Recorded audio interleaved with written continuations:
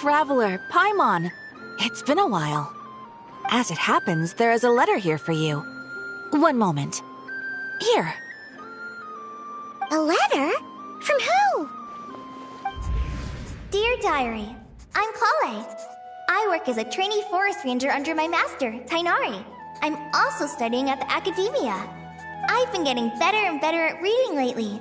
Mr. Al-Haytham says that the written word is a crucial medium for exploring the world and understanding oneself. That's why I decided to start this diary.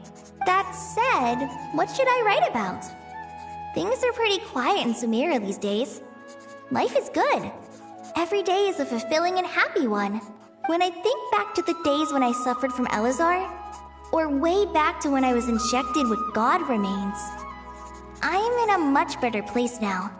I hope it stays that way forever. I'll leave it there for now. Master said he'll take me shopping in Sumeru City today, which is great, because I've been meaning to visit the toy seller at the Grand Bazaar for a while now. Kale, time to go. Yes, Master! Huh?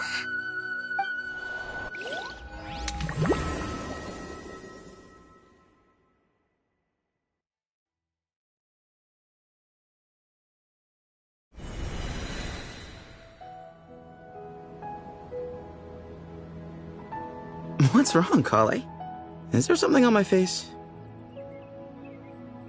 No, sorry. I didn't mean to stare. Did Master Tainari send you to pick me up? Master Tainari? What are you talking about? Tainari is the General Mahamatra. He's probably busy arresting criminals in Sumeru City. I mean, if that's what floats your boat, I can introduce you, but... Wait, Master Tainari is the General Mahamatra? But what about Mr. Sino? Sorry?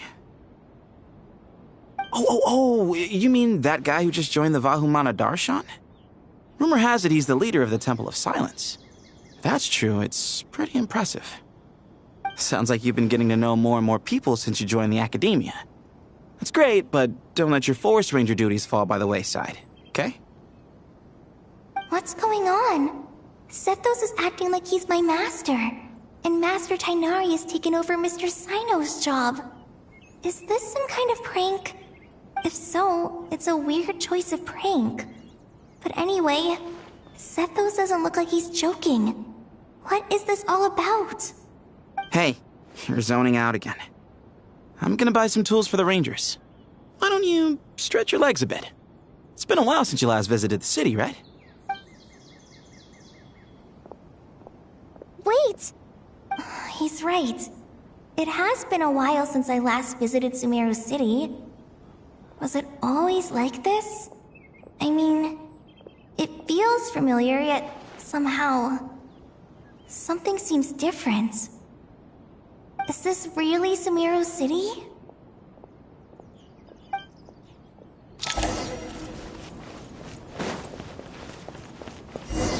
Hey, did you see who just walked by? I think it takes courage to maintain a peaceful life, too. How will I ever save enough money to buy that custom-made...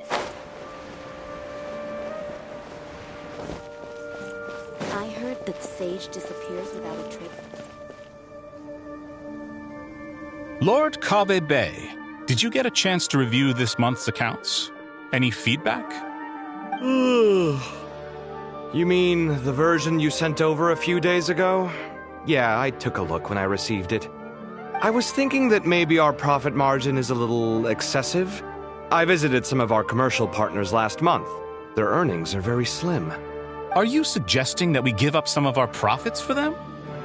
Well, since we have more than we need, yes.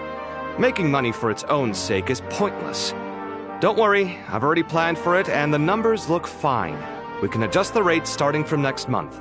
Also, about that designer you hired, I've had to revise his proposal 3 times now, but he just doesn't seem to... Let's cut our losses. Pay him his fee and send him on his way. I'd like you to get Layla on this instead. She was Cyrus's student, and she designed the Palace of Alcazarzare. Seems like a much safer choice. Who's sneaking around over there? Mr. Kave? Do you recognize this person, sir? Yes, it's all right. We've met. This is Kale, Sethos' trainee. He brought her along the last time I went for drinks with him. What brings you to the city, Kale? Is your master here too? No, this is all wrong! Why is Mr. Kave saying that too? Tainari is my master, not Sethos! This can't be real. I have to ask someone else. There's gotta be someone else out there who still remembers the truth. Hey, wait! Don't run off! How strange. What's gotten into her today? It's like everyone switched places. I guess I'll keep looking around.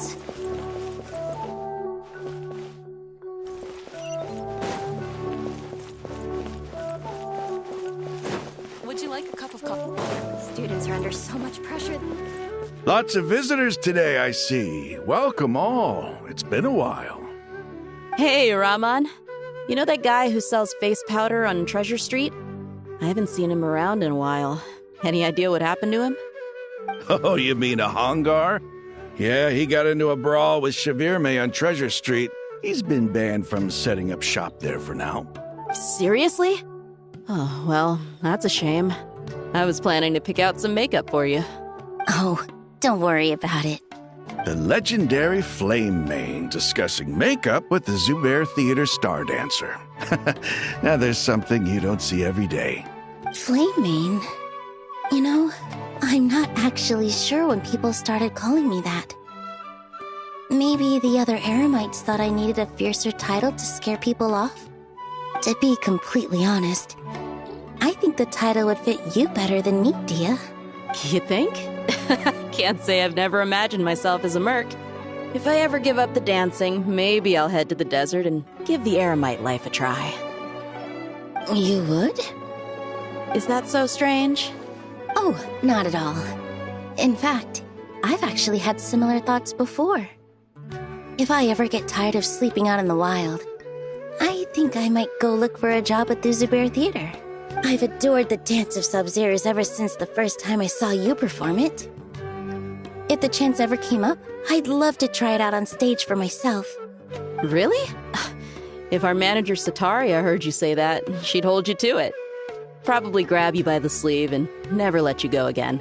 Hey, when that day comes, I'll do your makeup myself. How's that sound? Sure. If the day comes, I'd be honored.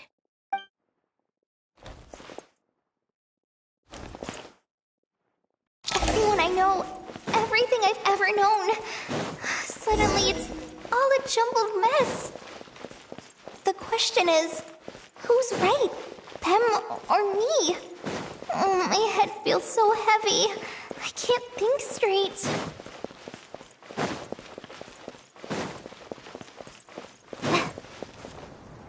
Mahamatra Tainari, we've apprehended the suspect. They say that the fool is prone to blind faith, but the wise man is not immune to it either. Suraj, do you have anything to say in your defense? Tainari, you were the one who turned the sages against me. Just a few words of caution from you was all it took to destroy my research. And now you're trying to stop me again? You should know that mechanical life is the future! We must cast aside our useless flesh and— That's enough. I'm not in the mood to listen to your lunacy. Anyone could tell you how amateur your work is. Karina, Ilias, put him somewhere safely out of the way. Yes, sir. Next on the agenda is... Master? What is it? Wait, did Professor Zahahati send you? She's been encouraging me to take on an apprentice. Might be getting a bit ahead of herself there, though. No, Master! It's me! Kale! Listen to me. Something really weird is going on in Sumeru City. It's like everyone's identities have switched around. You're not the General Mahamatra. You're a Forest Watcher. Just yesterday, we agreed to come to Sumeru City today to go shopping together. All right, there's no rush. Let's back up a little. Your name is Kale, correct? Although this is our first meeting, you do seem strangely familiar somehow. Is there anything I can help you with?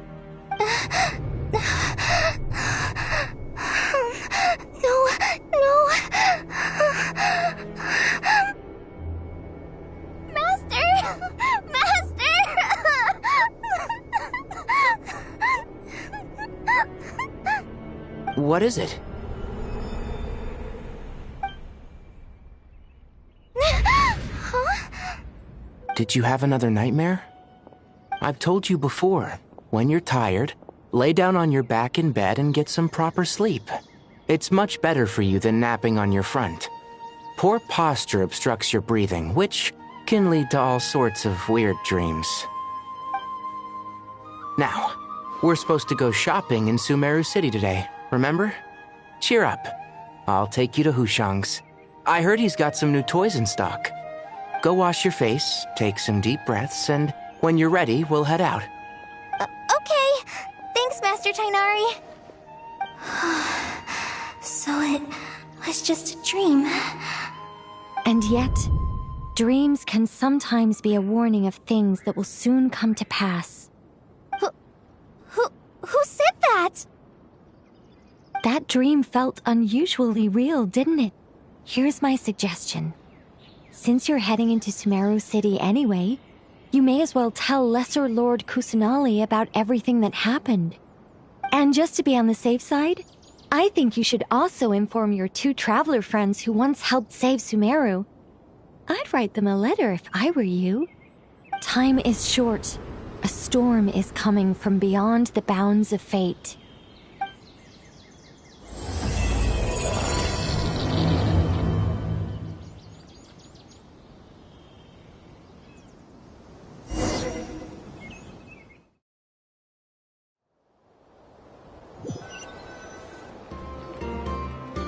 What a strange situation. No wonder Kale was in such a rush to write us a letter.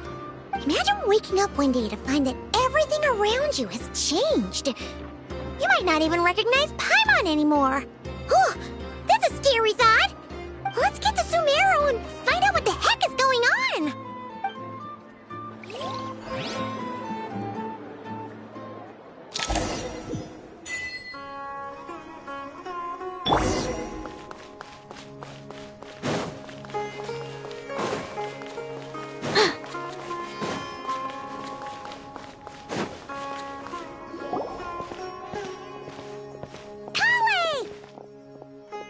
Traveler! Paimon! Thank goodness! I'm so glad you made it! Of course!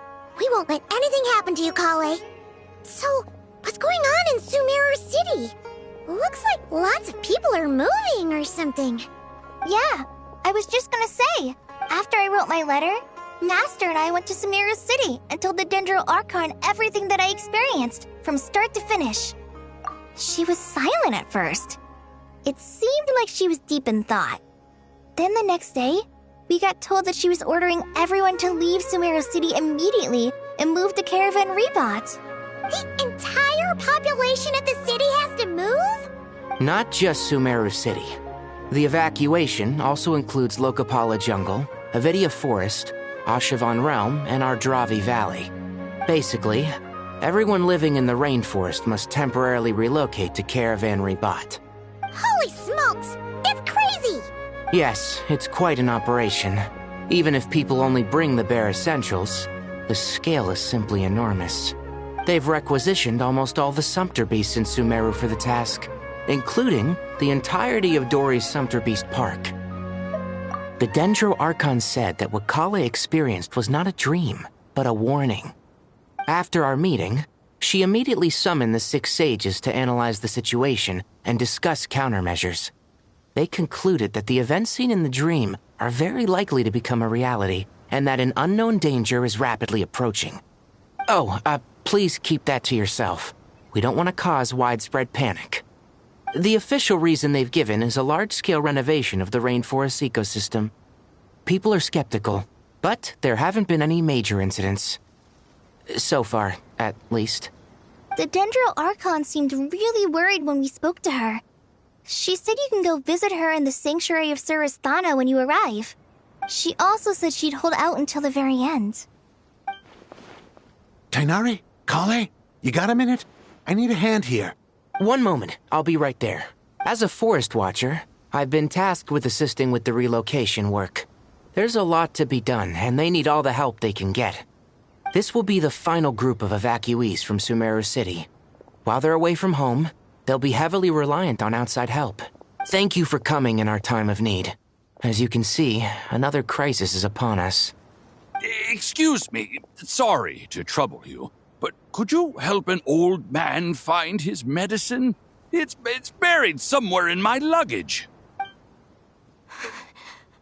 Where's my mom? Where did she go? Don't worry. It'll be okay. Those items are worth a small fortune. Make sure you store them somewhere safe. You understand? I bet you thought you'd get away with this in the chaos, huh? Guess again. No petty thief gets past me.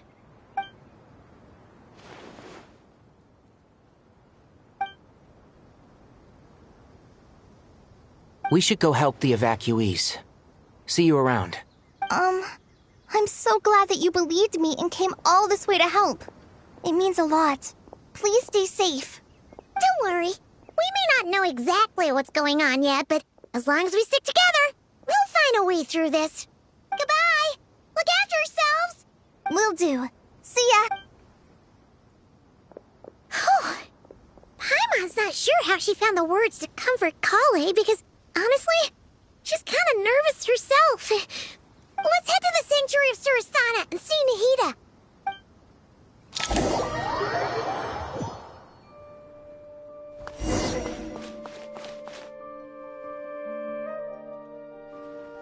Who goes there? No unauthorized access to this place. By order of Mahamatra Sino. Are you blind? It's the Traveler and Paimon. Surely you've seen them before. Huh? Oh, so it is. I'm sorry, I haven't been sleeping well lately. My nerves, the Dendro Archon is in a very vulnerable state at the moment.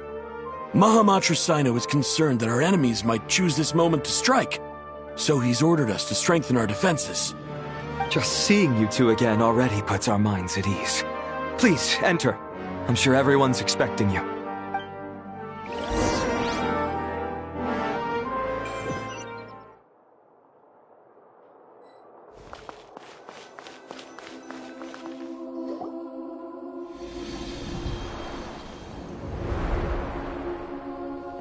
Traveler, Paimon, you made it.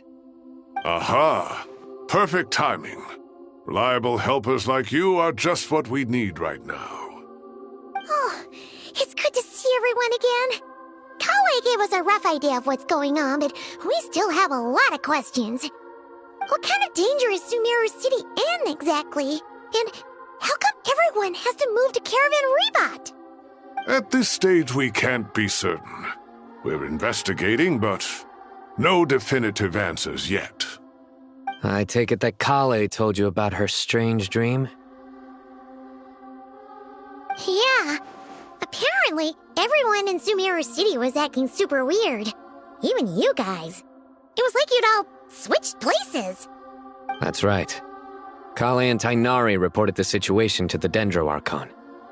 She believes that it wasn't merely a dream, and that whatever it was has something to do with Irminsul. It's a reasonable inference. Only through Irminsul can people's memory and cognition be so significantly modified in such a short time. We don't know why Kale would dream of these things, nor who was trying to warn her. The Dendro Archon decided to connect to Irminsul to investigate more thoroughly. Irminsul is connected directly to the ley lines. The tree serves as a central hub where the ley lines converge, and its core function is to record and store the world's knowledge and memories. But something has gone awry, severely compromising the performance of this core function. Information is bottlenecking inside Irminsul, hampering the ley line's flow. If this continues, new information will languish unrecorded, with existing records thrown into disarray. In short, the souls of the dead will be stranded, while the living have their sense of reality warped. In the long run, Kale's dream could well become a reality. And that's just the beginning. There's no telling what other nightmares could end up coming true.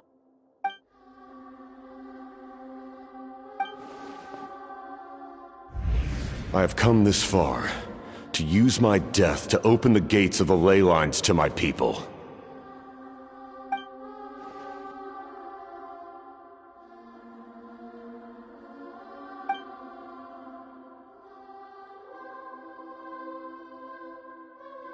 Faced with a growing backlog of information, the Dendro Archon decided to connect herself directly to Irminsul and take over the recording and processing function herself.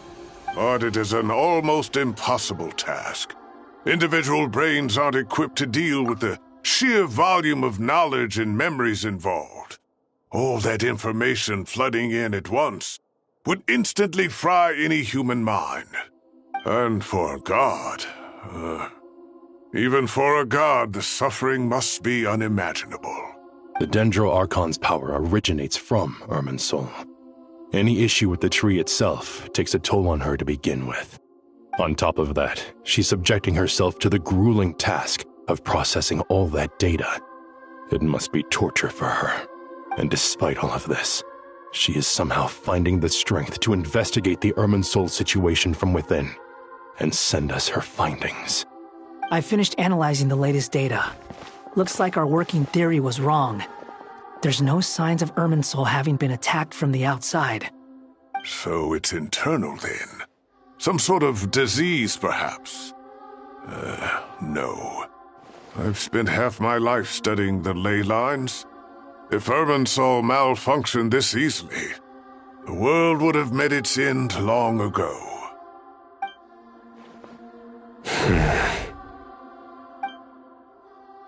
Sino? What is it? Not long ago, I got a tip from the Corps of 30 that a large number of unidentified merchant caravans had recently been spotted entering Sumeru through Beta Harbor. At first, I suspected that they might have something to do with all this, so I sent some people to investigate. But if Irminsul wasn't attacked from the outside... Don't you think there are more important things to worry about right now than guessing who's behind all this? It's been over 12 hours with no new intel. If even the Keeper of Irminsul is this badly affected, you can imagine how bad things are in there.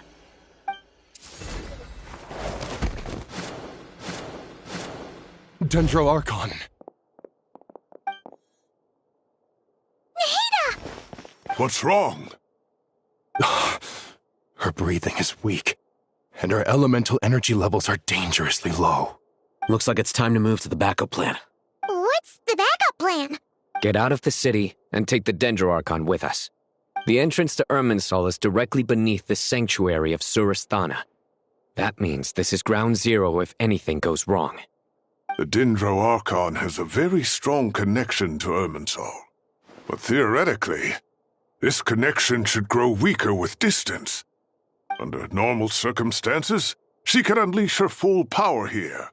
But with Irminsul out of control, our first priority is to get her away from here. The situation is critical. There's no time to deliberate. Everyone in agreement? I'll deal with it. I'll also let the Matra and the Corps of 30 know to start evacuating.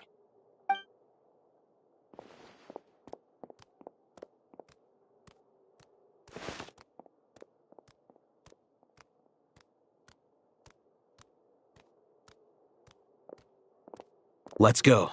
No sense grieving when there's nothing more we can do. Agreed. We'll be back as soon as this is over.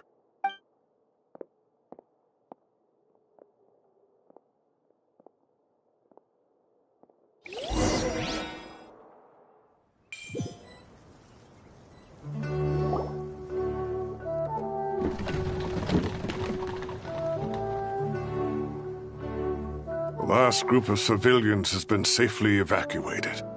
Dendro Archon's carriage will travel with them.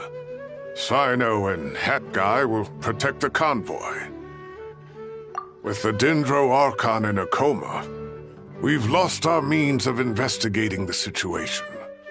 And with Irminsul still deteriorating, we have no choice but to evacuate Sumeru City. Feels as though we're being pushed along by an invisible hand. Stop moaning, Cyrus. We're the teachers here. We should be showing a little more confidence, don't you think? A wise judgment. Let's move out to Caravan Rebot.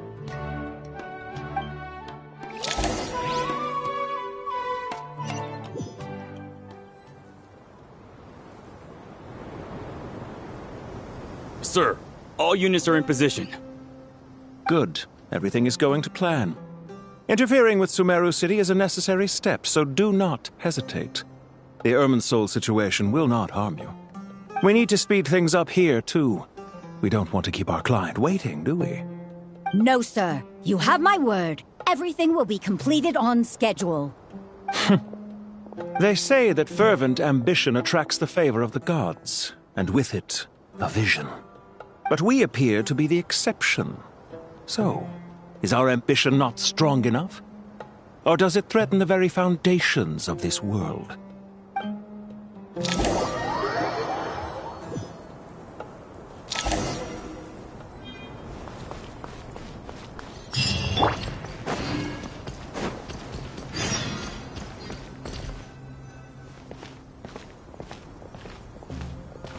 How is the Dendro Archon? Her breathing is steady. I prepared some therapeutic incense for her, but it hasn't had much effect. Her vitals are still very weak. Based on the information you've provided, I have a working hypothesis. Her condition is partly due to Irminsul's influence, and partly due to a physiological imbalance caused by the rapid depletion of her power. Elemental energy usually flows through the body at a relatively constant rate. The body grows accustomed to this rhythm, so when it's thrown out of balance, physical symptoms will appear. Is this similar to the ley lines? Overloading and withering both directly affect their vitality, potentially causing irreversible damage. Correct. From a biological perspective, if you overexert yourself, you pay the price with your life. The Dendro Archon is not only drained of power, but her life force is at a critically low level. Is there any way to restore her health? I know the ley lines have strong self-healing abilities. As long as any blockages or pollutions are dealt with, they can quickly regain their vitality. But what about people? Well, gods. What's their capacity for self-healing? Before we think about that, there's a bigger predicament to resolve. Restoring the Dendro Archon's power requires us to heal Irminsul first. But that will be extremely difficult without the Dendro Archon's power. Paimon's already getting lost here. Master Tainari and Sino look so serious. I've not heard Master speak in this tone for a long time. Tainari. Master Nephis? Sages? Tainari, haven't seen you in ages. Have you gotten taller? Or did your ears get longer? Hopefully the former, Uncle Baladuri. Sino, where's Professor Cyrus? I thought he'd be with you. He went out into the wild to investigate the situation. He said that the Irminsul anomaly will likely start to affect the real world soon. He shouldn't be trotting around alone at his age. Which way did he go? I'll look for him later. Would someone mind introducing us? Ah, yes, of course. Allow me to do the honors. I'm sure we're all familiar with the Traveler and Paimon. They're the heroes who helped foil Azar's conspiracy and save Sumeru. These gentlemen and I are the 6 current sages of the Academia. Balduri and I are part of the Old Guard, while the other 4 took office after Azar and his clique fell from power. We have Sage Elkindi of the Spantamad Darshan, Sage Farnas of Kasharawar, Rataoist Sage Shakir, and finally Harabatot Sage Rusht. Nice to meet you all! I've heard much about you. Delighted to finally meet you in person. You're younger than I imagined for someone with the power to stand up to fate itself. Thank you for lending your aid to Sumeru once more. Once we're on the other side of this, could we get a photo together? My daughter has a friend named Isak. He's always talking about you two. Of course! No true hero would deny a child their wish. Back to business. So with the Dendro Archon currently in a coma, the people have taken temporary refuge at Caravan Rebot, but they cannot stay here forever. We need to come up with a plan as soon as possible. Fernas, any thoughts? Well, firstly, having reviewed the data, I'm inclined to agree with your assessment. This doesn't look like an attack on Irminsul from the outside. Rather, it resembles a malfunctioning machine. Calculations going haywire and sparks flying. That being said, before we consider how to fix it, we need to understand precisely what has gone wrong.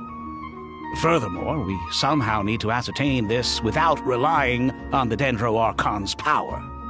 We have no direct access to Irminsul.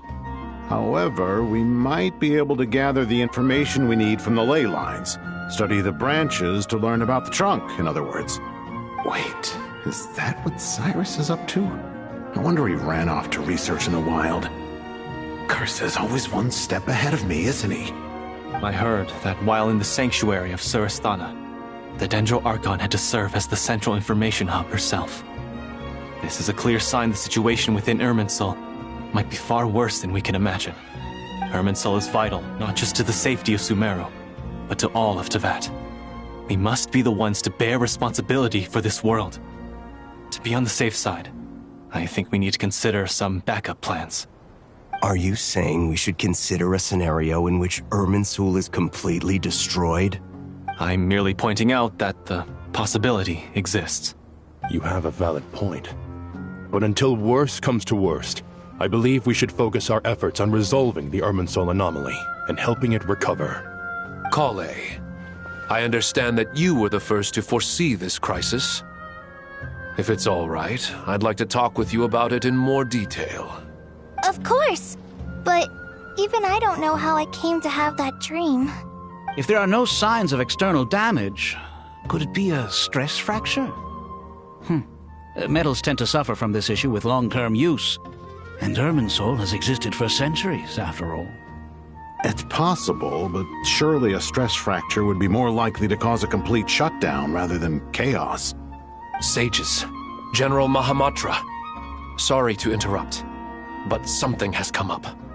What happened? Some citizens didn't believe that Sumeru City was really in any danger. They slipped away and hid during the relocation, intending to return home. How many people are we talking? About a dozen. Sakura found them while on patrol, but they appeared to be suffering from psychosis. For whatever reason, they were trying to kill each other. By the time we arrived, there were only 2 survivors. One was unconscious from their injuries. The other tried to attack us, but was subdued. Where did this happen? Near Yasna Monument. That's not far from Caravan Rebot. Master. I know. The Irminsul anomaly is beginning to have effects in the world. I didn't expect it to spread to Yasna Monument so soon. It almost feels like we're being chased relentlessly, with no time to catch our breath. Sir Cyrus said the same thing. He sent me back to report in, while he continues investigating. I'll go join him. Count me in too. Don't let my age fool you, I can still fend for myself. Very well. Meanwhile, the rest of us will continue discussing our next steps. Get back soon. Take care of yourselves. It's getting dangerous out there.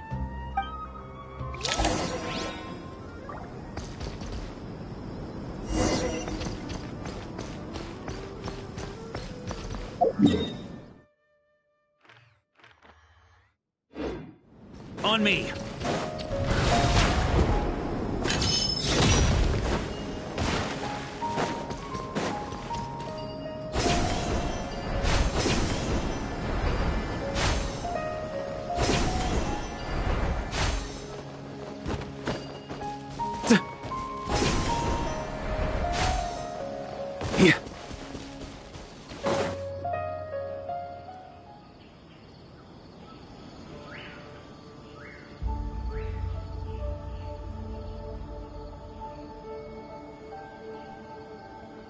Please, don't go any further. As you get closer to Sumeru City, there's no knowing what dangers you might encounter. So this is our mentally disturbed man? I'm going to gut you all!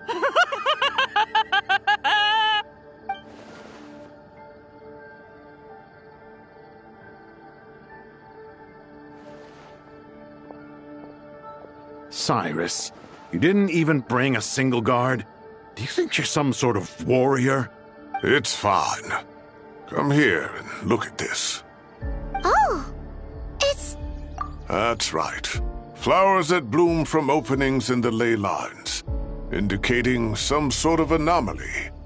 I don't believe I've ever seen a color like this before. Did you discover it nearby? Not just here. Way over there, too. They're everywhere. There's even more in that direction. How did you ascertain the situation further ahead? Didn't you just say that we can't go beyond this point? Yes. This area is relatively safe so far. But if you continue forward, delusions will start afflicting your mind. However, some vision-bearing mercenaries were able to maintain their sanity a little better. They're the ones who brought back news from further afield. Sino, do you remember the class I taught on dissecting ley line blossoms? I do, Professor. I received full marks in that course. Good. After all these years, it's time to put that knowledge into practice. There must be anomalous information hidden within these blossoms. Alkindi, I'll need your help as well. Been a while since we worked on a project together, hasn't it? Sure has. Well, what are we waiting for? Let's get to work. Anything we can do to help? Will you need my help? All right, well, don't go too far. There's too many unknowns at this stage. Let's regroup at Caravan Rebot later. Don't worry if you don't show up. I'll come and find you.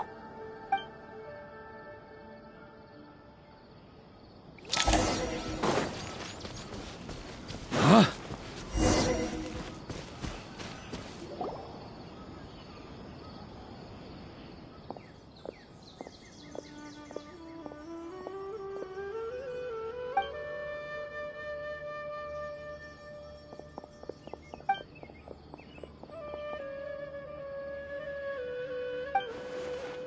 That should be the heart of Oasis. All we need to do is light it with the fire seed, and it'll restore a pep with elemental power. The damage it suffered internally will also slowly begin to heal.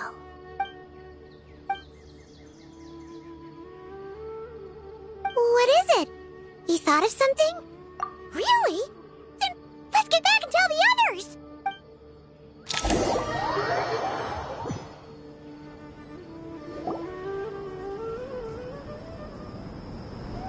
Phew. Glad to see you've returned safe and sound. Any longer and we would have gone out looking for you. Well, this is a nice surprise. Paimon sure feels better with everyone we know here. We've made some progress, so let's start by giving you and Paimon a quick update. By dissecting the ley line's blossoms, we've been able to deduce that although Irminsul is experiencing an anomaly, it has not completely rejected access from the outside.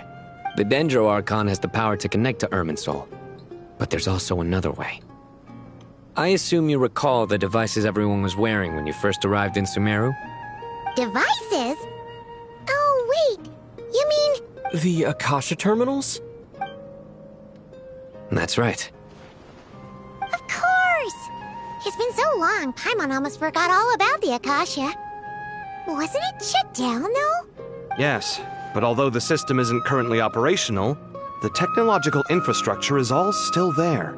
And it turns out that a certain someone gets so bored at work that he's actually read through every single one of the instruction manuals. No prizes for guessing who that was.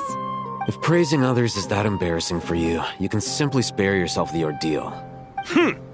As much as it pains me to say anything nice about him, there's no denying his intelligence. He rarely forgets anything he's read. The Akasha is exactly what Sumeru needs at this moment. Between us, we should have all the knowledge and expertise we need to get it up and running again. But if I recall correctly, doesn't the Akasha need a Gnosis to function? That's exactly right.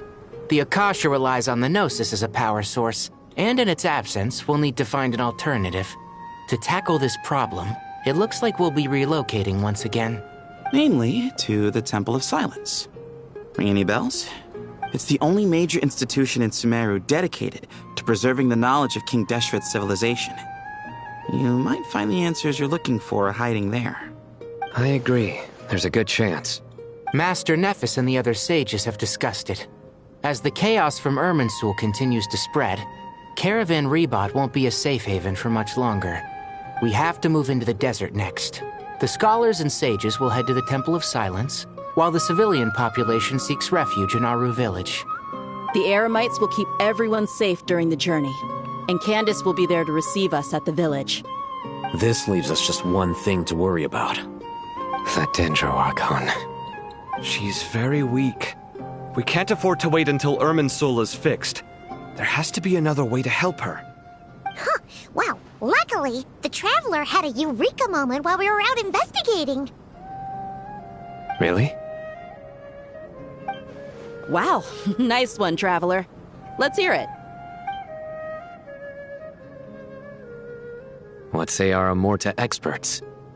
Theoretically, it's feasible.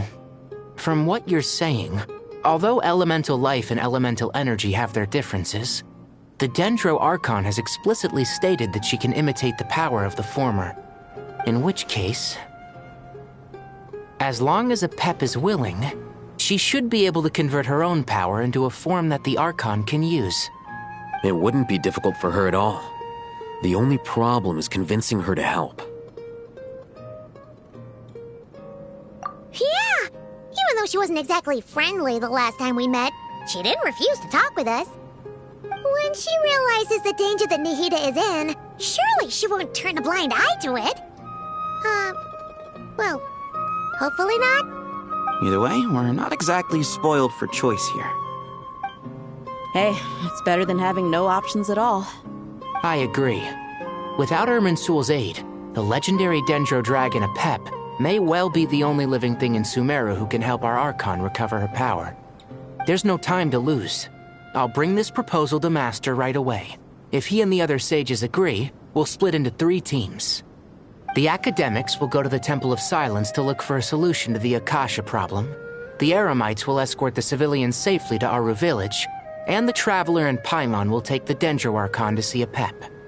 There's still a long road ahead, and no knowing if we'll make it. But at least we have a direction now. I'll take it over floundering around in confusion. If there are no objections, then let's proceed.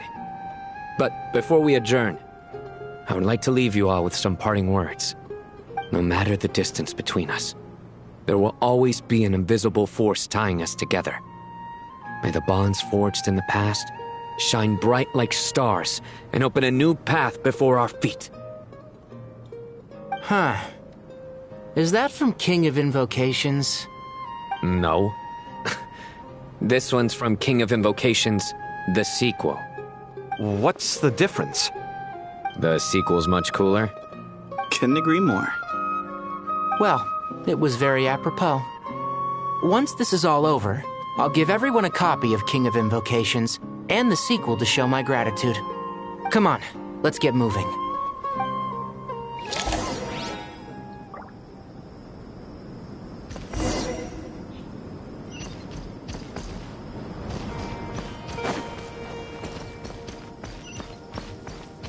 On me.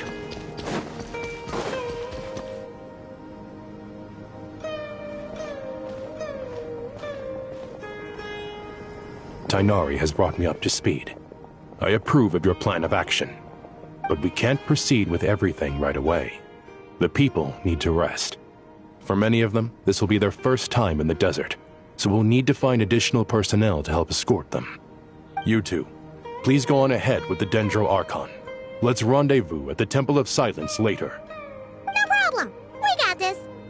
Words can't express my gratitude, so let me just say, I hope everything goes smoothly for all of us. Goodbye for now. All right, let's get going. If Paimon remembers correctly, the last time we saw Apep was in... Traveler, Paimon. Could I borrow you guys for a moment? It'll only take a second. Kale, what's the matter? Well, the thing is, Master Tighnari once told me, After you raise a problem, you should think about how to resolve it. But ever since I had that dream, I feel like I haven't been of any help at all. I tried my best to keep up with the conversation, but there was so much new information, I couldn't take it all in. So, I just wanted to ask, do you have any tips for me there? Paimon knows exactly how you feel. But fear not, everything you need to know is right here in Paimon's notes. Sumeru chapter. It's got tons of info about all the things we've seen and heard on our adventures. Some parts are a little simplified, but hopefully it all makes sense. You see? Being the greatest guide in Tibet isn't just a fancy title. It takes a lot of hard work. Paimon doesn't always understand the things you're talking about with other people. Whenever that happens, she notes down the confusing parts and goes over them in her own time. This is perfect. Could I borrow it? Sure. Matter of fact, you can keep it if you want. Paimon has another copy. The spare copy was originally meant for the traveler. Paimon used to worry that one day he might not need a guide anymore, so she wanted to have a gift for him, in case we ever parted ways. But it doesn't seem so necessary nowadays. We have so many more places to see together. One copy will be enough for both of us. Thank you so much. But still, these are your treasured memories. I think I'll make my own copy and then return the original to you. Anyway, that was all. I won't keep you any longer. Have a safe trip. See you again soon. See ya! Alright, time to bring the heater to see a Pep. Let's hope that old grouch is in a getting mood.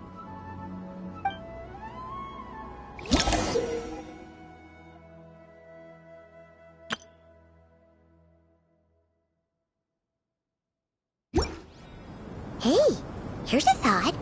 If we brought Nervalette along, do you think he could help us persuade a Pep to help? Actually, never mind. In a Pep size, Nervalette's probably one of those dragons who's grown too close to humankind. They might end up fighting for all we know.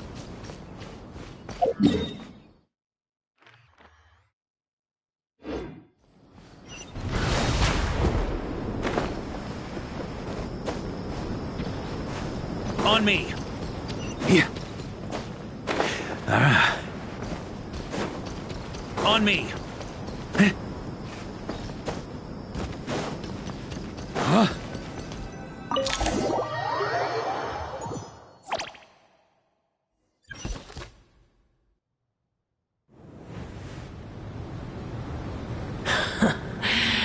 I had a feeling your kind might come calling. The ley lines are in disarray. Something has gone wrong with Irminsul, yes. Even from a great distance away, I can sense that Sumeru is headed for destruction. You who took our home from us, prepare to watch as your own world is plunged into oblivion. Oh, how the cycle of history comes to a poetic conclusion.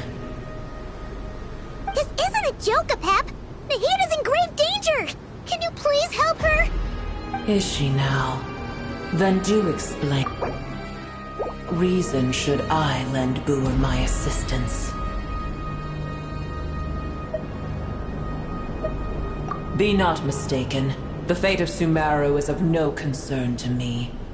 I am neither the god of this land nor its guardian.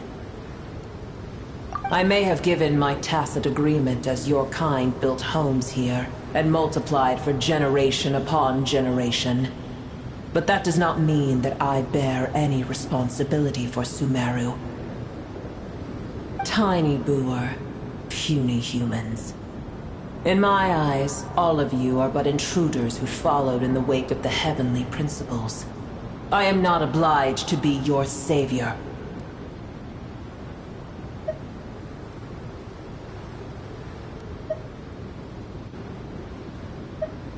Apep, if you truly despise gods and humans so much, well, after the great humiliation of being helped by a god in the past, shouldn't you be jumping at this chance to balance the scales? Now that is a compelling reason. When El Ahmar plotted against me and I was tortured by forbidden knowledge, it was Buer who saved me from agony. And though I regard with shame the pity of my enemies, to receive aid without repaying it would likewise tarnish a dragon's dignity. Oh, tiny Buer, puny humans. Just this once I shall deign to show you the true power of dragonkind. Whoa! It's happening again! We're gonna get sucked in!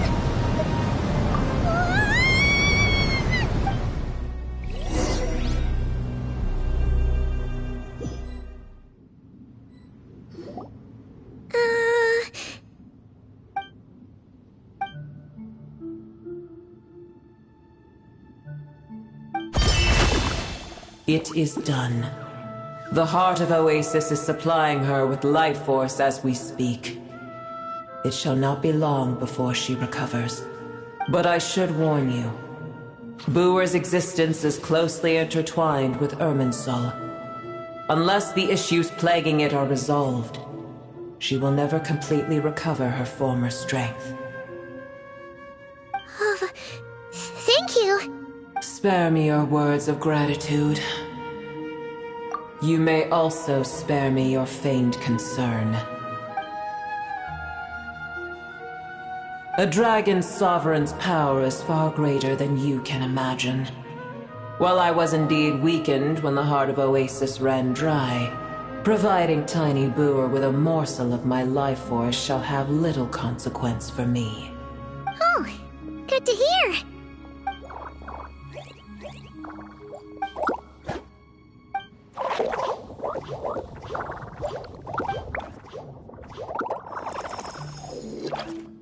Ever held in high favor, I see.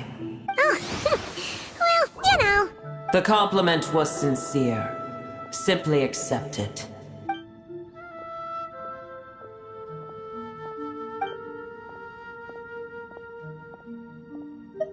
I did once.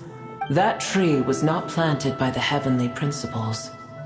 Irminsul existed before they ever arrived in Teyvat. What? There was a time when it belonged to Teyvat, to dragonkind. Its appearance and function then differed greatly from today. The ley lines flowed with an abundance of a familiar, primitive form of elemental energy. You may know it as the power of the Light Realm.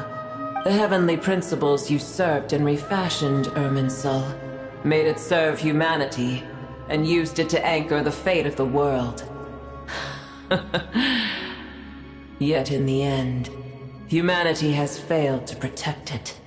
Heavenly principles, God of gods.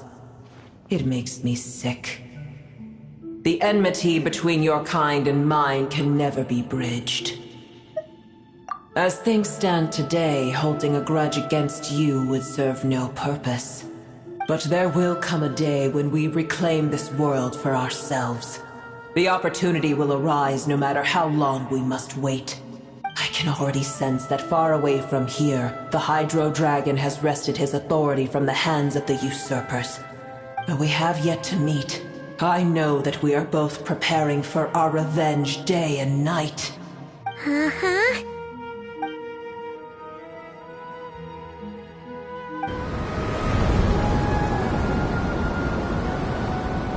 I hear a great disturbance out there. Huh? What is it? Sandstorms come. The Jinn. I see. Another calamity approaches. You both seem restless. Let us part ways here. Buer is safe with me. Once she has recovered, I shall return her to your side. Oh, thanks again. Take care, all right? I told you already I have no need of your feigned concern.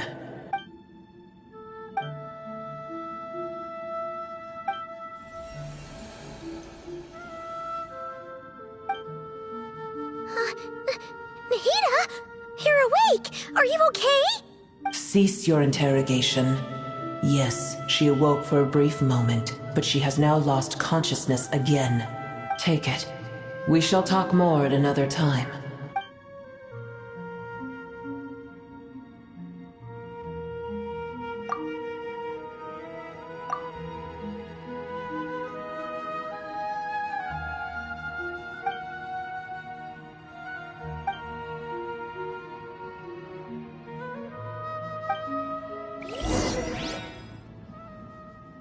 Where the heck are we? Did you just dump us in the middle of nowhere? Wait. No. Paimon remembers now. The Temple of Silence is over that way. Come on, let's go find the others.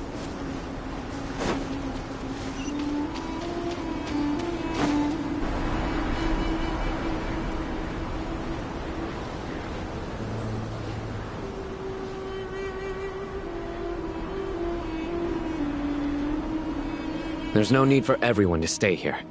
I'll protect the sages. The rest of you, return to Aru village.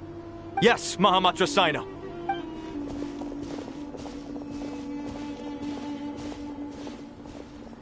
Sino! What's going on? You're back. How is the Dendro Archon? What a relief. It's the Jinn. Countless Jinn have stirred up violent sandstorms across the desert, blocking our path to the Temple of Silence. Tighnari and Kale have returned to Aru village to help. The Jinn are being highly aggressive, so both the village and the merchant caravans require protection. It's just one thing after another. Where did all of them come from anyway? In all my trips to the desert, I've never seen anything like this before. As I see it, the only possible candidate is Gurabad.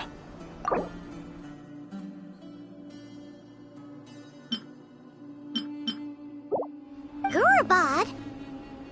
Baladuri could explain in more detail if he were here. All I know is a rumor I've heard about from previous trips to the desert. Supposedly, a great number of dormant Jinn lie sealed beneath that city.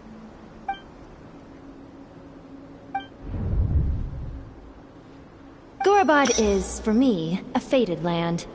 I must therefore return back to this city, where my destiny awaits me still. My master, I am sorry that I couldn't stay by your side for long, and that I could not have more time to get familiar with you. Lilipar. Yeah, we once said goodbye to a friend there. Well, maybe not a friend exactly, but someone we met on the road anyway. She was a strange bottle. If we can find a way to wake her up, maybe she can help solve the situation in Gurabad.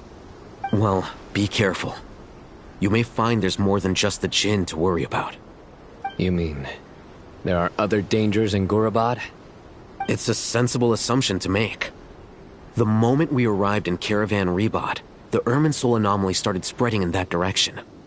Now we've moved to the desert, and suddenly we're plagued by Jinn and sandstorms. To call it a coincidence would be a stretch. Don't worry, we've gotten a lot stronger since our last stint in Sumeru.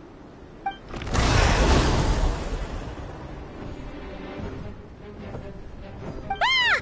When did they show up? It appears the monsters native to the desert have been stirred by the Jinn's activity.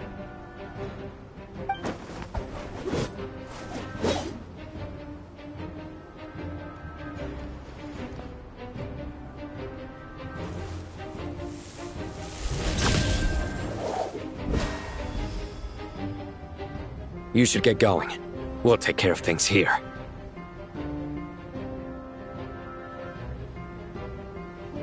You too. Don't do anything too risky. You got it?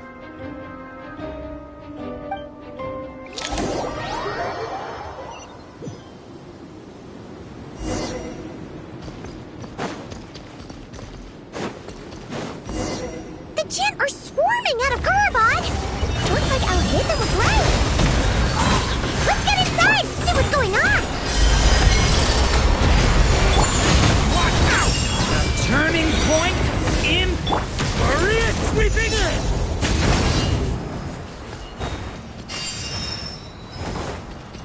Yeah.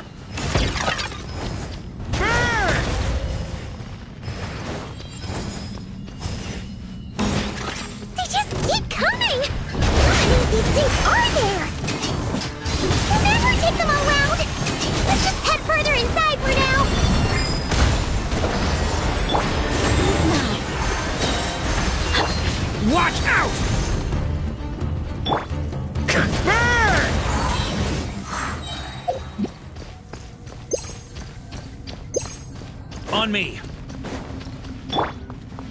Target spotted! All units at the ready. The Patchouli? They must be using this place as a stronghold! Are they the ones behind all this? Take too long.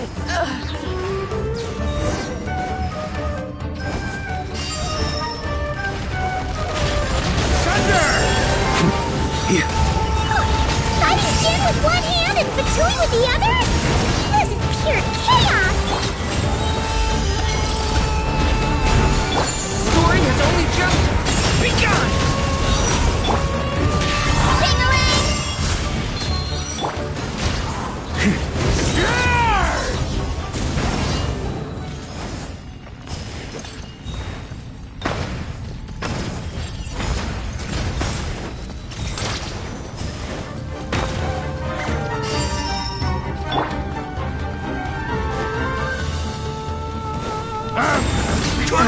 Secret. Watch out!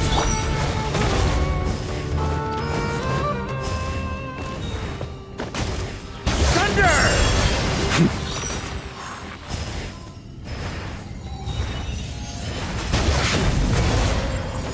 Ooh.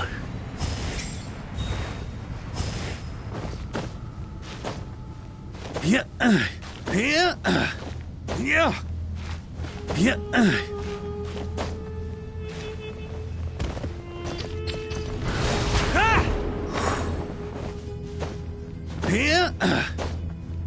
Yeah.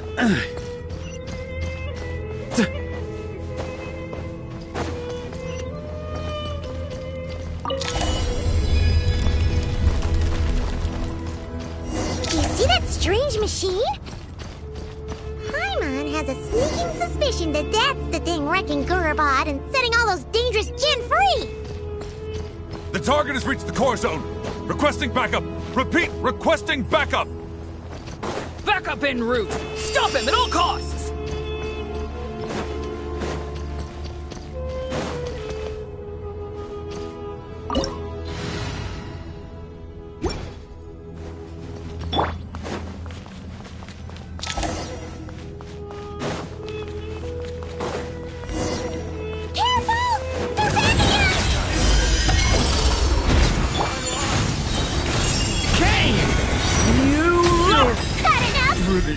Sharp. Success! Nice one, Traveler! Let's keep going!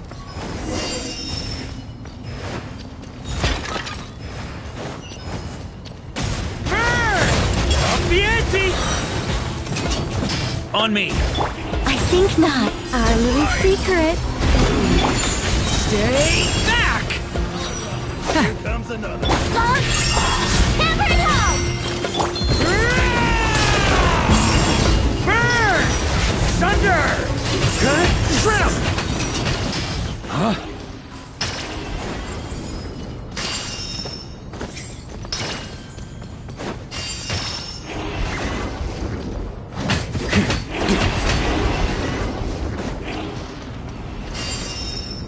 On me!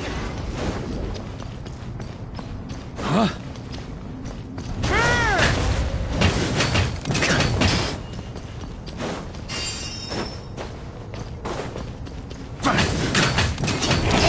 Jin's gone kaput! Now we can finally... It seems my subordinates failed to stop you in your tracks. Apologies, sir. There is no need to apologize. You did well to hold your ground against such a powerful adversary for as long as you did. I must commend your courage and perseverance. So, you're in charge here, huh? First the problems with Irminsul, now this mess in Gurabad? Are you the ones responsible for all this? I'm afraid I cannot answer that. I assume you aren't naive enough to expect answers from an enemy. Oh, this guy is so snooty! However you want to spin it, you're clearly involved in this somehow. So you can either start talking, or we'll have to make you talk. Let's get him! Traveler, what's wrong?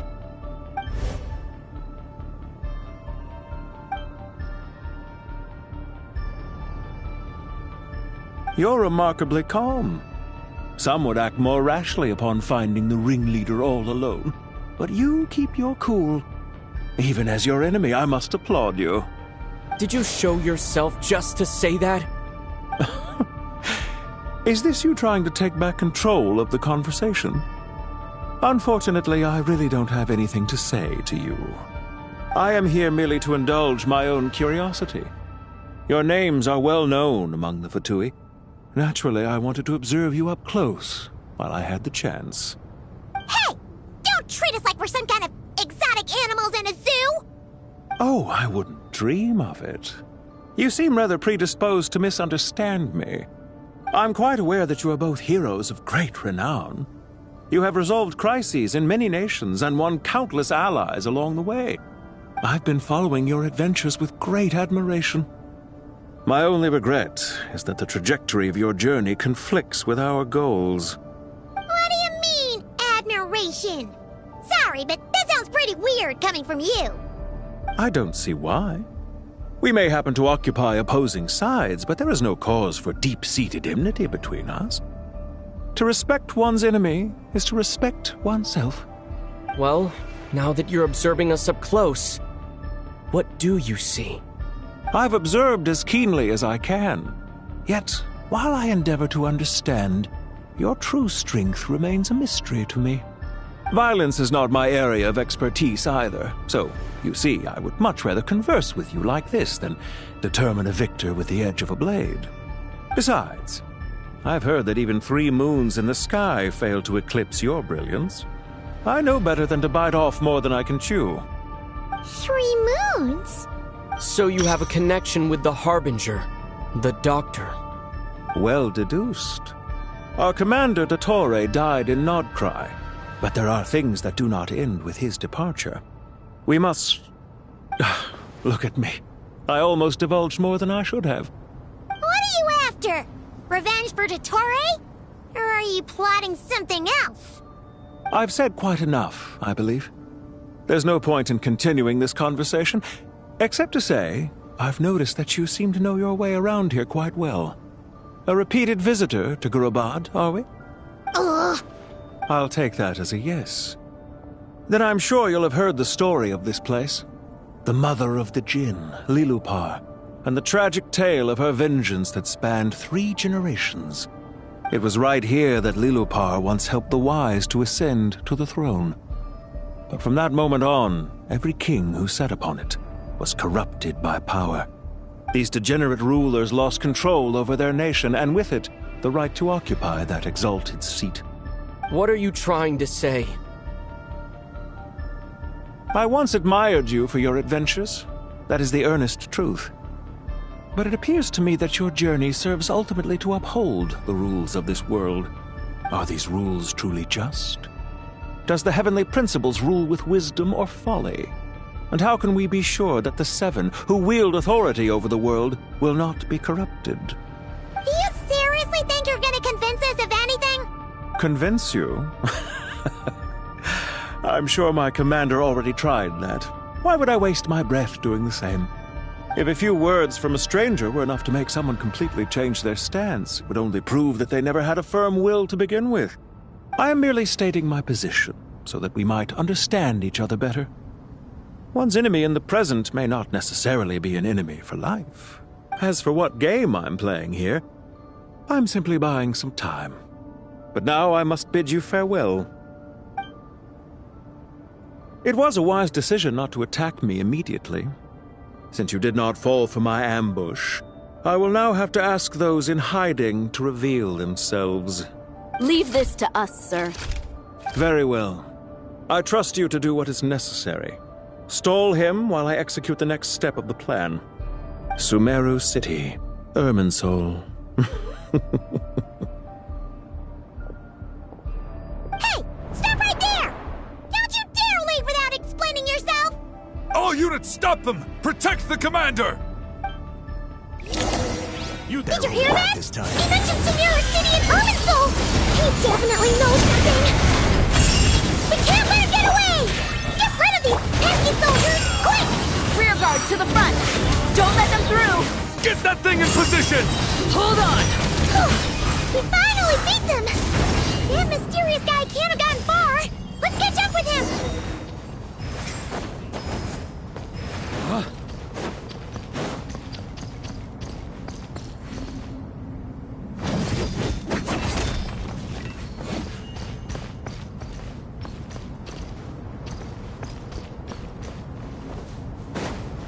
Here.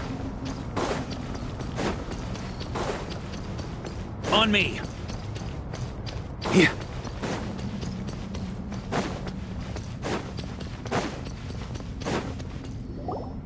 Found him! Over here!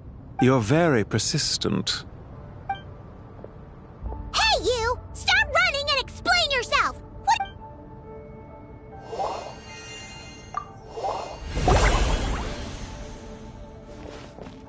What's this? Relax. A small trap like this won't be enough to hold you. The sandstorms from Gurabad will die down soon enough, but this small window of time was all we needed to launch the next phase of our plan. Don't be discouraged. I knew that someone would come here eventually, so I planned ahead. Where to chat with you, which door to exit from, even which mechanism to wait by for you. I thought through every detail. You, meanwhile, know nothing of who I am. So far, you've only heard my voice, and for all you know, it may not even be real. But not to worry. This is only our first meeting. It shan't be our last. Just answer me one last question. Why do you continue to follow Dottore? He has conducted countless cruel experiments, even on his subordinates. Follow isn't quite the right word. Let's just say even those you see as villains have their friends, even if they aren't the most sincere of friendships. When any set of rules is established, there will be those who benefit and those who lose out. People will do anything to justify what they have gained, or escape from the hardship imposed upon them. Neither he nor I are tolerated by the rules of this world. We were both searching for a new order. Our ideas of the final form that should take may have differed, but our journeys took a shared path. Goodbye, Traveler and Paimon. I wish you a timely escape, albeit not too soon. I will need a little more time to prepare, after all. Hey! Come back! Wait, this dark wall. We've seen these on our adventures before. It swallows people up! Oh, I'm sorry. She shouldn't have jumped the gun! Oh, okay. He may have fooled us this time, but we'll get it back!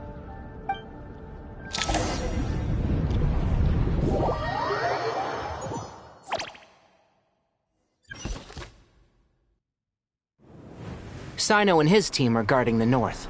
We'll take this side. There's so many Jin. We can't let them get into Aru Village. Don't fret. I am well prepared for this situation. Huh. So you have a solution? Perhaps you're unaware that I have a trusty genie partner of my own, Plumpy. If I send her to negotiate with the others, this whole thing will be resolved before you can say Mora. Off you go, Plumpy!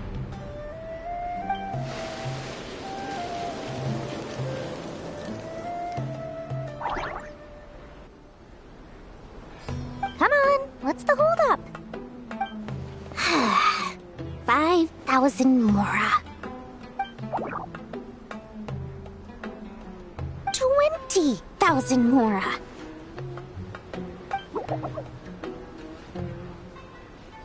100,000 Mora. Final offer. Ah, so she's a hired partner.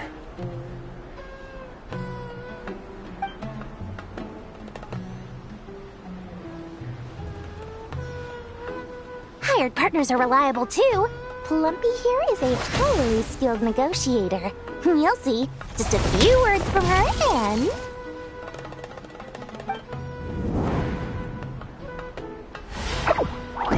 Plumpy! Don't you Jin have any respect for the rules? This was supposed to be a negotiation! How dare you treat my messenger like this?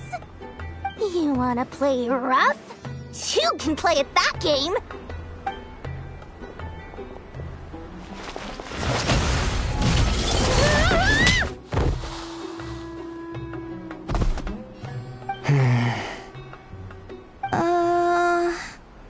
Looks like it's up to us now. Be careful, Kale. Yes, Master.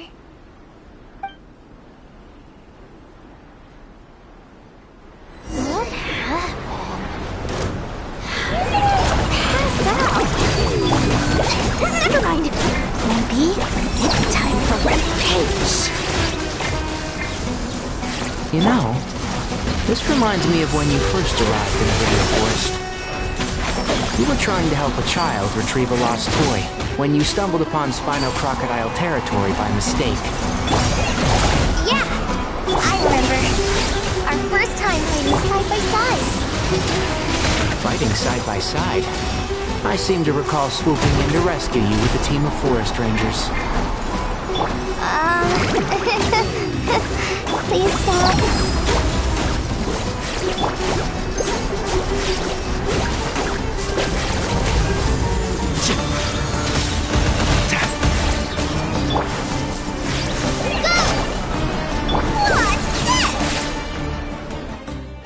There's too many of them!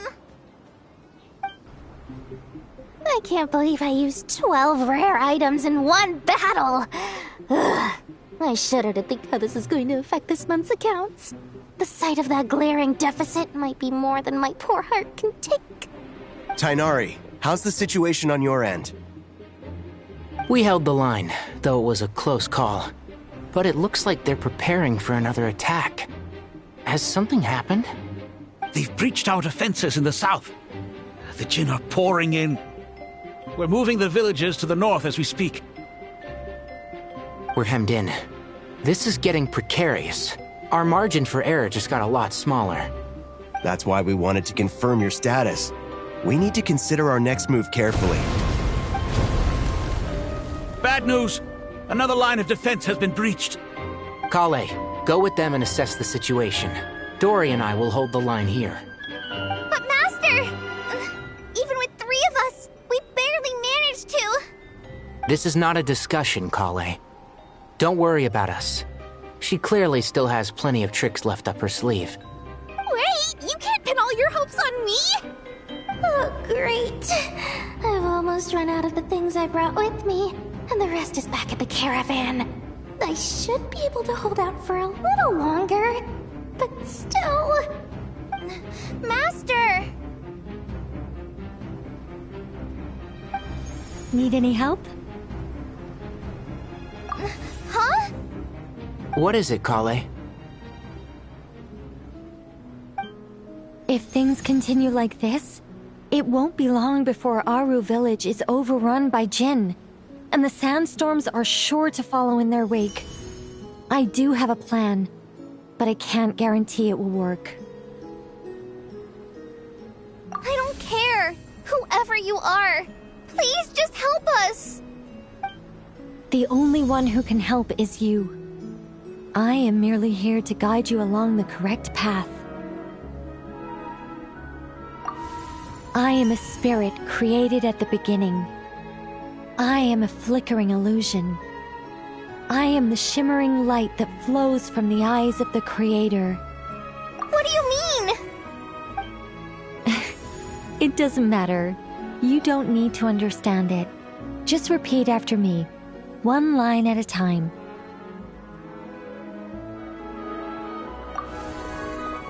Watch out! Jinn incoming! I am a spirit created at the beginning. Here goes nothing! I am a spirit, created at the beginning.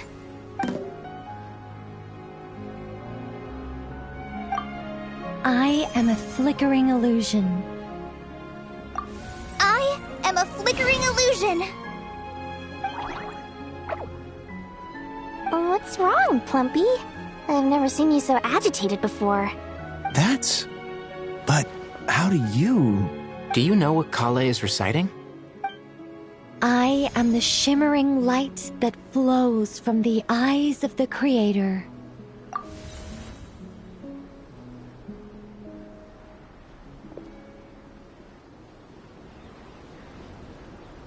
I am the shimmering light that flows from the eyes of the Creator!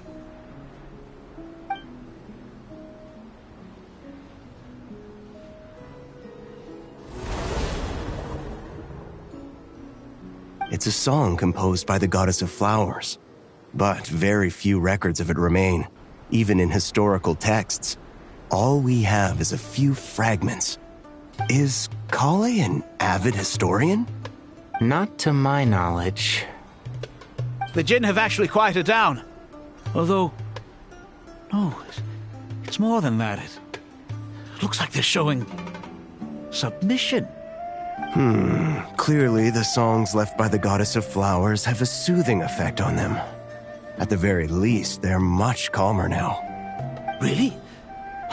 Let me try.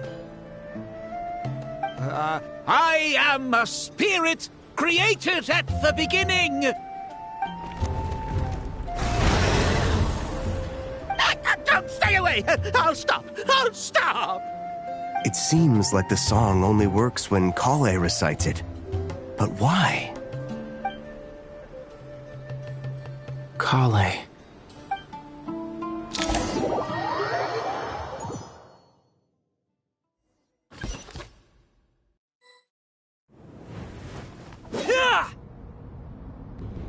Any luck?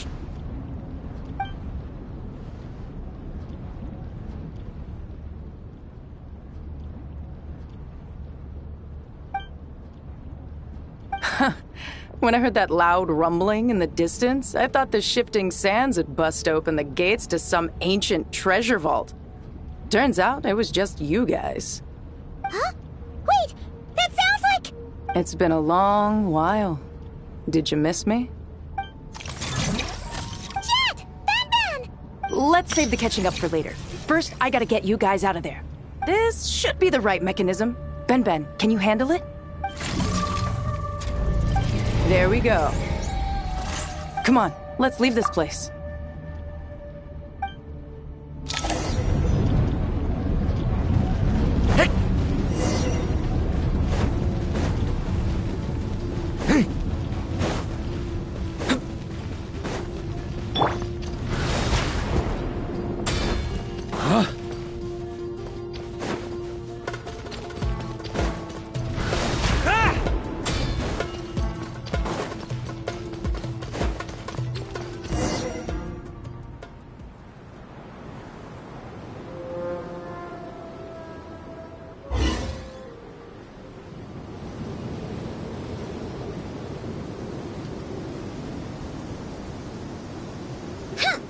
Fatui sure made themselves scarce. It's like they were never here. The Fatui? They came to the desert again? Yep.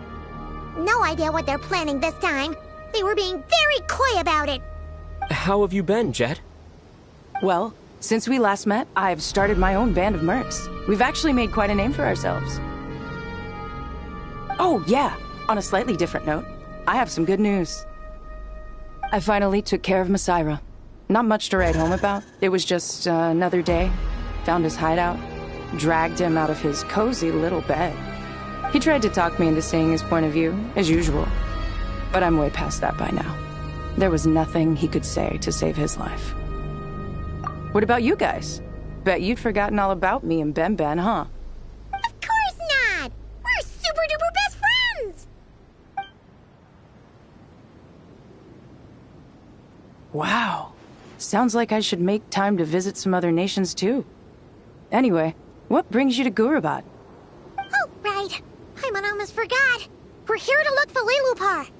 Oh, that bottle? Yeah! We need her power to calm the Jinn and stop the sandstorms. Here's hoping we actually manage to find her, after all the trouble we've been through. Surely, with everything's been going on in Gurabad, she must have woken up, right? Only one way to find out.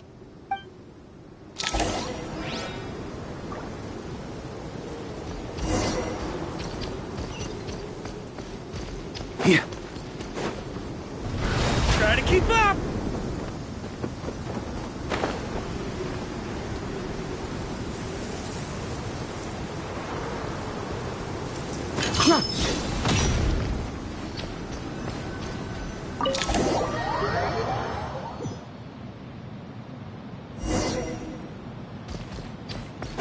Let's see. Aha! Found!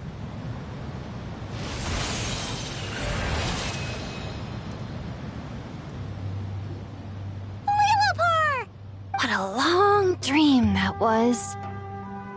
It's been a while, my master. Oh, and you're here too, little wildcat. The four of us back together again. Imagine that. After we last parted ways, I merged with the land beneath Gurabad to suppress the dark calamity stirring in the depths. It rekindled the flame of vengeance within the Jinn, depriving Gurabad of any hope of peace. I fought against it for a long, long time. Until one day, I sensed a change in a foreign land to the west. Suddenly, the pitch-black abyss fell silent.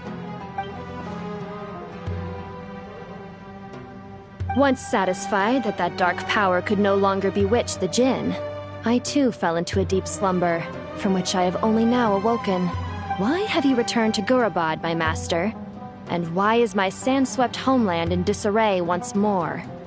Well, basically, Sumeru's in danger and a lot of our friends are affected. Some bad guys messed around with Irminsul and now they've released the Jinn in here. We managed to chase off the culprits, but we have no idea how to seal this place back up and stop the sandstorms. Child's play. I shall quell the Jinn and scatter the storms. Thank you, Lilupar. No need to thank me, my master. I have granted many wishes in my time, and this was the most trivial of them all.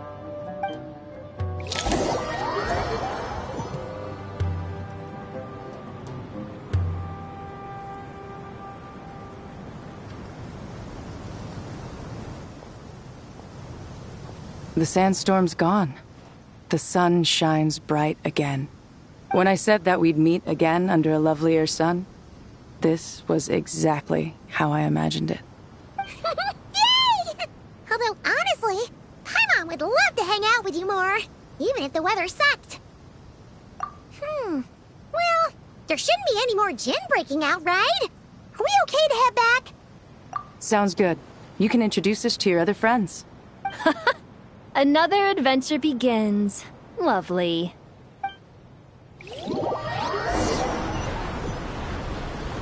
The storms have stopped!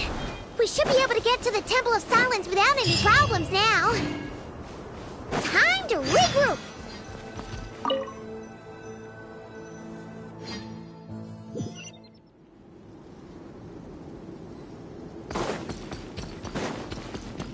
Here.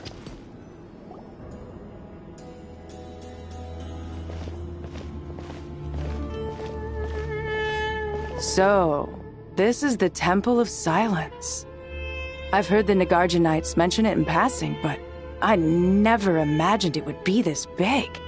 It's colossal. I thought the temple moved to the rainforest ages ago. When did they scamper back into the desert? I don't know. This plan sounds a little too risky for my liking. Even in King Deshret's day, this was experimental technology. We have no idea what could happen if we activate it. Well, unless you know of another viable alternative for the Akasha terminal, I'm afraid this is our only option. The plan is sound, and the risks are manageable. However, if we are to proceed, we must act quickly. The scale of this project is enormous. Even with Carve, Faruzan, and every other scholar of mechanics working on it full-time, the proposed modifications won't happen overnight. You're back. Everything all right? And who are they? Friends of yours? Pretty much everyone in the Temple of Silence is. This guy's Kaveh, and the one next to him is Alhaitham. Hello, I'm Jet, and this is Lilupar. Oh, a famous name from the history books. Pleased to meet you. A friend of a friend is a friend of mine, as they say. Who's they? Huh? Do people not say that? Not in the desert. Friends you can trust, but friends of friends? Gotta keep an eye on them. Still, I do trust the Traveler's judgment. I'm sure you're good people. The sandstorms have calmed down. I take it the Gurabad problem is resolved? What did you find? And after getting all smarmy with us, he trapped us there. Luckily, Jet used the mechanism outside to free us, and then we got Lilupar to put a stop to the chaos. Wow. Thanks for being there to help them. So, this mystery man openly admitted that he was merely a Harbinger subordinate. Yeah? Is there something weird about that? I assume you aren't naive enough to expect answers from an enemy. Well deduced. Our commander, Dottore, died in Nordcry.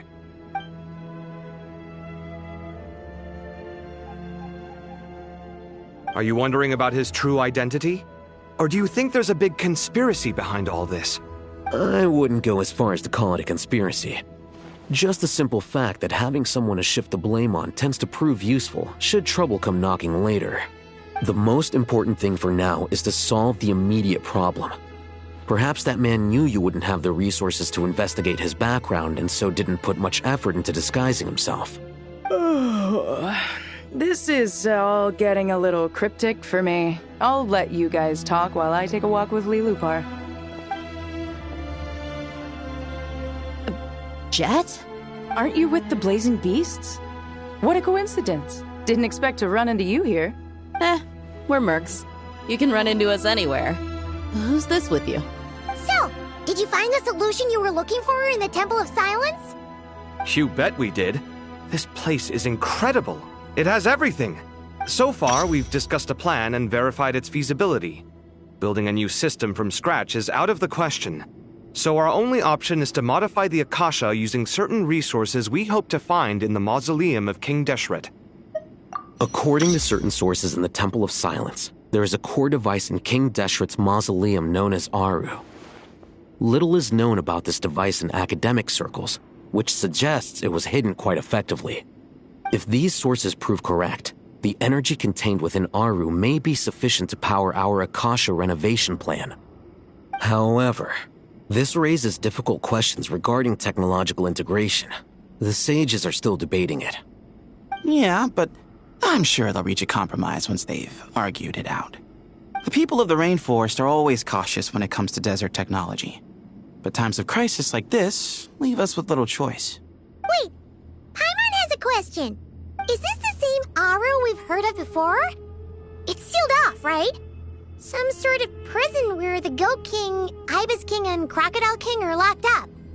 Well remembered. Yes, that's exactly right. According to our records, Aru was the most brilliant creation King Deshret ever conceived of. Built by divine and mortal artisans working together. It was a miraculous accomplishment, and it lies hidden deep within the king's mausoleum to this day. That being said, what Aru actually does and why it was built, those are deep secrets we are not privy to. Until recently, I wouldn't have been optimistic that the place even exists. The only reason I'm inclined to believe it now is because we heard it from the Ibis King Thoth himself at his temple. The tale of how the 3 retainers of Al-Akhmar were imprisoned in Aru. Paimon totally gets that. When Paimon first heard about it, she thought it sounded pretty unbelievable too. Do you guys still remember that? The Ibis King told us they were trapped in Aru and that they had to answer 3 questions to get out. I think I remember. What causes our rise and fall? What obliterates love and hate? And what determines truth and falsehood? Those were the 3 questions, right? Yeah. If only Nefer were here. She's dealt with this king before, so she might know more. Oh, Nefer's a friend we met in Nordcry. Nordcry? Funny. She showed up here earlier. Huh? Yeah. Had another lady with her, too. Both said they knew you. They contacted the sages, claiming they might be able to offer some assistance. Really? They came here to help out? Yes, really. It was just before you got back. One of them said she's made Nordcry her home. If she's the person you were talking about, then... Looks like betting on Aru was the right choice. See? They're right over there. Nicole! Nefer! Why, hello! We're here to help.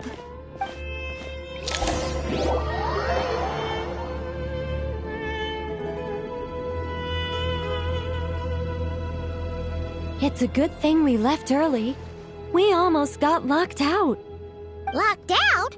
What do you mean? Oh, you haven't heard? An invisible barrier has appeared around Sumeru's borders, cutting off all travel in and out. No one can leave and no one can enter. Sumeru has become a lonely island. Are the Fatui behind this too? Actually, no. This has nothing to do with them. I suspect it's a defense mechanism within Irminsul itself. Irminsul is the source of Teyvat's ley lines, after all, and Sumeru is the nation closest to it. I imagine this function was put in place to seal the entire region off in the event of serious damage, preventing the disaster from spreading to the rest of Teyvat. It may have been implemented long ago. But doesn't that mean that the people here won't be able to escape to other nations if the anomaly keeps spreading? Currently, that does appear to be the case, which is precisely why I am here. This is a critical moment for the world, and Sumeru is the eye of the storm. Paimon's surprised you managed to convince her to come back to Sumeru. Indeed. Even for someone of my wisdom and eloquence, this tested my skills to the limit. And why should it concern me that Sumeru's in trouble? Surely you don't think I still have feelings for that place? Judging by your tone, I suppose you don't. Sounds like you don't know much about my past. And here I thought you knew everything. All I know is that the Ibis King is the source of your power. He was quite a prominent moon envoy once upon a time, so I do know a thing or two about him. As for your past, I have ways to learn the full story if I wish to. But everyone has secrets they'd rather keep to themselves, wouldn't you say? I'm glad you see it that way, Miss Nicole.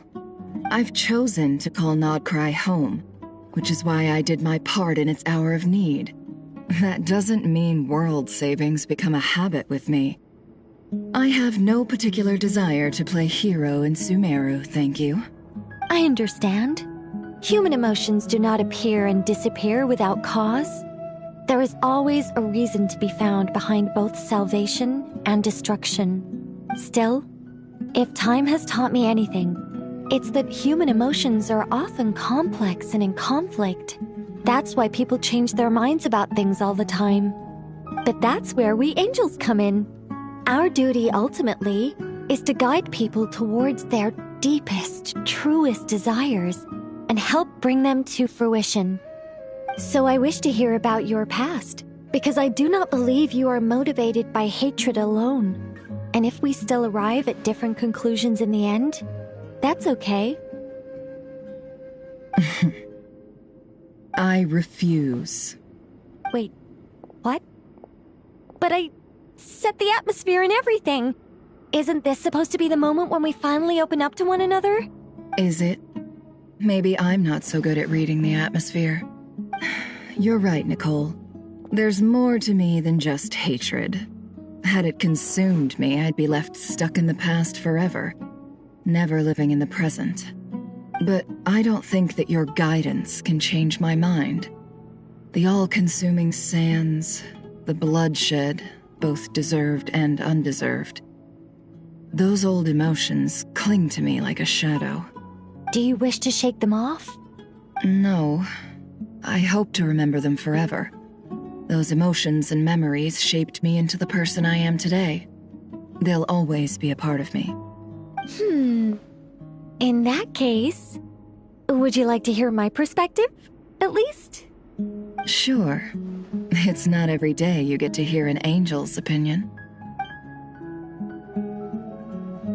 A long, long time ago, when the angels still walked freely upon the earth, I found life tedious. Monotonous work, lukewarm relationships. Things weren't nearly as interesting as they are now. And yet, since the angel's demise, I have found myself missing those days on more than one occasion. Human emotions are often attached to a person, a place, or an object. When those things are gone, the memories quickly fade, and the emotions slip away along with them. If Sumeru were destroyed, both rainforest and desert would be no more. With the object of your hatred wiped from existence, it would not take long for the memories buried deep in your heart to slowly fade. Both love and hate are intense emotions, but they are nothing compared to the void left behind when they disappear. Most sophisticated, Miss Nicole. But anyone focused on the future could only ever applaud the destruction of the things they hate. Still, I'm a special case. Someone once told me that human memory is more selective than a Mora-hungry merchant choosing between customers. We all need a reality check once in a while, so we don't forget the truth. As much as I dislike Sumeru, this is no way for it to perish. All right, you win. I'll help you out a little, but I won't work for free. How much will you need? You're not gonna milk this for all it's worth, are you? What do you think? I'll be upfront with you. I don't have much more on me. If that's what you need, I could borrow some from Alice. Or perhaps I could pay in sculptures. The ones I carve are actually worth quite a lot. Just cover my travel expenses. Huh? Is that all? That's all. Given all the people I owe favors to, I can just about justify a trip to Sumeru. Yehoda! Here, boss! What do you need? I'm going back to Sumeru for a while. While I'm away, you'll be in charge of the curatorium. Me? I'm in charge? Whoa! Don't worry, boss. You can count on me! And that was how the ingenious Angel Nicole brought you the perfect person for the job in your hour of need. Hip hip hooray! That was far more detailed than necessary. Not lacking in embellishment either. I never thought I'd return. Especially not the desert. But life doesn't always go as planned, I suppose. What's Candace up to? I don't think I've seen her yet. She is still taking care of things in our village. Should be joining us before too long.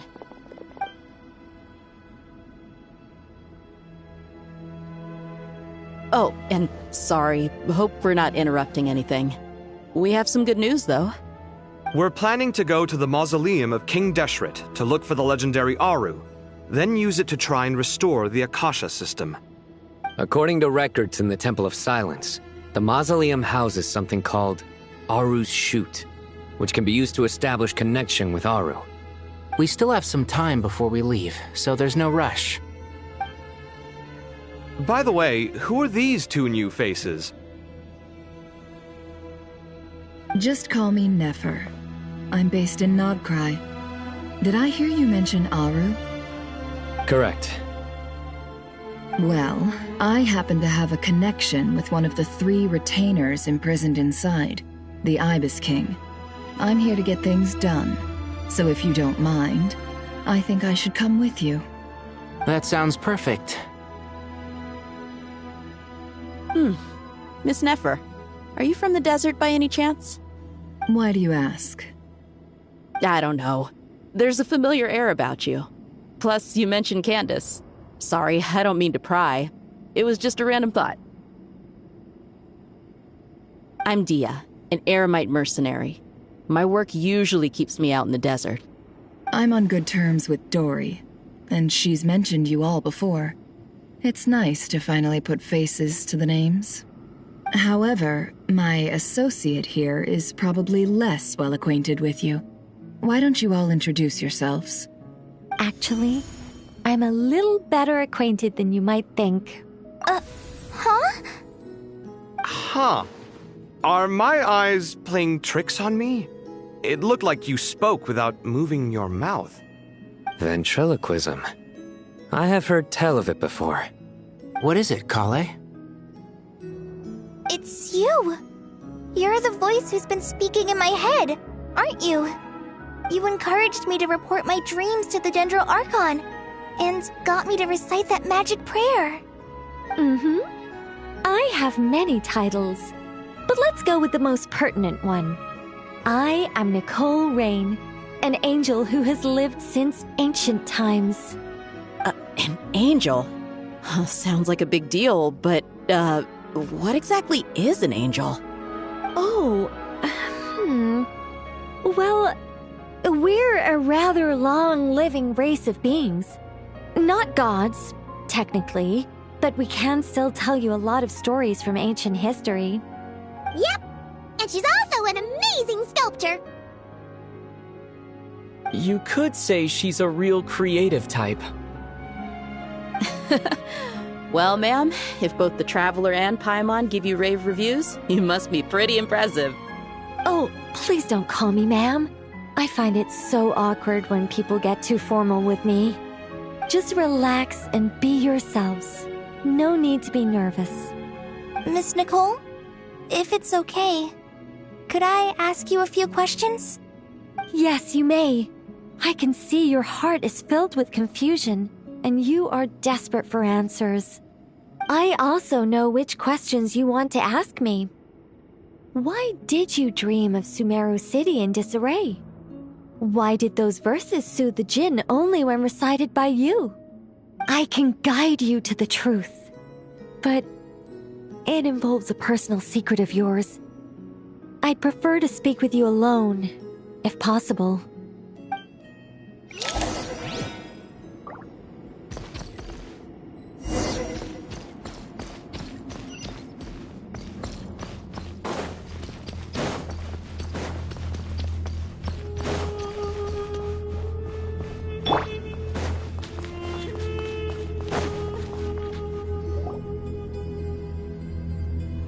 I thought we were going to speak alone.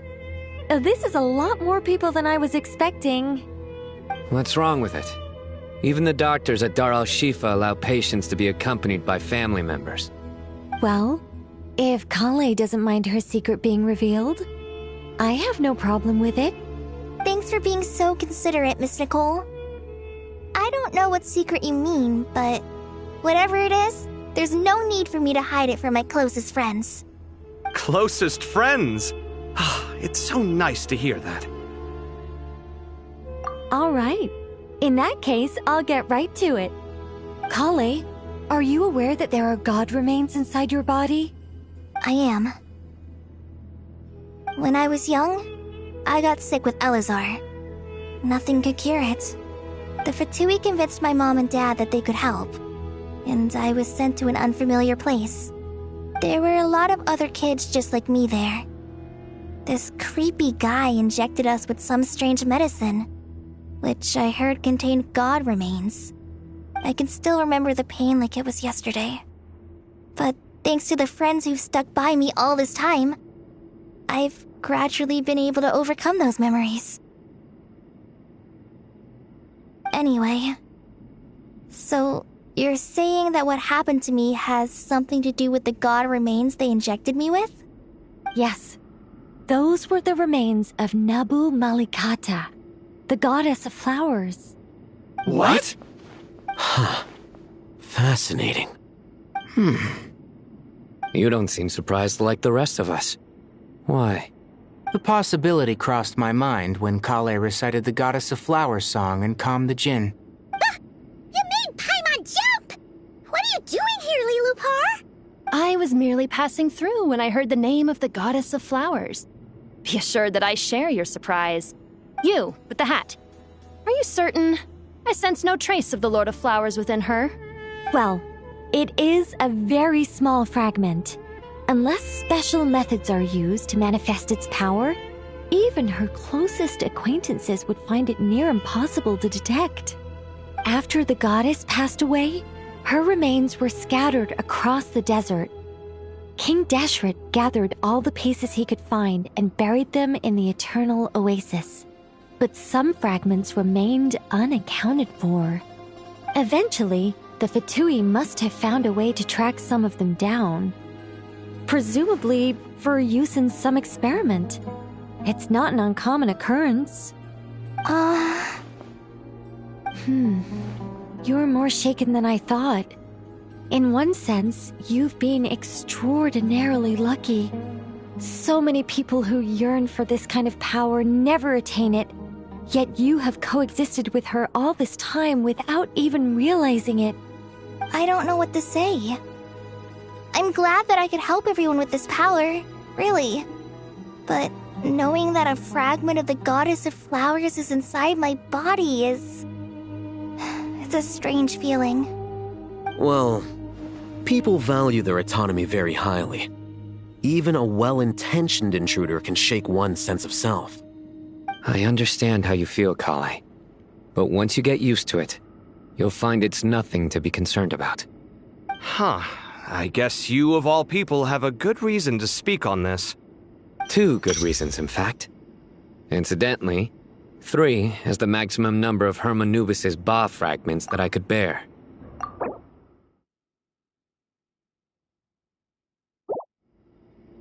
Let me guess. Because 2's company, but 3's a crowd? Thanks for helping to explain the joke, Tainari. Not my intention. Goddess preserve me. I should take my leave. This boy in his wolf's head hat speaks much too differently from the Hermanubis I remember. Kale, all I'm trying to say is, no matter how many Hermanubis fragments there are within me, you wouldn't think of me as Hermanubis. In the same way, you are simply you. Yeah, I know what you mean. So about that dream I had, was it a warning from the Goddess of Flowers? Yes. Just like me, she was an angel created by the primordial humans, born with the instinct to guide living beings. Though her body and soul have perished, her essence retains its natural instincts. Even her smallest remaining fragments would do their utmost to send you that warning. The Mother of Dreams? Lord of Flowers and Oases? She must have had a premonition. That is why she gave that dream to you. We won't let our efforts go to waste. But I still don't understand.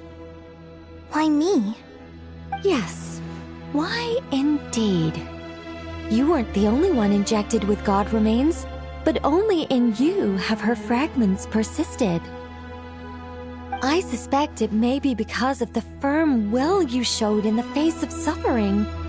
She was likely assimilated by that will. Of course, this doesn't mean you have to shoulder any extra responsibility. As this young man said, you are who you are, and that will not change. All right. Any further questions from the family members of the patient? If not, we should head to the mausoleum of King Deshret. Let's move out. Time to put our plan into action. We all hope it'll work. But will we really be able to open Aru? And even if all 7 pillars of King Deshret agree to let us proceed, the scale of the work to follow is daunting to say the least. Haven't you handled other big projects before? I mean, the biggest project I've worked on to date is probably the Palace of Alcazarzaray, I guess? But this is orders of magnitude beyond that. It's a total nightmare. Look on the bright side. At least this time you're actually here when Sumeru needs you most. You won't have to come asking me for details after the fact. Mock me all you want. But now that I'm here, things will be resolved far more quickly and smoothly than last time. Kave's self-doubt disappeared in an instant. Like magic. Well, this confidence is most gladdening. Now, go and pack your things. We'll head to the mausoleum as soon as you're ready.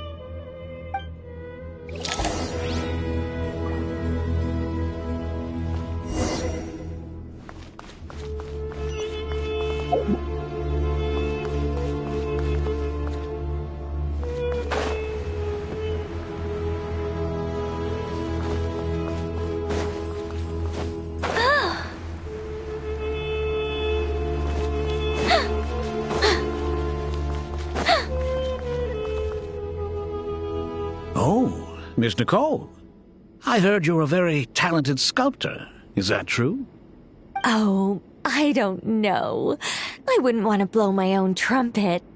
Honestly, even though Kasharawar is best known for its focus on mechanics, plenty of Kasharawar scholars are quite serious about sculpting as a hobby. So if they rate your work, that's enough for us. We just have to take a look. Who's we? Myself and a few other scholars. Kashif, Daneshvar, come take a look. Oh, well, if you insist, I suppose there's no harm in showing you.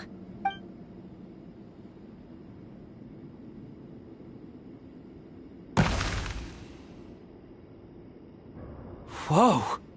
Where did that come from? Look at the level of detail. It's so lifelike. The squirrel descends from the heavens like a champion, and the earth trembles beneath its feet. What do you think? Striking, isn't it? Kaveh? Kaveh, come here for a sec. Oh, and Madame Faruzan, didn't you used to study in our darshan? Come take a look. All right, but hang on a moment. I have to finish reviewing this proposal first. You called? What is it, youngster? This squirrel statue. Isn't it cute? Oh, a squirrel. I wouldn't say cute per se. The realism is what stands out to me. Were you trying to carve a statue of a hero, young lady? Oh, a hero? I suppose so. Actually, I didn't really have a specific theme in mind. I just started working on it, and this is how it turned out. I see. Well, do you tend to read novels about heroes in your spare time? As a matter of fact, I do quite enjoy those. Everyone loves a good tale of daring do, right? Then perhaps this statue represents the heroic tale you long to see deep down inside. Also on the subject of heroism, I feel that if the subject posed with a finger raised towards the heavens, it would lend a greater gravitas to the overall image. I'm sure some would call it cliché or old-fashioned, but not me. I think it would be a perfect fit. It has a certain classical beauty about it. Kaveh! Sorry, Madame Faruzan, I'm a little busy right now. Don't wait up for me. What a pity. That young man has excellent aesthetic tastes. I was hoping to ask him for his opinion. What a genius idea! Why didn't I think of that? Classical beauty is a great direction to explore. That's it. Once I get back, I'm going to sculpt a heroic squirrel pointing its finger towards the sky. Precisely. A declaration of victory. You understand my vision. Then place the two statues face to face. Yes! That's exactly what I was thinking. It'll be a masterpiece. Miss... I'm sorry. I didn't catch your name. Just call me Nicole. Madame Faruzan? Was it? What? Oh, no. That wouldn't be right. Why ever not? Madam is a state of mind cultivated from within. Anyone may call me Madam if they so desire. My dear Miss Nicole, once we make it through these trying times, should we have the pleasure of meeting again, I shall look forward to seeing your new work. In this day of age, it's rare to find people with an appreciation for classical aesthetics. Meeting you was truly a pleasant surprise. Honestly, I feel the same way. It's been a long time since I met anyone interested in this style of statue. Clearly, they don't call you Madam for nothing. Also, I have to say, you're a very good judge of character. Because when I think about it, I really am someone who likes stories about heroes. That must be why I've quietly kept watch over generation after generation of them. Sorry, keeping watch over heroes? What exactly do you do for a living? Oh, never mind that. Let's not tell Madame Faruzan about Miss Nicole's true identity for now. Good idea. Let's limit the conversation to aesthetics.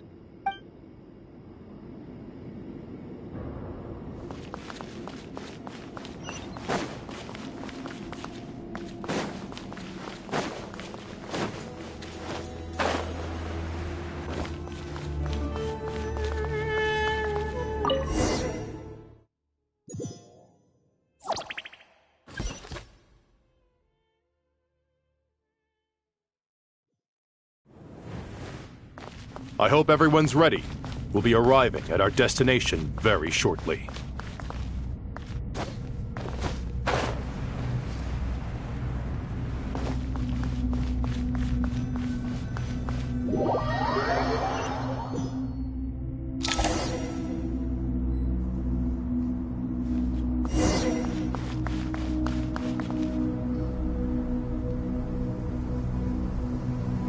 Why, we've not seen so many visitors ever, really.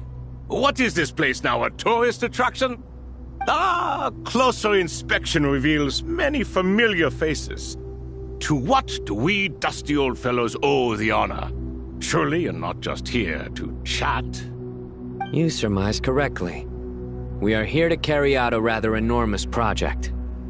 Ho, enormous, you say? How large, then? Larger than the gaping void in our lives? Why, you've even put a smile on Goatee and Crocco's faces. All this activity is making for quite the special day. I know that laugh. Lilipar? What on earth are you doing here? Oh, this is hilarious. Turns out good things really do come to those who wait. As long as you stay alive long enough. When did you three get locked up in here? And still you act all high and mighty, putting on a show for the younglings. Truly hysterical. Why, you... Yes, I know. No need to shout. You're right, Lilipar. Goatee, Crocco, and I all have the same problem. But didn't King Deshret seal you away? How did you break free, and how did you get in here? Who knows? Perhaps you can ask my master one day, should you ever get the chance. Behold, the executioners of old. Some have turned into fragments residing in human bodies, and others are imprisoned eternally, leaving not a single shard behind. It's almost tragic, watching lowly prisoners like you act all self-important. Curiosity gnaws at you, doesn't it? Your interest in the outside world threatens to burst you at the seams. Turf. I'm starting to take a liking to this magic bottle lady. Time is of the essence. Let's get down to business. We come to you, O three ancient lords, to request your assistance on behalf of the Academia. If we can help you regain your freedom, then please consider lending us your aid. As for precisely what we need your help with, it's a long story. So, to demonstrate our sincerity, we are prepared to first resolve the problems that plague the three of you. All right, stop arguing, Crocco. And Goatee, don't you start. What's the harm in letting her speak?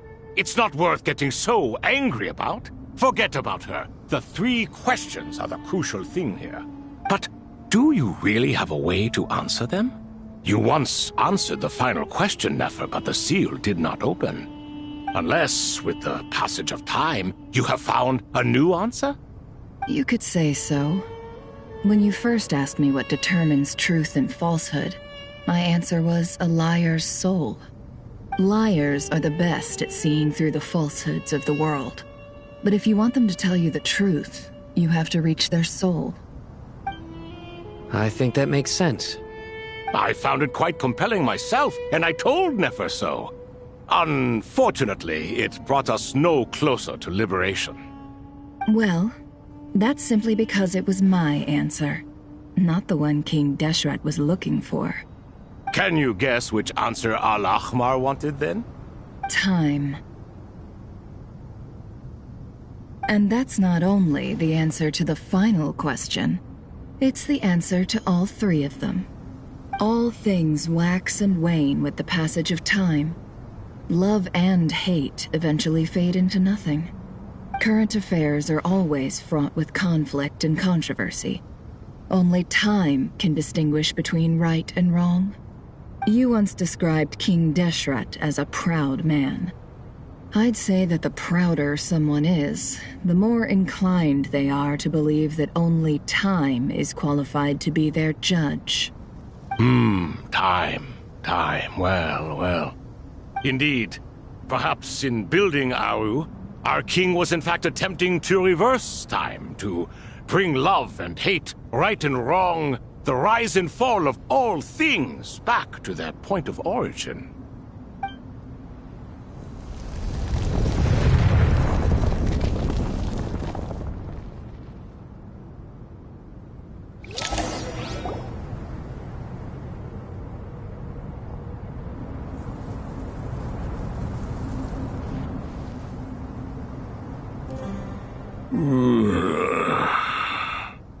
This is the most eventful day I have experienced in a long, long time. You have my sincere gratitude. Are those 3 of the 7 pillars? Turns out the statues were quite faithful to the source. You 3 seem to be in good spirits. Prison can help a person grow and learn to cherish what they have. Nevertheless, after everything you've done for me, I sincerely hope you never have to experience it for yourself. Hello, Nefer. It's good to see you, Thoth the Ibis King. Nice. Definitely puts my mind at ease, seeing you two getting along so well. Should we maybe introduce ourselves, or... Sure. I'm Sethos, the current leader of the Temple of Silence. This is General Mahamatra Sino, and this is the former Spantamot sage, Cyrus. But I'm guessing none of that means a whole lot to you. Everything is equally new to us, in truth. We've been gone from this mortal world for longer than you can imagine. Let's hold off on the introductions for now. We can always ask Nefer about you later. It'll give me something to talk about with my chosen disciple. You're like a helpless parrot. Gods and people of yore are not necessarily welcome in today's world. Self-awareness is one of my finest qualities. I thought I ought to share its fruits with you two. Is that so? Well, I think we'll take it in stride, just as we did with the 3 questions. Let's not forget, it was my persistence that won you both your freedom. Fair point. I have to applaud your persistence. And I must praise you for your wisdom. Now, state your wishes, young ones. I'm sorry? Why, your tremendous accomplishments deserve a reward, do they not? You must let us do something for you in return. General Mahamatra, what do you think? I won't beat around the bush. Sumeru is facing a crisis the likes of which have never been seen before. And we need your help. Every calamity throughout the ages has been connected to us in one way or another, whether we were its cause or consequence. Whatever is wrong with Irminsul, it severely affected the Dendro Archon. She fell into a coma and is currently receiving treatment from the Dendro Dragon. The Dendro Dragon? I'm sorry, the Dendro Dragon is helping to heal the Dendro Archon? Not a pep, surely. Not vicious, cruel a pep who possesses no virtues aside from her basic instincts. Ah, good heavens. Oh, I shudder to think what could have caused Lesser Lord Kusanali to suffer such a plight. Still, why would the Dendro Dragon lend you her aid? She has always held nothing but contempt for the Archons. I suppose she and Kusanali must have some history. You can help us make history too. A smooth talker. Well said, lad. Currently, no one can connect to Irminsul. We hope that by opening up Aru and making some modifications to it, we can use its technology to our advantage. Unfortunately, Aru is an imperfect creation. King Deshret never managed to realize his full vision before his death.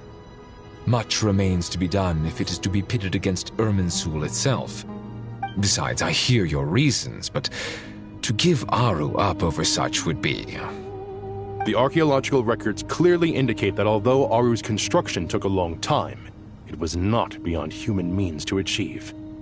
Modern technology should solve the efficiency issues. We have no choice but to go all in on this. This is by no means a threat. But the only reason we helped you escape from Aru was to gain the necessary leverage to negotiate with you. You asked us to state our wishes, and we have. Each one of us here needs your help, as do all the thousands of people living in Sumeru. They need you, and they need Aru. What do we think, my fellow old fogies? Shall we lend our support or not? Since you ask so nicely, naturally. Naturally what? Are you for or against? I simply mean we shall do what comes naturally. You claim that you wish to open Aru. Know you then that the golden slumber created by King Deshret is preserved within? We do. We understand the risks involved. In all likelihood, the mortal world will never again be able to replicate King Deshret's work. Never will there be another chance to come so close to creating a utopia. Knowing this, are you sure of your decision? We are sure. Before people can dream, they must first live. If your minds are made up, very well. We shall summon our erstwhile colleagues to discuss this further. Saint Shezepank, Saint Bennu. Once you surrendered to silence and were buried with King Deshret. But now, we invoke the right to awaken you with our voices.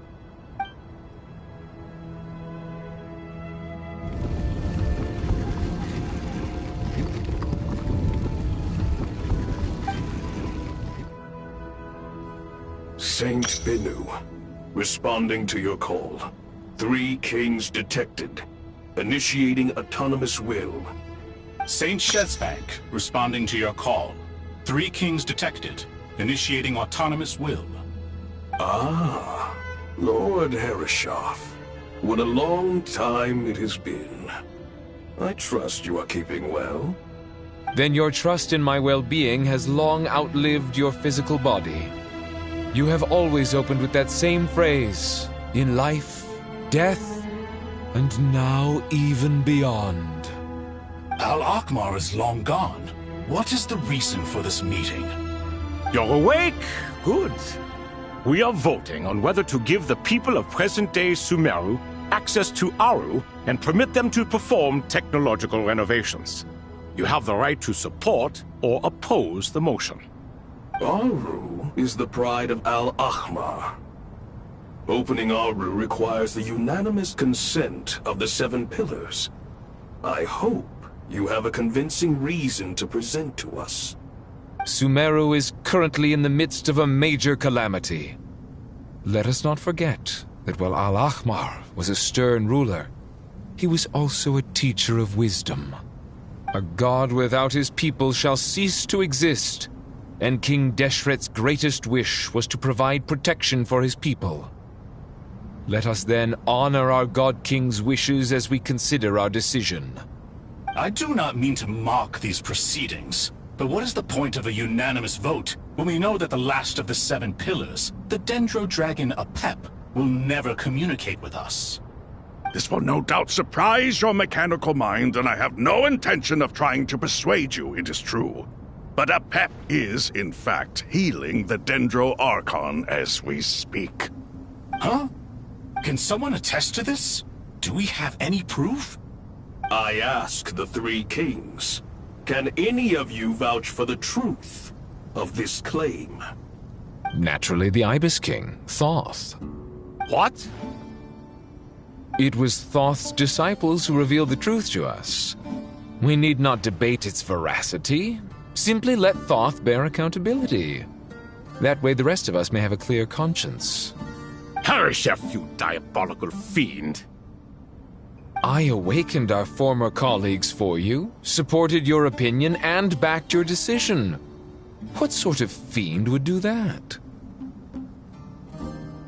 I miss the days when Hermanubis was still around. At times like this, he would offer to take accountability. What are you trying to say? Is my word worth less to you than Hermanubis's?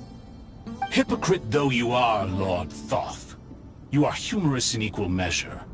How could we bear not to associate with a character such as you? I, Saint Shezpank, approve the Goat King's proposal. Since King Deshret is no more, we shall receive no reprimand for acting beyond our remit. Nevertheless, I sincerely hope that those before us understand the significance of what they intend to do. Remember, the moment that Aru is liberated, the myriad souls residing within the Golden Slumber will return to the ley lines. And once the ley lines flow again, these souls shall in turn be received by Irminsul. To take this step is to bring the perfect afterlife created by our king to a permanent end. We understand that well, and we have decided to proceed regardless. Furthermore, the contemporary human perspective would contend that confining souls in this way is no act of benevolence. The deceased have a right to rest in peace. King Deshret's creation is clearly a place of rest and peace. It is just that many do not see it this way. But no matter. Saint Binu approves. Hermanubis' representative and the Dendro Dragon Apep made their choice ahead of time, while the Goat King, Ibis King, and Crocodile King have also granted permission to liberate Aru.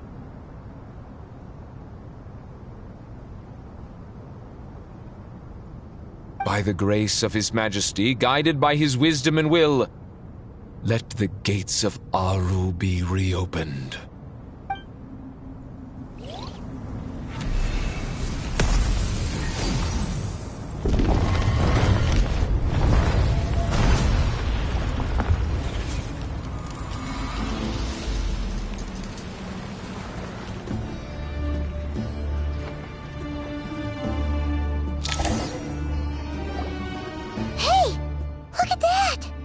What's this? Are we under attack? No. Wait, it's... Here you are. Through the sands of time. I see you. Father. Father, is it really you? It's Chet's father, Jibril! That's right! He entered the Golden Slumber, didn't he? I smell blood and sand on you.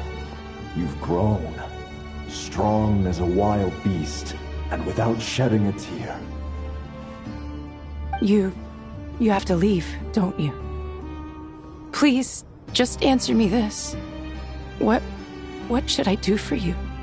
This meeting is a blessing from the gods. My soul, once imprisoned along with that of Semail, is finally free. I am truly grateful for the chance to see you again. That the dead should meet the living is itself a miracle. One brief, precious moment is enough. Enough to set my heart at ease. Do not weep for me, Jet. I know you will accomplish many great things in your life. You will go further and climb higher than I ever did. All I ask is that you take good care of yourself.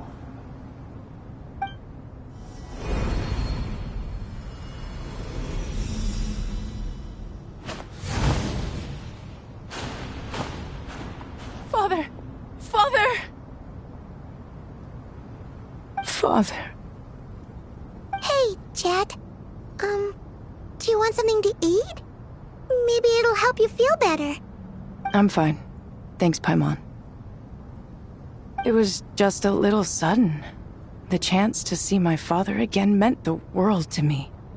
He was trapped in the Golden Slumber for our sake. And now, after all this time, he can finally rest in peace. I'm glad. It's a huge relief. You've grown strong, Jet. More than enough to fend for yourself. Yeah. I'll leave the past in my memory where it belongs. My family, the good times and the bad. Goodbye, Father.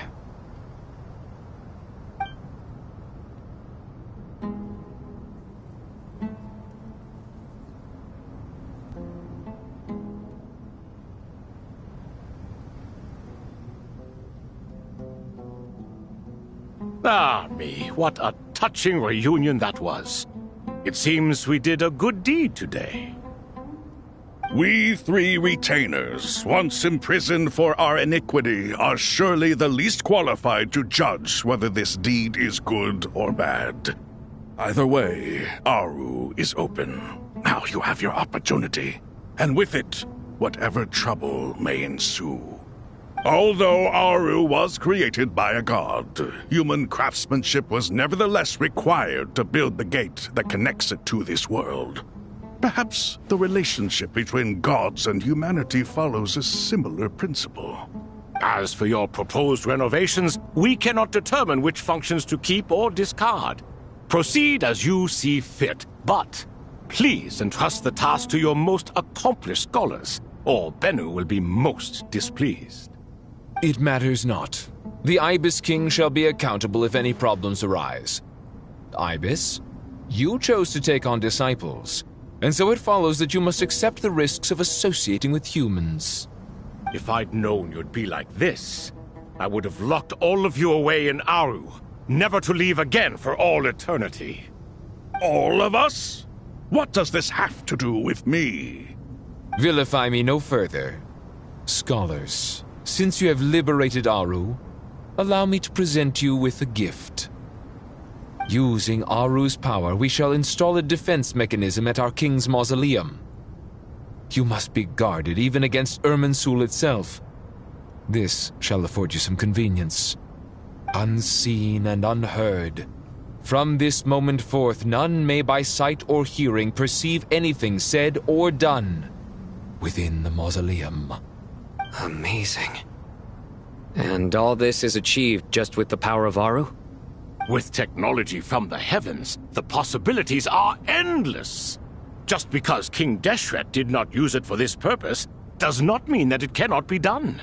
So, marvel away. This is the reward you have earned. All right. Well, that resolves the issue of confidentiality.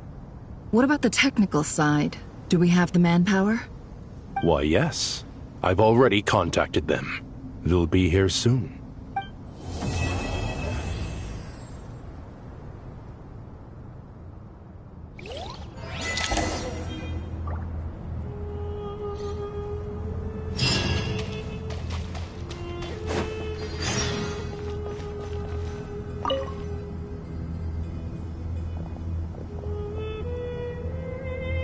You must be the ones tasked by the Academia with renovating Aru? That's right. Good afternoon. I'm Kaveh, and these two are Termezi and Naisaburi. Hey, I'll hate them. Come and introduce yourself. We've met before. This is Thoth, the Ibis King, and everyone knows these two. Afternoon, gentlemen. I've only ever seen these two in murals. Ah, the paintings in the temple. They show us chatting, playing cards, playing chess. Precisely the activities we most enjoy, funnily enough. No, only you enjoy playing chess. We were just humoring you. I wouldn't go that far. Back to the matter at hand.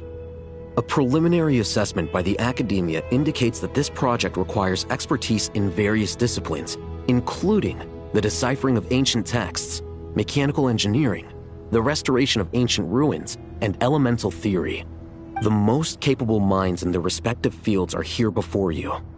If there are no objections, we'd like to begin our work. The artisans who built Aru for Al-Ahmar gave their very lives to create this splendid work. Follow their example by giving your utmost devotion to this project. I didn't know that. We'll do our best, of course, but we certainly won't be sacrificing our lives. Such brazen words. Humans these days are a far cry from their ancestors. What little respect you show for King Deshret. No, that's not what he meant. Please, don't mind him. He shares your sentiments, just not your, penchant for hyperbole. Assuming that's what you were going for? I just think it's important to manage expectations. Forgive my lack of courtesy, but we simply can't sacrifice our lives to the gods on completion of the project like people in the legends of old. Here's a first draft of the project proposal for your perusal. Please let us know if you have any requests. Normally, I'd have made it look a lot more visually appealing, but we were really pressed for time on this occasion. I hope you'll forgive me if it's a little rough around the edges. Naturally, naturally. If my fellow ministers deem this meager display of respect sufficient, I suppose I can consider agreeing to their proposal. Why are you so preoccupied with the ostentatious displays of respect to Al-Ahmar? We should be trying to make things easy for them. You never know. We might have to rely on these young people to look after us in our old age. Exactly. This is Aru's mainframe. Be reminded to use it with great caution. We certainly will. Thank you for your assistance. You may attempt to lay out punishment should you so desire, though I'm afraid it would be futile. You and I both know that certain components of Aru can only be operated by humans. King Deshret always believed in humanity. Still, the reason that Aru's modules are designed that way is not so much because he trusted them, but more because he was wary of you. Is that true? No wonder human artisans helped to build Aru then. He actually required human assistance to create his greatest work. Naturally. Have you noticed that the Goat King keeps giving superficial responses? It's like he's just going through the motions and leaving the real debate to his colleagues. He understands the art of perfunctory speech. That's what earned him his position as the Minister of Ministers. It seems the rumors about King Deshret being a poor judge of character are baseless after all. Excuse me for being blunt, but it sounds suspiciously like you're putting yourself on a pedestal and mocking me. You're mistaken. And while there's nothing strictly wrong with making every conversation about yourself, it's not exactly a positive tendency either. You? Whatever. I knew it'd be like this working with you. All right, let me past. I need to look at this console. It's your job to activate it after all. Let's begin. Everyone, please proceed with the external checks and preparations as per the procedures outlined in the engineering plan.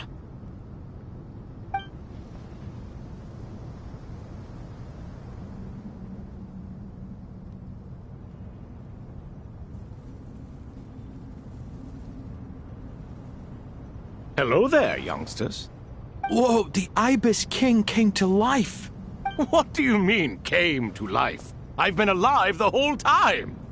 You did say we could start our research, right? Are you having second thoughts now? I've reviewed the proposal. The work you're planning to carry out on this grand device is ambitious in its scope. You have ample confidence in your abilities, I take it? I wouldn't say I'm feeling hugely confident, but given how bad things are, I'd rather at least try something than sit around waiting to die. You are the top scholars of your day. I trust you are aware that there are countless links between Aru and the Akasha? Aru and the Akasha? But I thought the Akasha was the Academia's greatest technological accomplishment, created years ago by the Dendro Archon to help her people access knowledge. And you too? Do you not know either?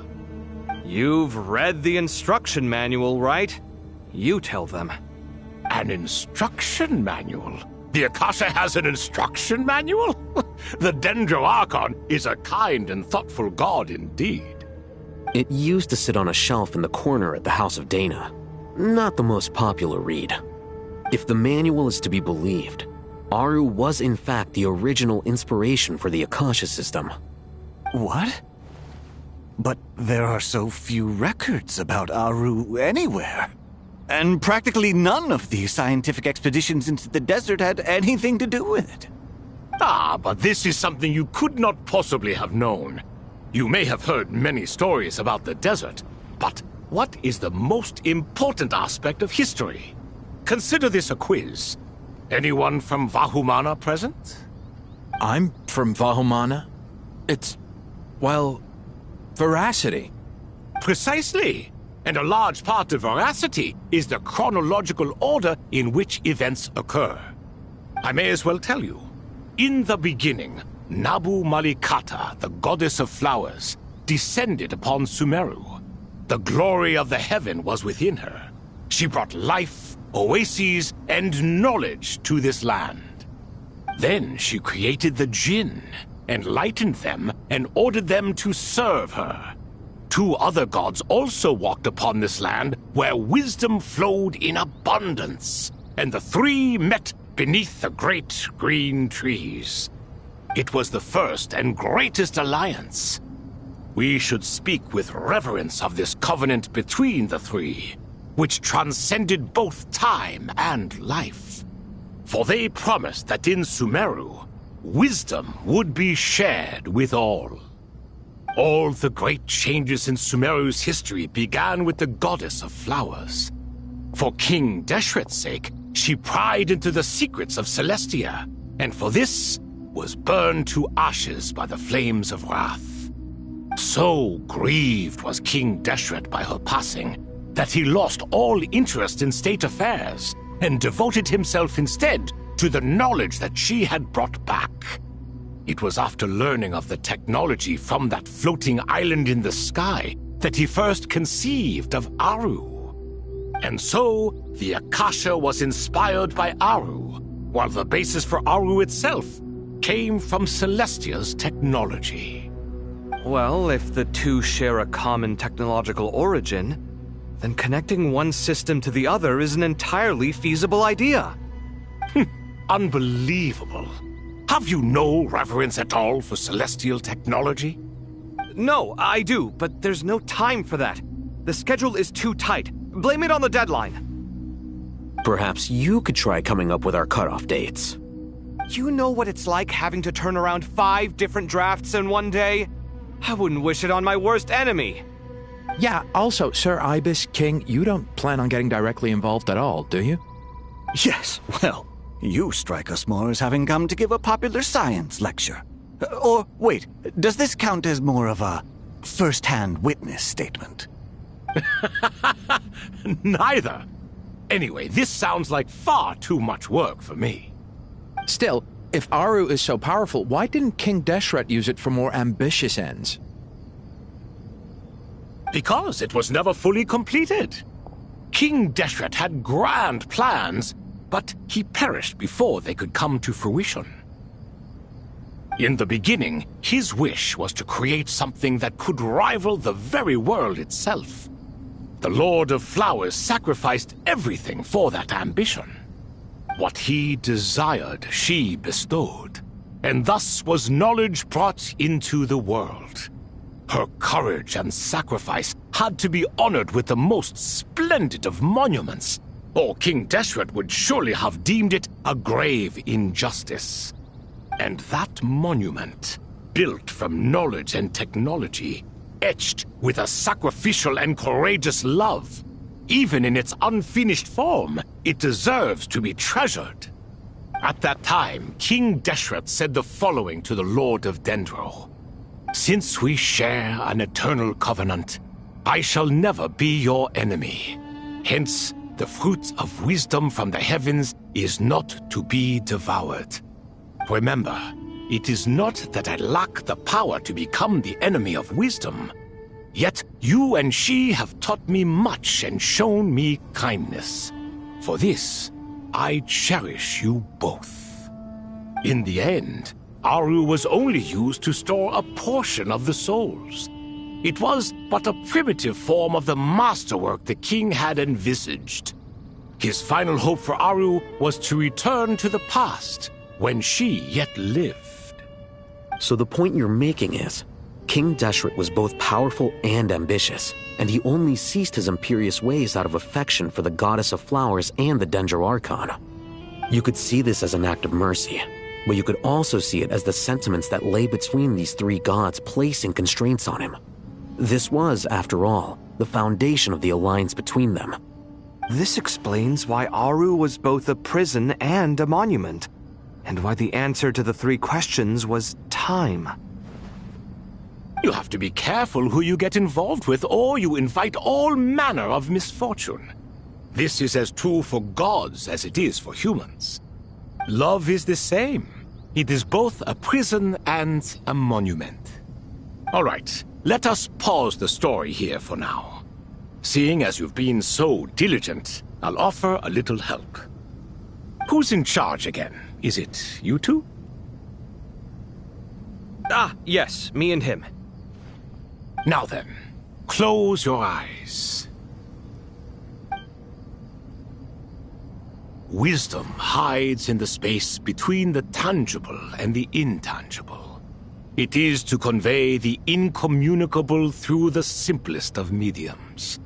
By the power of King Deshret, I shall grant you a glimpse into the unseen secrets that lie at the threshold of existence.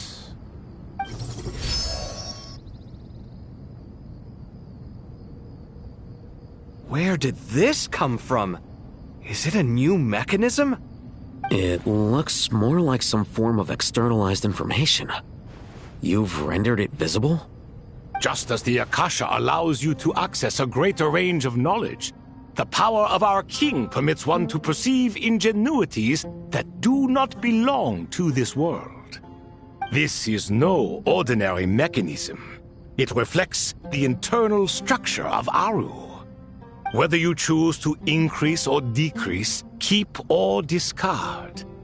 Come, use these to achieve the outcome you desire. Looks mechanical to me. Better let me handle it, just in case. But wait, how do I get up there? Turn around. So that's where the elevator is!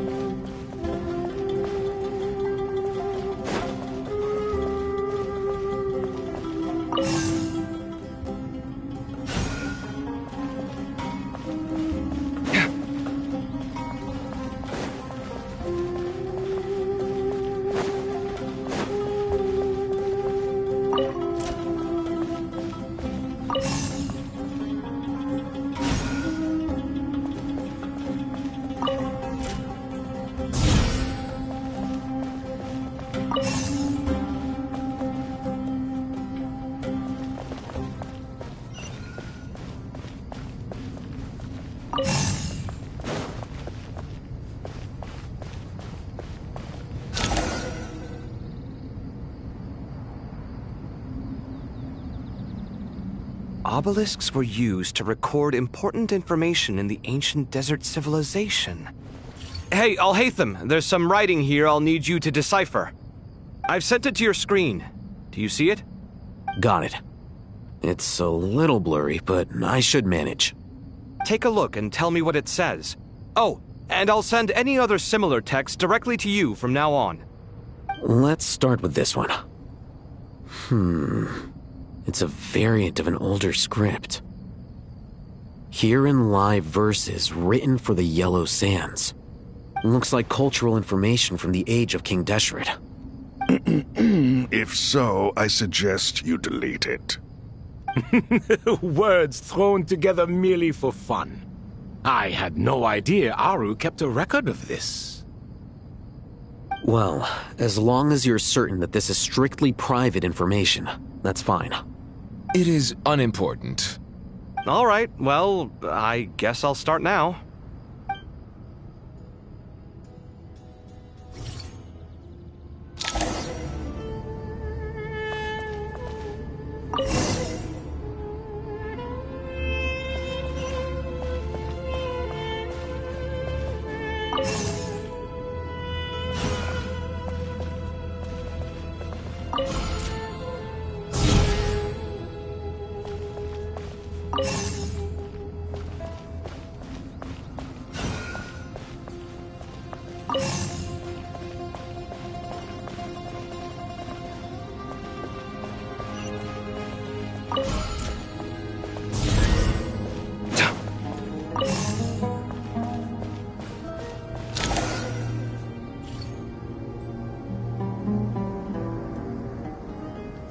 Found some more. Sending them over to you now.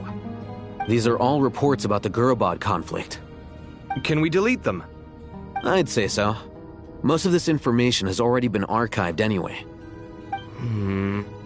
What if there are details in there that Vahumana missed? What are we supposed to do if they come after us in the future? They'll just have to live with it.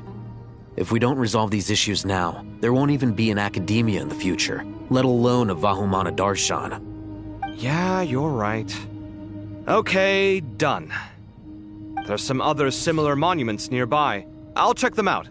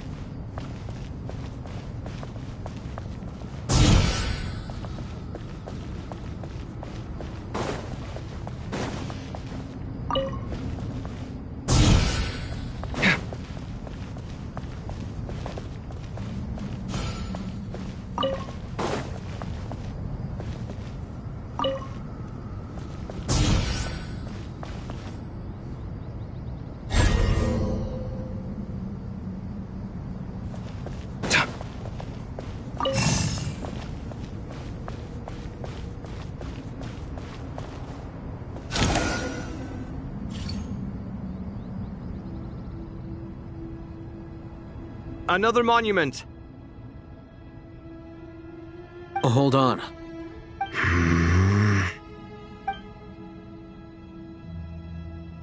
You're still reading it? How long is it? It records the development and governance of the Oasis civilization. Most of it concerns the Jinn, but it also contains records left by the artisans who built Aru. Is it important? Some of it. There was no way for me to read the whole thing in its entirety, so I had to rely on my intuition to pick the parts worth keeping. What about the artisans' records? What do they mention? They're speculations, mostly. For instance, they were wondering how to protect themselves if King Deshret decided to silence them after the construction of Aru was complete. Sounds like pure mythology to me. Surely that kind of thing didn't really happen. The records do emphasize that this was merely their conjecture based on various myths. Still, the artisans did leave details of their plans to survive, including blueprints for their escape route. Even that got recorded? Okay, well, I'll make a copy of this first before I delete it. Is that truly necessary? You won't be needing those. No, the blueprints are important. I want to keep them as a memento.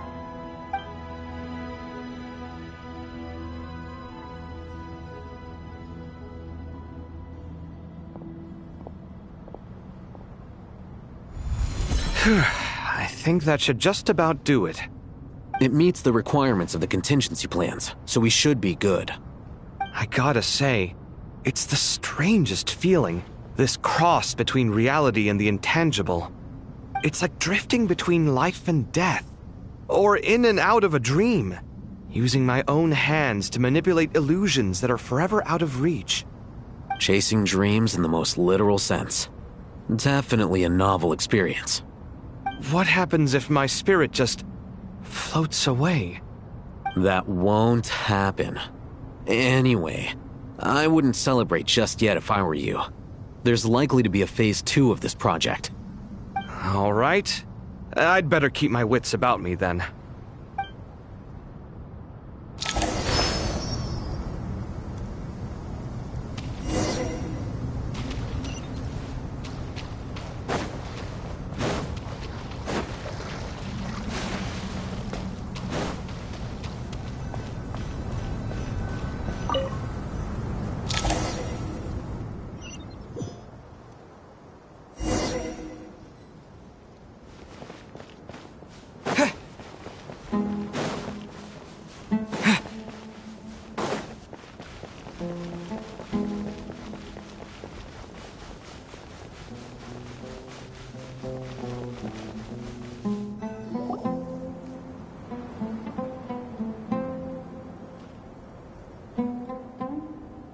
Traveler from afar, do you worry for the fate of Sumeru as well?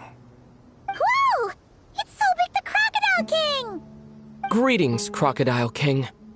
Please be at ease. I'm just here to chat with you about Lesser Lord Kusanali. Sounds like you really care about her. Yes, although to be exact, it is a mixture of both concern and curiosity that I feel. Speaking of Nahida, Paimon was wondering how she's doing. Wait a moment.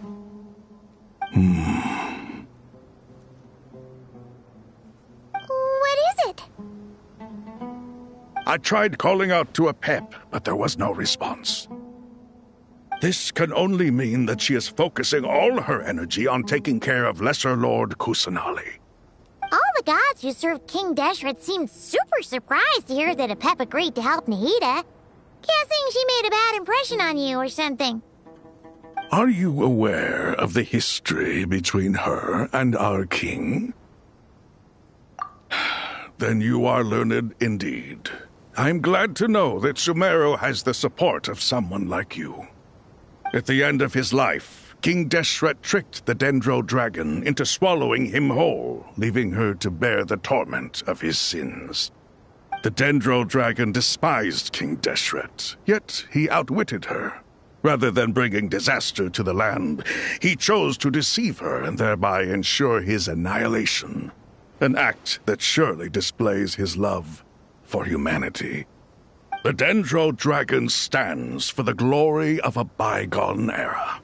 She hated Al-Ahmar and what he represented. All the gods, all the power they wielded. And so, her willingness to help the Dendro Archon through this crisis comes as a great surprise indeed. It makes one wonder whether, perhaps, the Dendro Archon assisted her in the past. Yep, Nahida did her a huge favor. So Lesser Lord Kusanali put an end to the Dendro Dragon's many long years of torment. As much as she loathes the Seven, Apep knows kindness when she sees it. No wonder she was willing to make an exception. Yeah, that's the sense we got from dealing with her, too. She is not incapable of coexisting with other living things. Rather, she actively chooses to avoid coexistence. And this despite the fact that she symbolizes life itself. How ironic. All of this being said, I wouldn't expect too much from her if I were you. Nothing will change her hatred towards humanity and gods. We'll keep that in mind.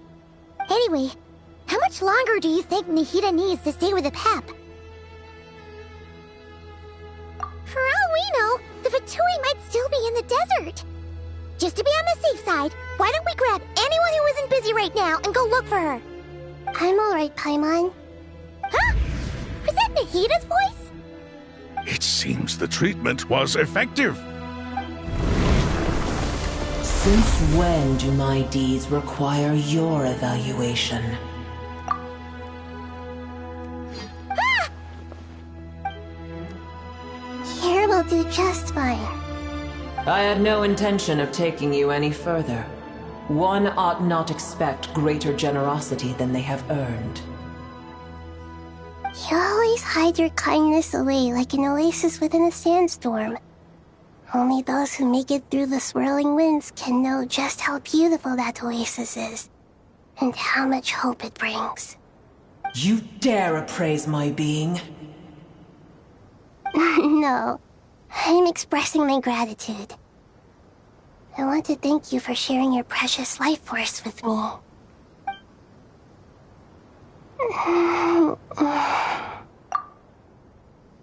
Awake already? You are more resilient than I thought. Pep. I feel much better. Thank you. Gods and their gratitude mean little to me.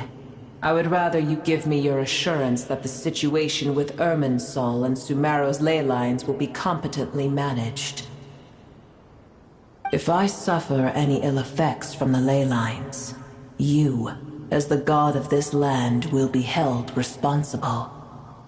And you would not enjoy being held to account by me.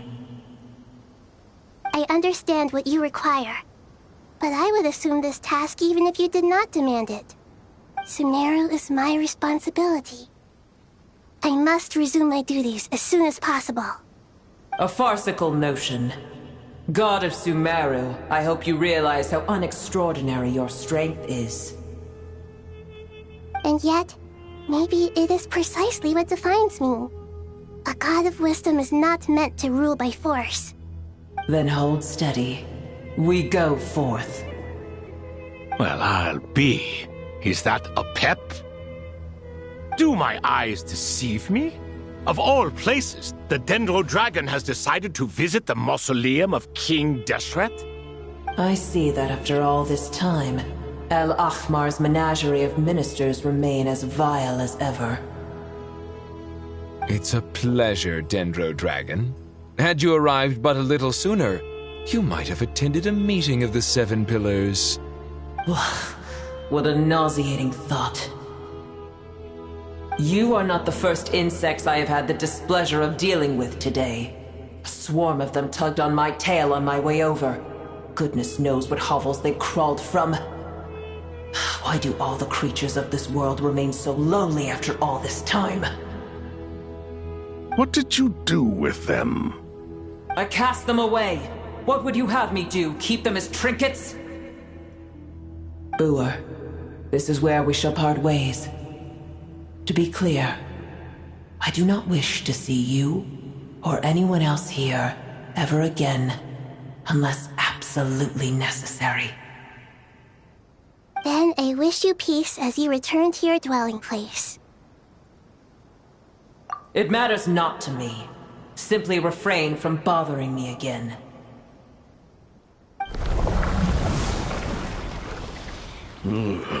A force to be reckoned with. At times like this, I feel glad that she has no interest in any of this.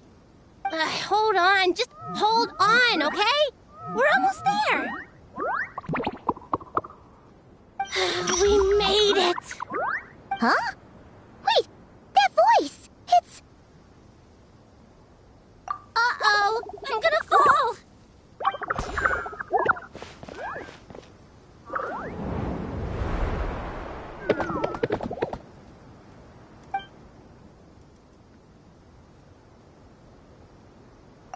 Well, that's a relief. A pair of safe hands indeed. The Dendro Archon's familiars. They are the last thing I expected to see here. Huh? Wait, what are the Aranara doing here? Don't you guys hate the desert? Obviously I was worried about the Dendro Archon. I've been supporting them with my Pari powers the whole way here. Oh, you seem pretty nervous. Is it because there are too many people around? Not just people. It's all these non-human beings, too. It's hard on them. I can't believe you made such a long and dangerous journey just for my sake. I appreciate your support so much. Thank you all. I'll have to ask everyone to wait while I help our new arrival settle in. Once I'm done, I'll gather everyone to discuss our next steps. Traveler, Paimon, shall we find a place for our friends to stay? Awesome! Let's go! Well, first I have some questions. Okay, I think that covers everything. Thank you. We can get going now.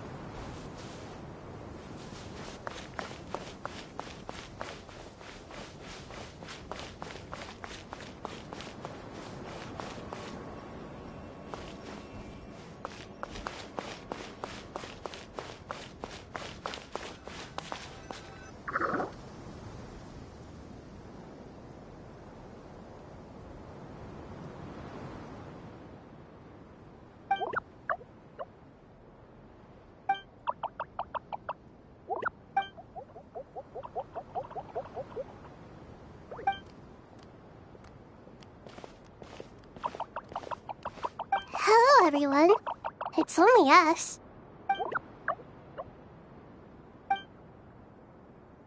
It must be very tough for you coming all the way out here, especially since you don't like the Voluka. Is everyone back in Vanarana doing well?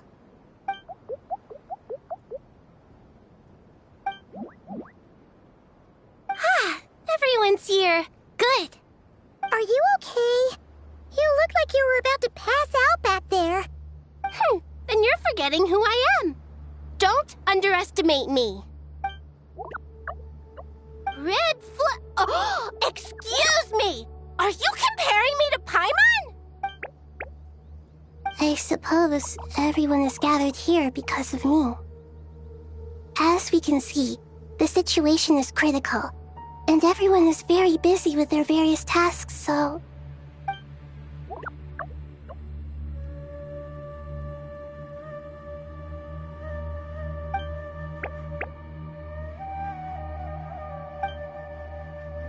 I can't thank you enough. Right now, we're focused on restructuring Aru, processing excess information, and helping restore everyone's confidence. I'm sure you'll find it all very straightforward. I can help too! Just let me know where I'm needed.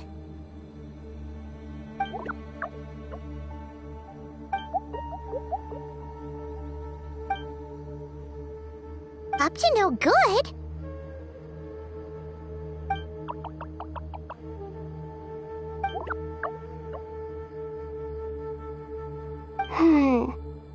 That definitely sounds suspicious. Traveler, Paimon, I have other work to attend to here that need— No problem. Leave it to us. Thank you. I'm counting on you.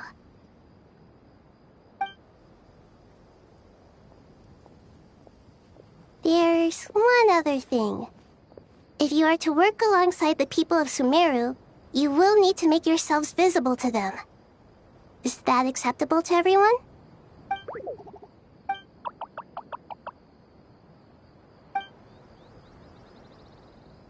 There's nothing to fear. No one here will hurt you. But if you do feel afraid, don't worry. Just call my name and I'll be there. Very well. Now, I shall bestow a small blessing upon you all. Whenever people see you and interact with you, from the moment their gaze meets yours, they will experience the most beautiful of dreams.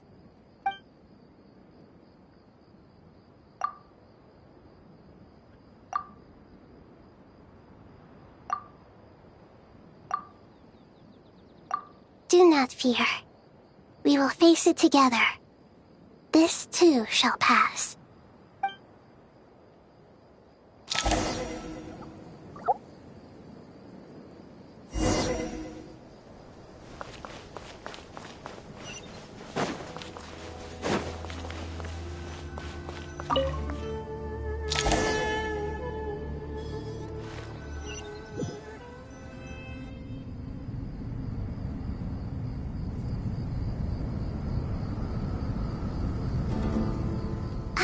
Everyone's here. Wonderful. Dendro Archon, you're back. Are you recovering all right? You mustn't push yourself too hard. I'm doing very well. Thank you for your concern. I see. Using the power of Aru to reboot the Akasha and gain access to Irminsul. It's a sound plan, although... I regret to be the bearer of bad news, but with the state that Irminsul is currently in, it's impossible to access via traditional means. Even the Akasha won't change that. Alas, we had feared this may be the case. And what about non-traditional means? Non-traditional means? Are you saying... Desperate times call for new measures.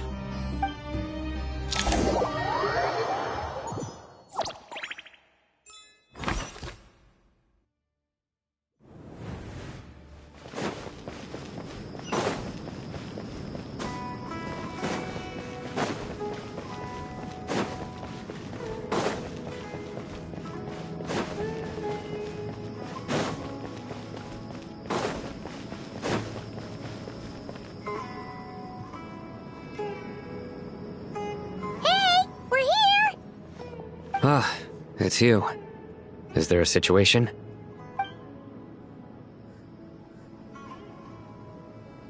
The Aranara have good intuition when it comes to people. In other words, there may well be a traitor among us. Given everything that's going on, I'd be more surprised if there wasn't.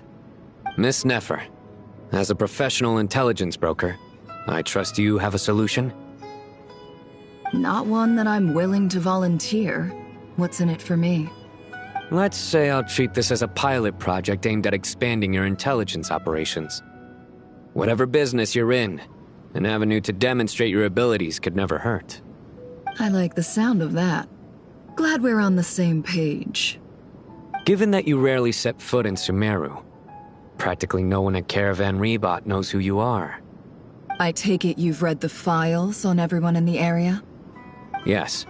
I also skimmed the list of evacuees, and am more or less up to date on where everyone stands. Any initial suspects? Limiting the scopes to males whose recent activity could be viewed as suspicious. I've identified 3 names. The Aranara saw 2 people talking, but currently we only have 1 suspect. The other person was probably just a messenger, and in all likelihood has already left Caravan Rebot. Everyone is heading for the desert per the evacuation order. Anyone willing to turn back at this stage is almost certainly with the Fatui. There's no way it was a spur-of-the-moment decision to act at a time like this. This spy must have been planted long ago. We need to smoke him out from wherever he's hiding. Sounds like you have the beginnings of a plan.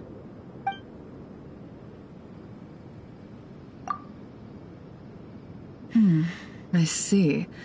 Your suspicions are well-founded. I'd be watching him too if I were you. So far, we still lack solid evidence that he's been bribed. He hasn't made any recent purchases that would indicate he came into some cash. Then let's get closer to him to confirm before we make our move. I can handle it. I'm not based in Sumeru, so barely anyone at Caravan Rebot knows who I am. And you're certain you've never encountered this person in Nodcry?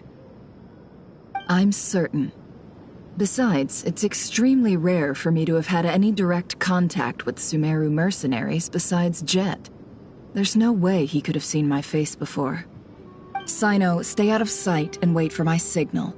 If he raises any red flags, I'll bring him toward the main road. Understood. I'll take it from there. Excellent. Well, it's a pleasure working with you.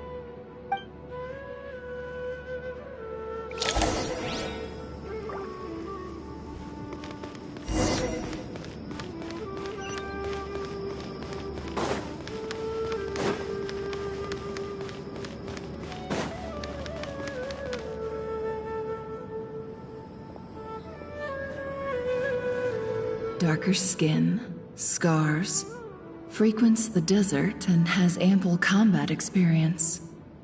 Nothing unusual about how he dresses or acts. What's that he's looking at? A coin. Interesting. Could that be how his contact paid him? Conveniently discreet for someone trying to hide any unexplained income. And yet it could be highly valuable. Sorry to bother you. Has everyone here already left?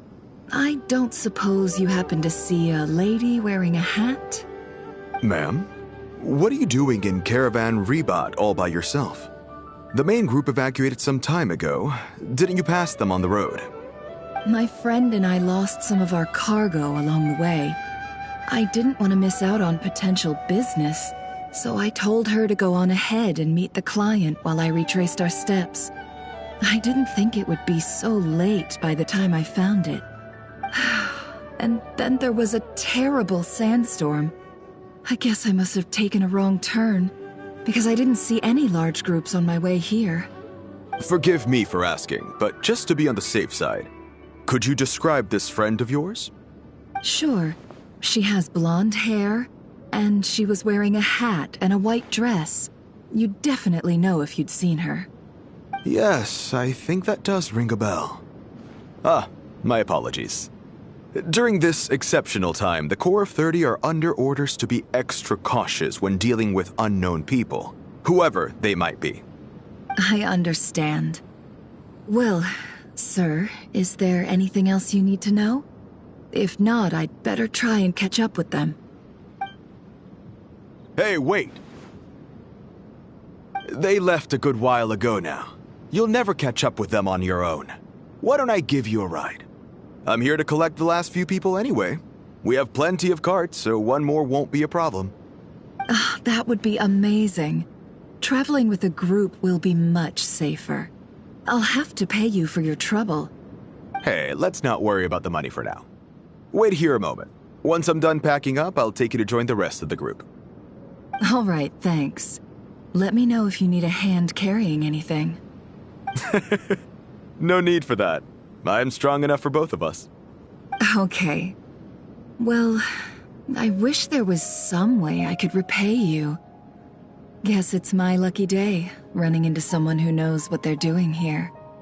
You might have just saved my life, you know? You're not wrong there. I mean, what kind of cargo is so important that it's worth risking your life to get back? I hope for your sake that it's priceless. Actually, I suppose I can tell you, since you've been such a big help. But be sure to keep it to yourself, or we could both be in big trouble. Oh, really? Sounds mysterious.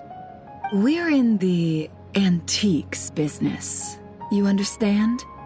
Some of our goods aren't acquired through the most legitimate means. We have to be very discreet when we're selling them. That's why I had to go looking for the missing cargo alone. Ah, no wonder. Well, ma'am, in that case, it turns out that maybe there is something you could do for me. I'm all ears. But to be clear, our commission isn't cheap. Think carefully before you ask. We don't want to ruin our relationship before we even hit the road. I'm sure that won't be a problem. My issue is, I have something that's a little difficult to sell on as well. Take a look at this.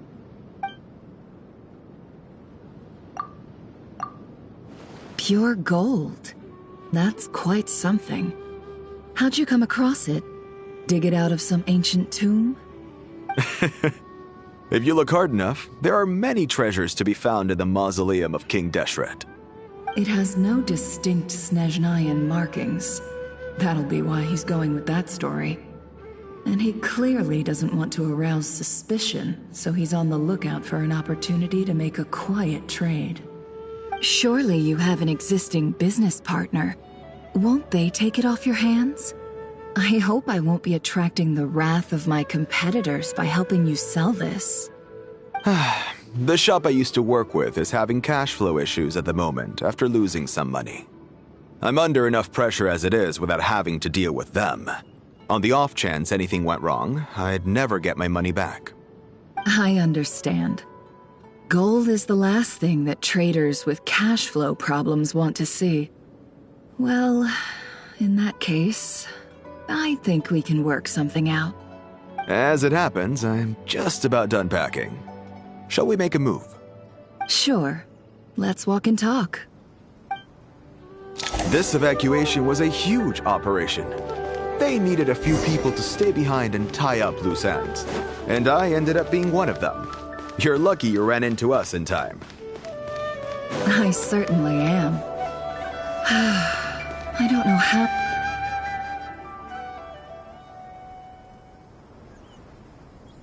Huh?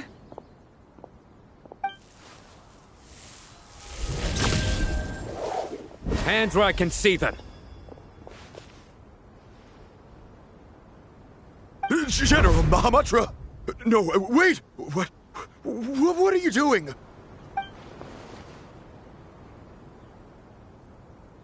This is the coin? Good. Sadly, you won't have the chance to spend it. Nicely done. Looks like Sumeru's Matra are a well-oiled machine nowadays. Unmarked gold coins are quite difficult to trace. Thanks to you, we have secured the evidence. Here's what's gonna happen.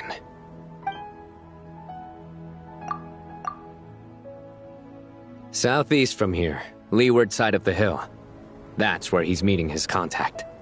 Great work. Candace tells me your interrogation skills are highly effective. Hers are quickly catching up. She's improved a lot in recent years. Looks like it's over to you for the next step. Because I'm quickest on my feet? Because you know how to trail a target. Plus, it'll be easier to monitor their activity from the air. Fine. I'll be quick. One more thing. The Traveler just brought a message from the Dendro Archon. Once you're done with this, we're to meet up at the mausoleum of King Deshret. Got it. Will do. Are you sure you'll be okay on your own? Gee, I don't know. Maybe you should come with me. Okay. Then Paimon's coming with you. Really? You do know this is a stealth operation, right? Meaning, you have to be quiet? Paimon, are you sure about this? Well, Paimon at least wants to give it a shot. Like everyone says, if you never try, you'll never know. Besides, being the best guide into that has to count for something. This should be a piece of cake. Fine. Join me if you want. But be warned. If anything goes wrong, I'll have to gag you and shove you into a bush. No need! Paimon will be super careful. Promise! Good. Then what are we waiting for? Let's go. Ah! Coming! Coming! Squall and Fury!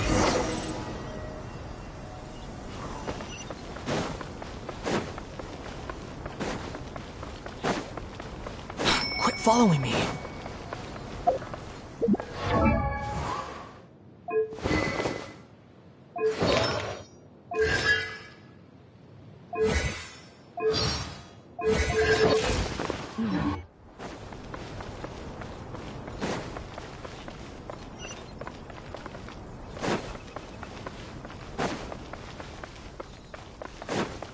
The wind rises.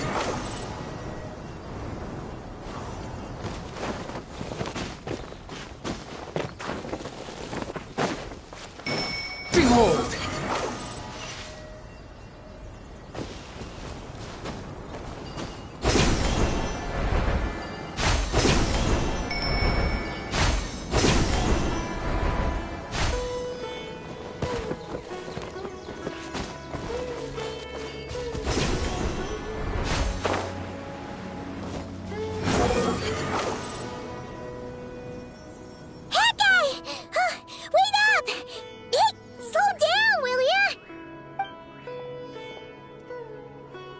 We're here. Now we wait. Okay, yeah, cool. Cool. What's on your mind, Paimon? Huh? Oh, nothing? I thought all you cared about besides being a guide was food and sleep. Why the sudden urge to go on a dangerous mission? What's that supposed to mean? Paimon's been on plenty of dangerous missions before. But never on your own. You hardly ever leave the Traveler's side. Just saying. I'm kind of at loose ends right now. So if you did want to share, I suppose I'd have to listen. If not, suit yourself. Makes no difference to me. Hat guy? Do you think Paimon is useless? What? Where's that coming from? When we were in Notcry, Paimon suddenly realized something. Even though Paimon's with the Traveler every single day, whenever we face real danger, she can't do anything to help. Paimon doesn't get like this very often. She just got really scared when the Traveler got kidnapped that time. What if he never came back? What would Paimon do then? And the more Paimon thought about it, the more useless she felt. But Paimon doesn't want to be a burden. Paimon wants to be a friend who's actually useful. Does that make any sense? You know, that feeling of just being completely useless and... Paimon probably sounds so ridiculous right now. You asked the right person. Boy, do I know that feeling. Oh, that guy. I'm not gonna try and encourage you. What I will say is this. When you start doubting yourself, you have two choices. Give up or change. You have to make the decision to move forward. Otherwise, no amount of consultation from other people is gonna help you. So ask yourself, what do you want? To get stronger? To learn more? Whatever it is, go do it. You won't have any regrets if you can at least say that you tried. All right. Something's not right. Shouldn't they be here by now? Paimon, is it just me? Or is it a little too quiet around here? Should Paimon take a look? We'll give it another hour. If nothing happens, we head back. Okay. How strange. We've been here for ages. Where the heck are they? Have we been stood up? What is it? Did you think of something? Something feels off about this whole situation, but I can't quite explain why. We know for sure that the guy Sinocot had something set up, yet somehow his contact is a no-show. So, either the handler got caught, or, more likely, they decided to cut our guy loose. But how would they know to do that? Wouldn't they at least send someone here to check things out? That's the problem. They couldn't possibly know what's happening here. Unless... This feels all too familiar. Come on, let's head back.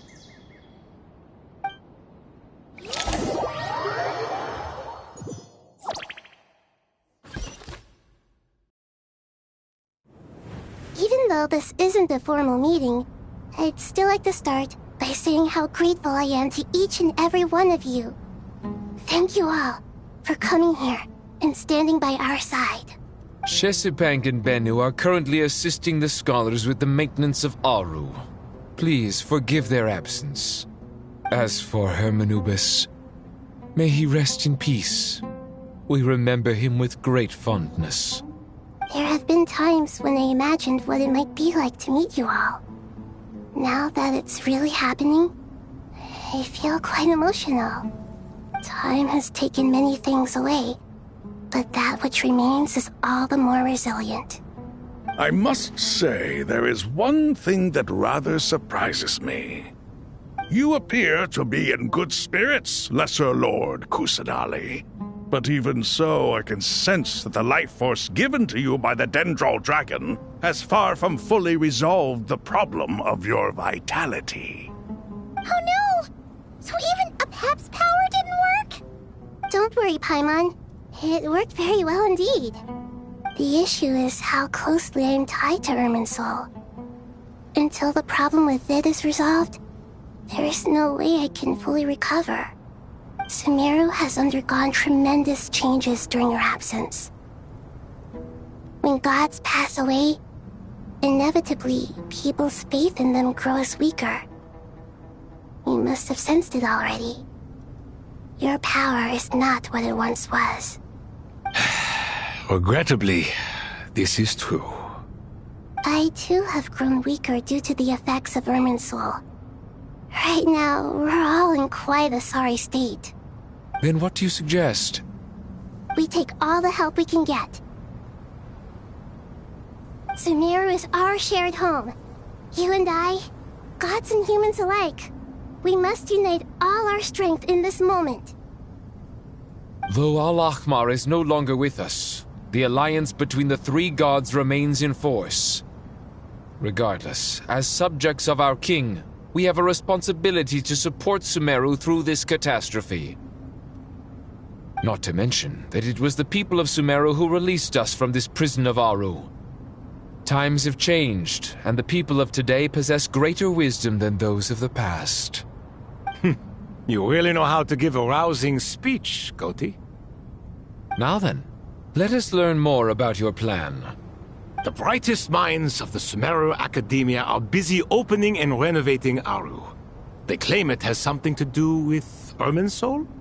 Correct. Irminsul has existed in Teyvat since the very beginning. But during the Age of the Dragons, it did not possess the significance it holds today. After the heavenly principles arrived, the power of the Light Realm was divided into elemental energy, and Irminsul was refashioned as a device that records and preserves all information. Since then, everything in this world has been inextricably linked to it. As the Dendro Archon, I have a duty to protect Irminsul. To Sumeru, it is both a national treasure and undeniably a major threat. Teyvat has seen many upheavals in the last few years. The most recent of these was a major crisis in Notcry, which forced Sumeru to be even more vigilant than usual. I made sure to monitor all the pathways through which an outsider could potentially transmit themselves into Irminsul. But despite my efforts, a major problem still arose within. I still believe that someone has actively invaded Irminsul. But rather than taking any of the pathways I referred to, the intruder chose instead to utilize the most direct route, and the only one that cannot be protected against, by entering Irminsul through death. I see what you mean. You cannot simply stop all deceased souls from returning to the ley lines because of a potential invasion that could occur at any time. That's right. As important as it is to guard against external threats, I couldn't allow myself to stop the souls of the departed from finding peace. Please, understand how difficult this predicament was for the Dendro Archon. Defense has never been an easy task. After Irminsul was invaded, my authority was quickly restricted. Soon after that, the tree began denying access to any connections. I'm sure you feel responsible, but you are not to blame. No one can predict every possible disaster. There will always be trials and tribulations for the world to endure. But the people of Sumeru should not have to endure this. We must find a way to break through the lockdown and connect to Irminsul. And this is why you need Aru. Yes. The only thing in Sumeru capable of rivaling Irminsul in terms of overall function and performance is Al-Akhmar's legacy, Aru. All I managed to do before falling into a coma was make some minor adjustments to Irminsul. Using Aru is a last resort, and a move that comes with enormous risks. The Scholar's initial plan was to borrow Aru's power to reboot the Akasha, then use the Akasha to connect to Irminsul and investigate. Unfortunately, Irminsul has suffered far greater damage than they first thought, rendering that plan futile.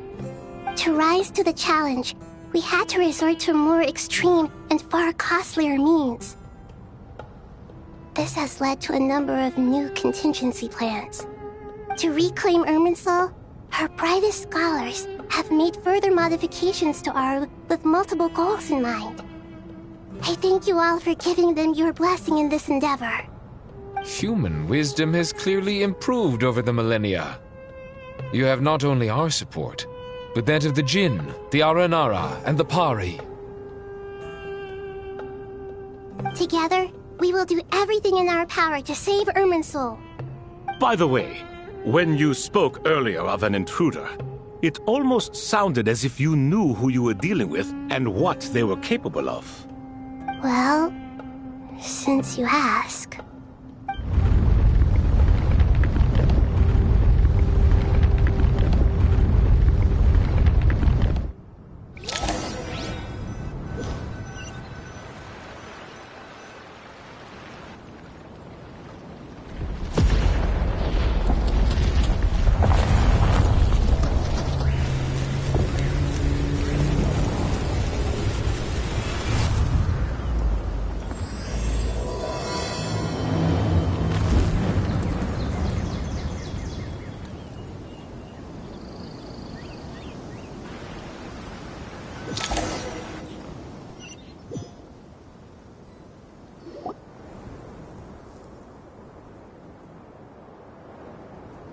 Mr. Tainari!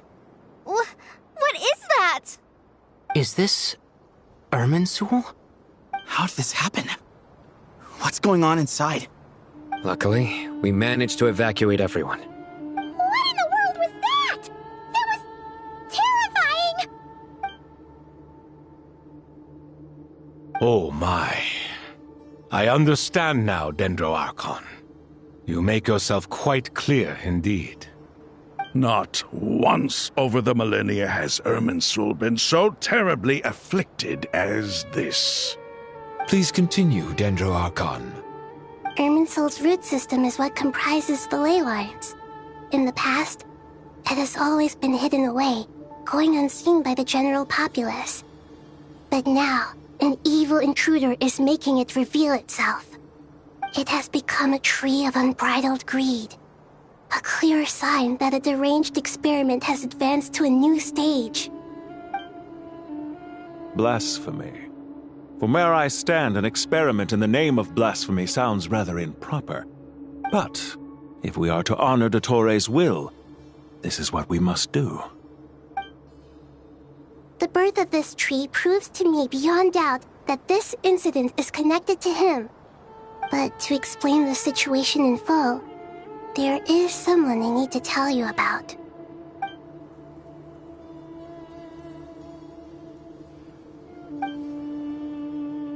Zandik. So it was him. I saw him in the desert once. A man of supreme arrogance. So this is where it has taken him. But didn't Dottore die and not cry? How is he still able to do all this? He must still have loyal followers amongst the Fatui. Even so, I'm still unclear as to how he has been able to wield such a profound influence over Irminsul. I can confirm that Fatui forces have arrived in Sumeru City. Furthermore, Irminsul seems to be undergoing some kind of mutation. Evil branches are beginning to grow. Things that do not belong to this world are slowly but surely materializing. Sorry, I couldn't think of any other word to describe it. They don't seem to be fully formed physical entities yet, after all, but they are gradually becoming real. A baleful tree climbing up into the heavens. Speaking of Dottore, I have some information on that front as well. I didn't think it was wise to state this out in the open. But my theory is, the mole wasn't cut off after he was caught. They wrote him off from the beginning. You mean, the Fatui never intended to follow through with him? Then why plant a mole at all?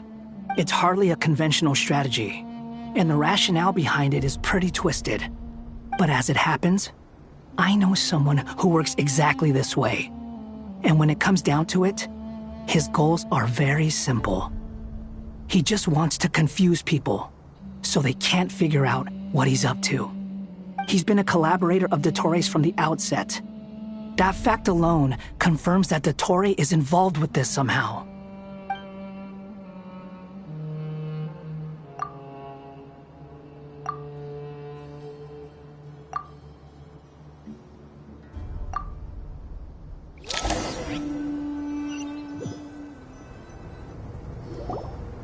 There is still much to be done. Everyone, please remember our core strategy. As per the discussions, the following groups must act immediately. Mr. Alhaitham and Mr. Kave, the next phase of the Aru renovation project must begin right away.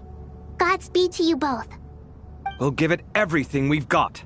The plan looks feasible, but the implementation will require certain resources. General Mahamatra Sino and his team will help to procure the materials required for modifying the terminal. No problem. I've already spoken with Sethos and Hat Guy, and they've agreed to assist me. This kind of thing is best left to the fleet-footed, right?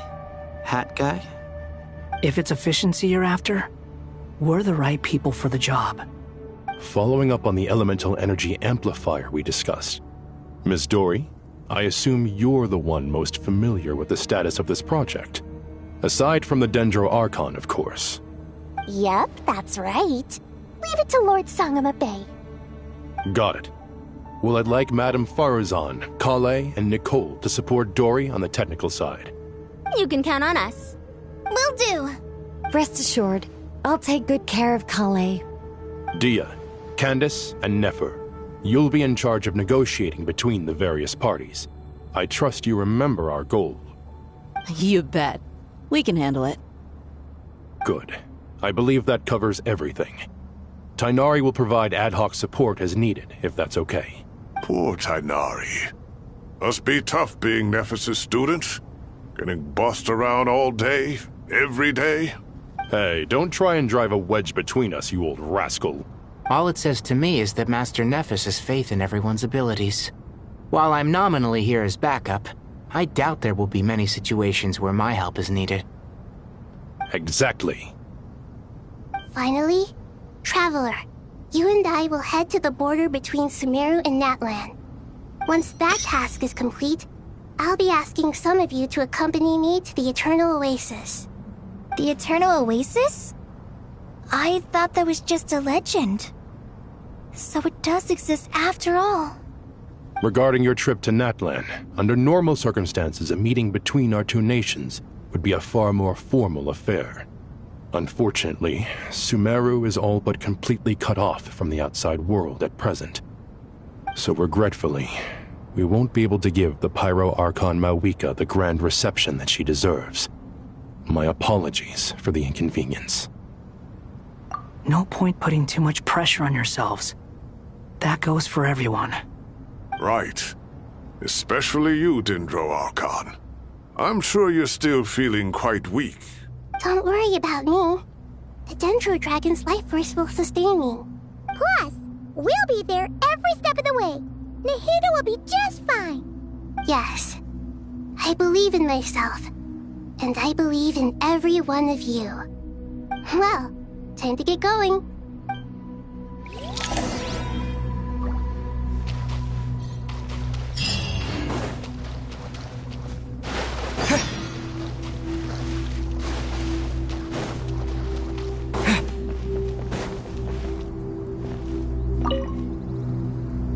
To what extent we can implement the final plan depends on how successfully the Akasha can be modified and configured.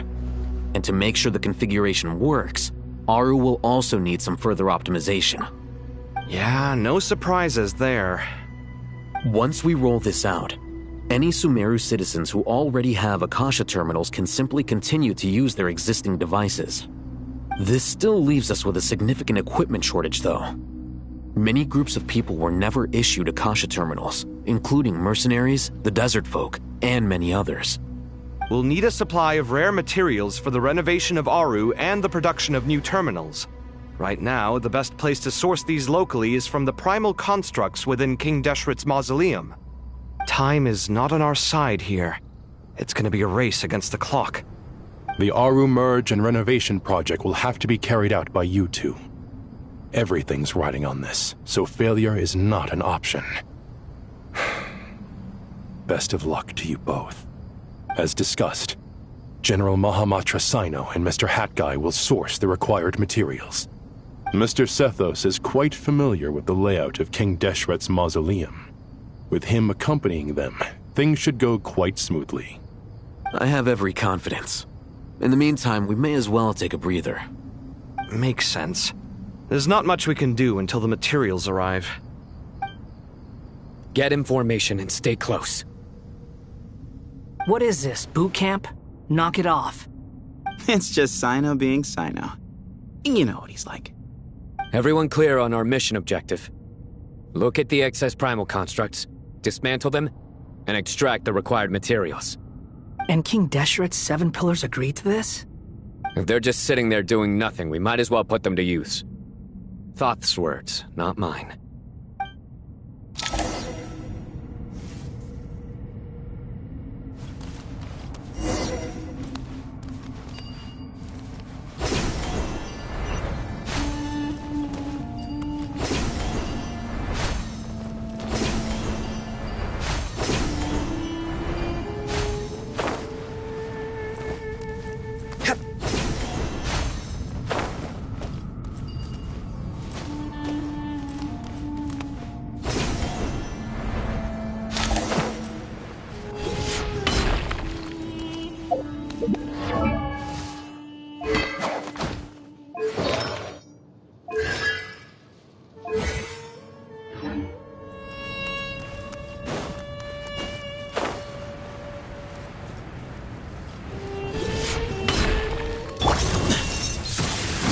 Allah Akbar! Through me, justice is served.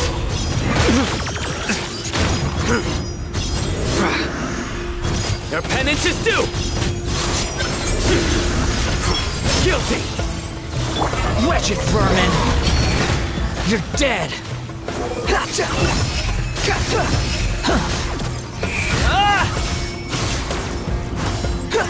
Excuse me? Futile! The wind rises.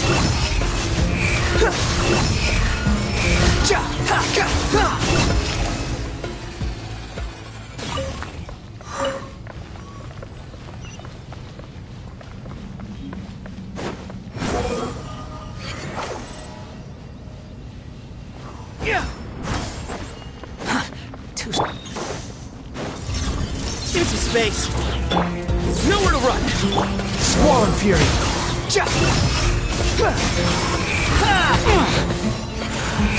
Bow your head. Excuse me? A sage's wisdom.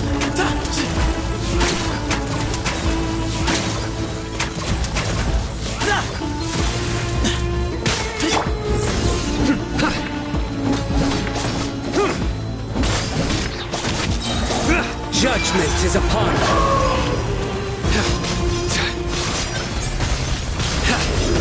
You stay condemned. Guilty. Your penance is due. Behold.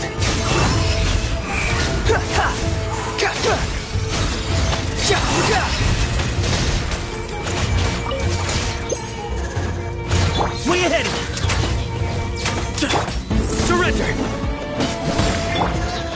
Swollen fury. Know your place. Excuse me? Move or be moved. These devices should still be usable even though they're broken down. Let's take them back for the others to review.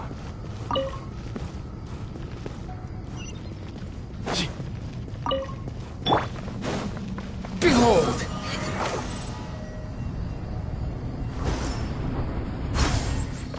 Quit following me.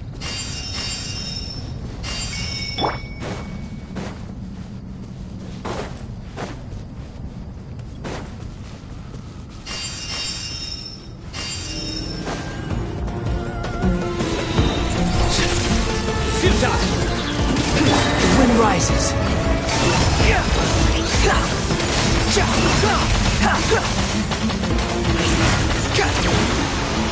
Where you headed? Your sins weigh upon your soul.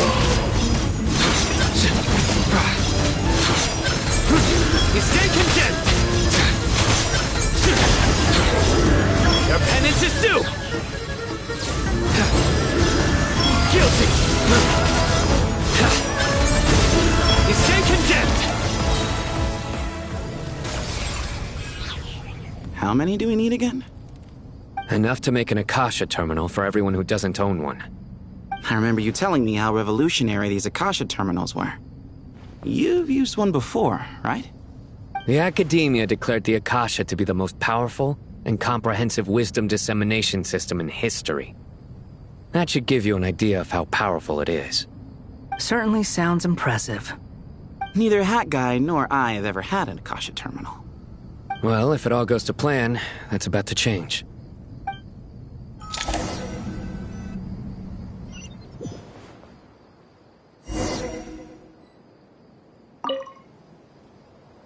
Oh, goody! Thank you so much for handling the delivery. What a long way it was. You've really outdone yourselves. I'm well aware what a bumpy, dangerous journey it must have been. Now, I would have loved to oversee the process myself, but of course, those of us who know the plan can't leave the mausoleum.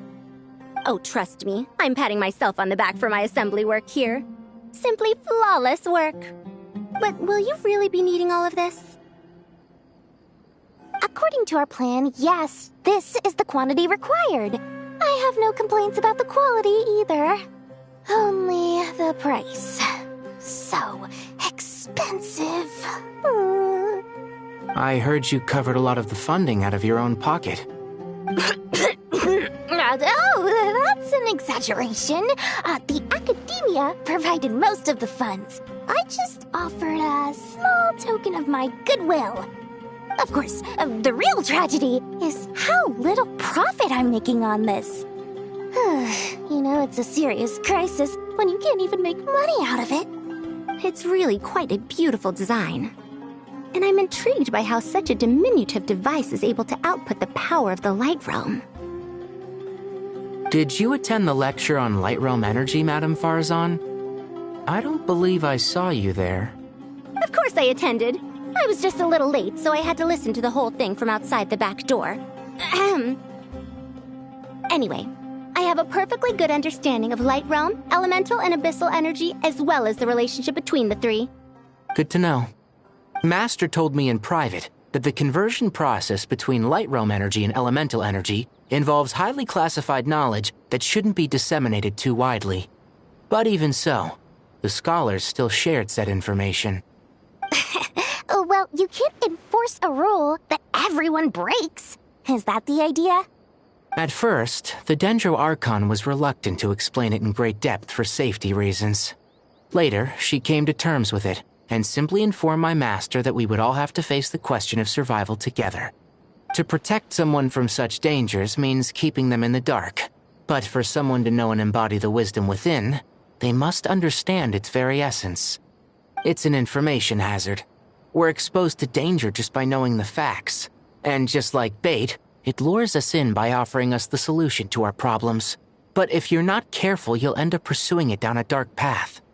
A tricky problem. But today, this big problem has been broken down into many smaller, more trivial ones. What do you mean? I get it. For instance, you and I share secret knowledge, while she and I take on the risks of life, death, and fate. Something like that? Hey, what? That is not what I call a trivial problem.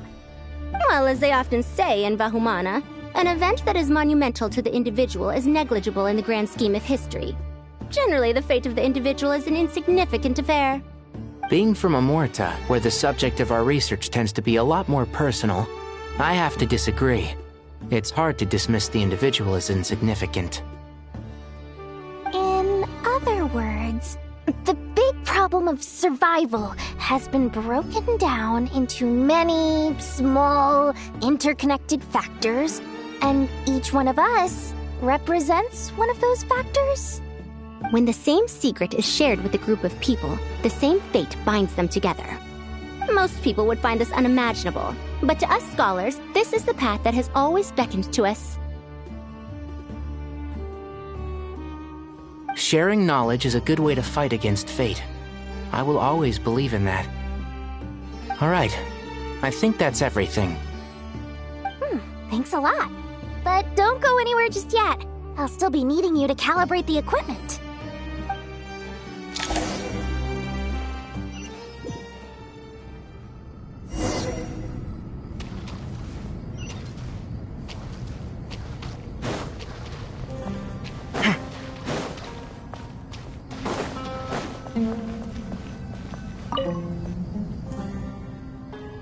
Okay, the materials are ready.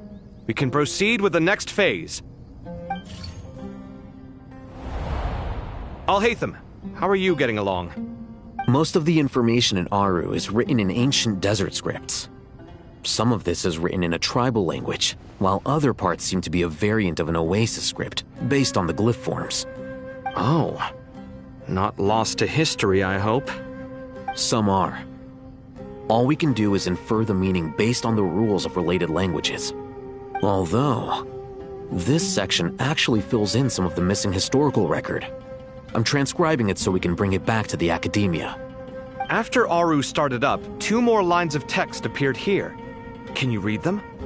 Humans may not read what is written by the gods, except by not reading. Victory should not be easy to attain, for it symbolizes divine wisdom. Knowledge must not waver, for it has external borders. Is this a clue to solving a puzzle? Or is it being symbolic? You can't read it unless you don't read it. Victory is wisdom. Knowledge is confined by borders. Wait, I think I've got it. It's a metaphor, isn't it? It's talking about...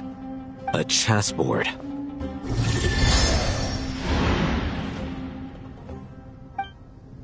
You were right.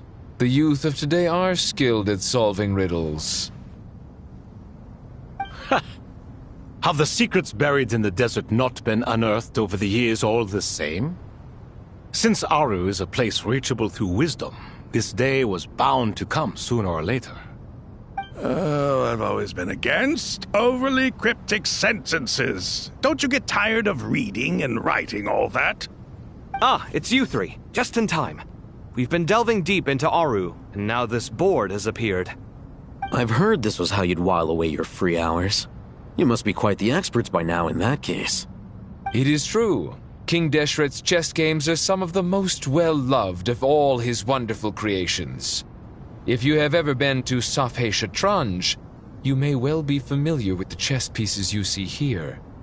Is this chessboard supposed to be another visualization of the interior of Aru, then? Naturally. Visitors, everything is ready. Only by completing the challenge on the board in accordance with the rules will you be permitted to overwrite Aru. 1 second. It's not dangerous, is it? Dangerous? Why, yes, of course. I should be the one to go, then. Wait for me here. Sounds like the self-confidence of our present company has rubbed off on you. Don't be ridiculous. I'm your upperclassman, and that means I have to look out for you. I appreciate the sentiment, but a game of chess typically requires 2 players.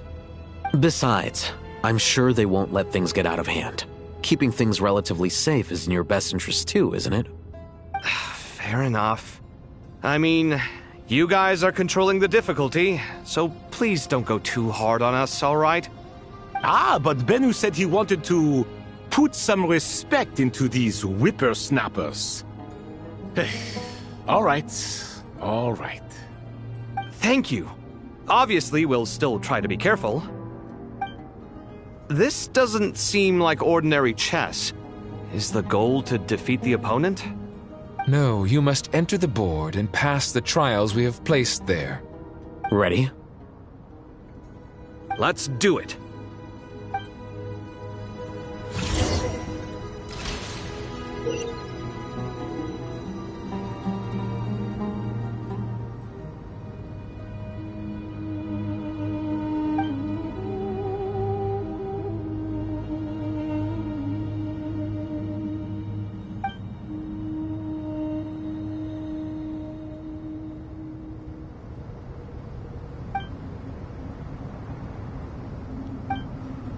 The first trial is posed by me.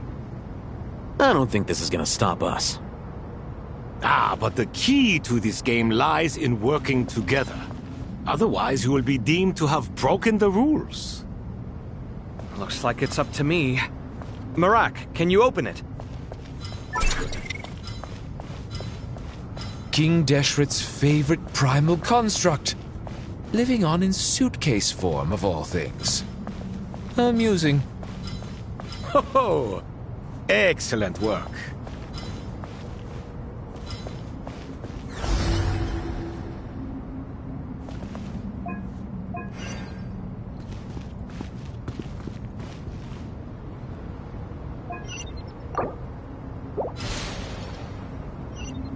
The first trial is posed by me.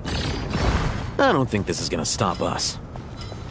Ah, but the key to this game lies in working together. Otherwise, you will be deemed to have broken the rules. Looks like it's up to me. Marak, can you open it?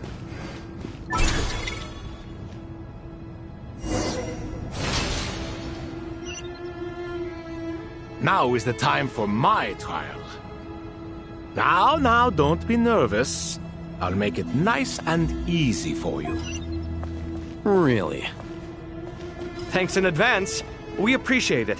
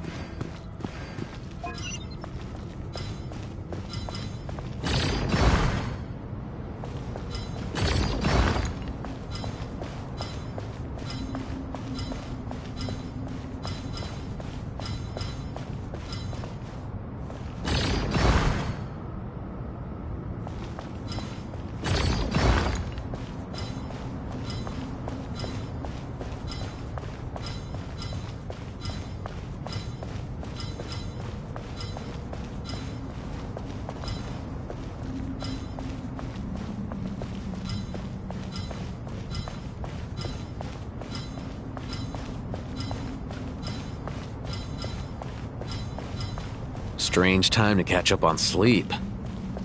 I'm not sleeping, I'm thinking!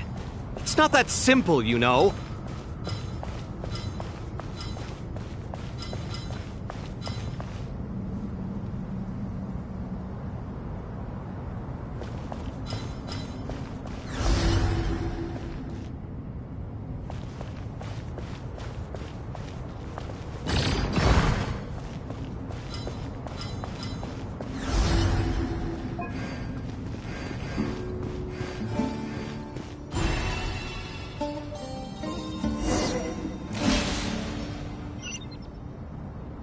Ibis King, don't you think this all rather inappropriate? You may as well be handing them victory on a silver platter. Do not expect me to follow your lead. Ha! Suit yourself.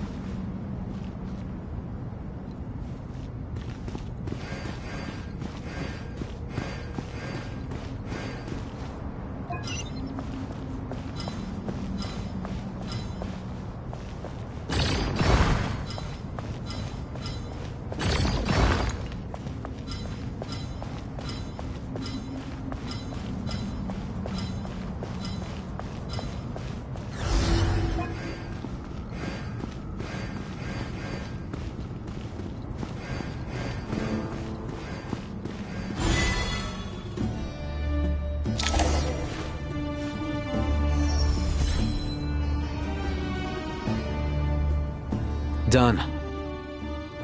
Finally. It's over. But seriously, that was incredible. Standing on the chessboard felt completely different from standing on solid ground. And also... Oh, sorry. I'll save my thoughts for later. Thanks to the three of you for helping us out with this. Is it just me, or were you giving us quite a lot of guidance along the way?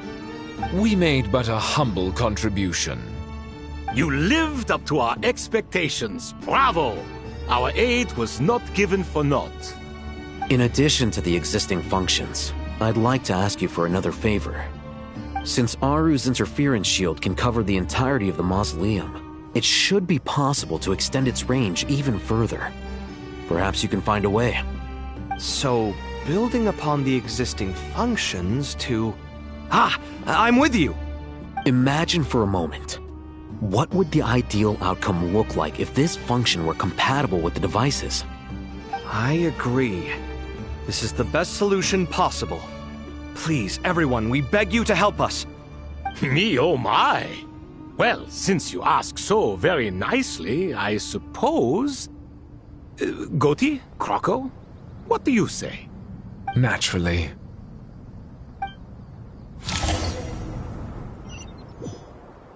Time to go! Let's go find Nahida!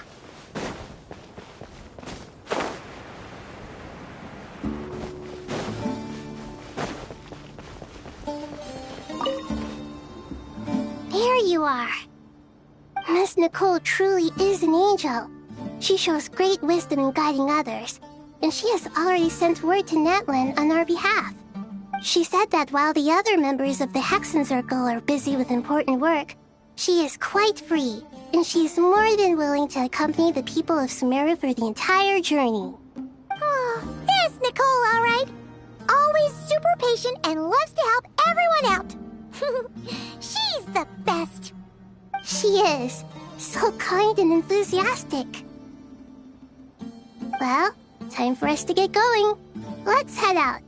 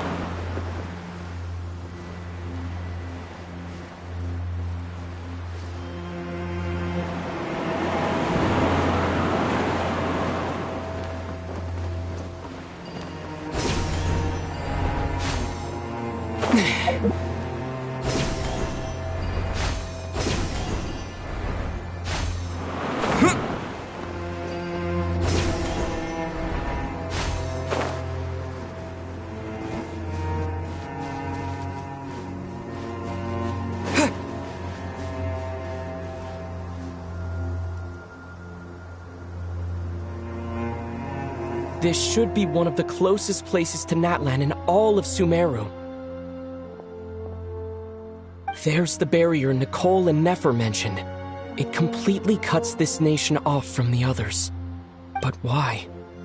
Why separate you from the rest of the world now, specifically? And if I'm not mistaken, Irminsul was polluted once before, wasn't it?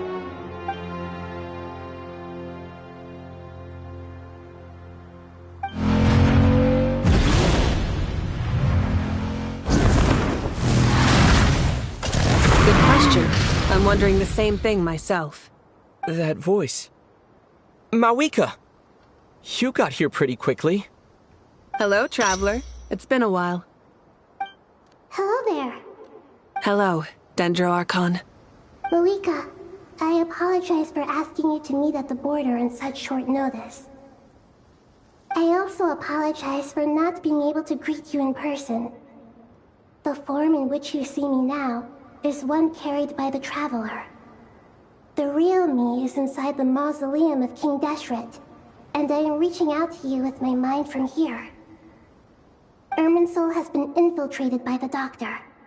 We must be on our guard, as he can spy on information in the world from within the tree.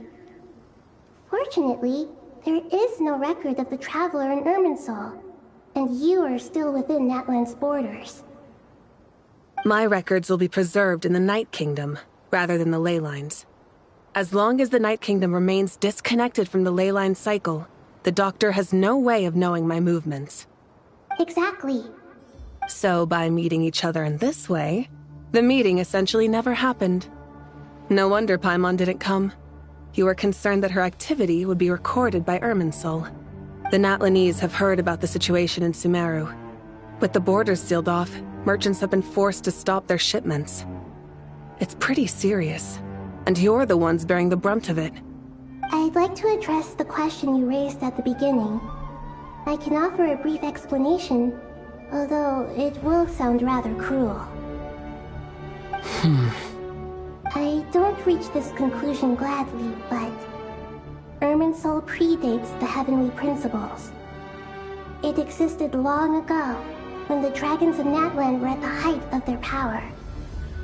So even when the people of Sumeru became ill because of pollution, it was not a critical issue from the perspective of Irminsul itself. As long as it continues to function normally, the barrier will not be activated. But this time, the Doctor's invasion has directly affected the tree. That is what caused the barrier to deploy. The Heavenly Principles established a rule that when Irminsul is plunged into grave danger, a portion of power will be reserved to isolate Sumeru. That way, even if Sumeru is destroyed, the outside world at least has some time to catch its breath. We'd certainly need it. The Heavenly Principles created almost everything that exists in Teyvat today. To them, preserving the existence of the world and its inhabitants takes priority over protecting Sumeru. Meaning, protecting Sumeru falls to you. Yes. My own power may be limited, especially compared to yours. But that doesn't mean that we're just gonna sit around and wait for the end. If necessary, I will utilize any and every means at my disposal. Nicole of the Hexen Circle didn't say exactly what this meeting was about. But after hearing everything you've said so far, I think I can guess where this is going. That's right. Nahida and I discussed it at length. We both know how presumptuous this is, but... You need the Pyronosis, don't you? Yes, you guessed correctly.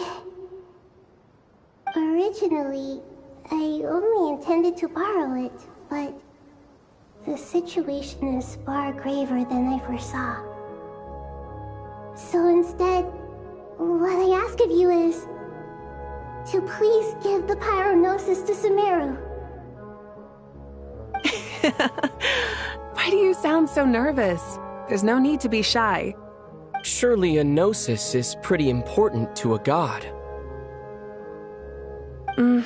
I guess, but it's not as if losing it would suddenly render us powerless.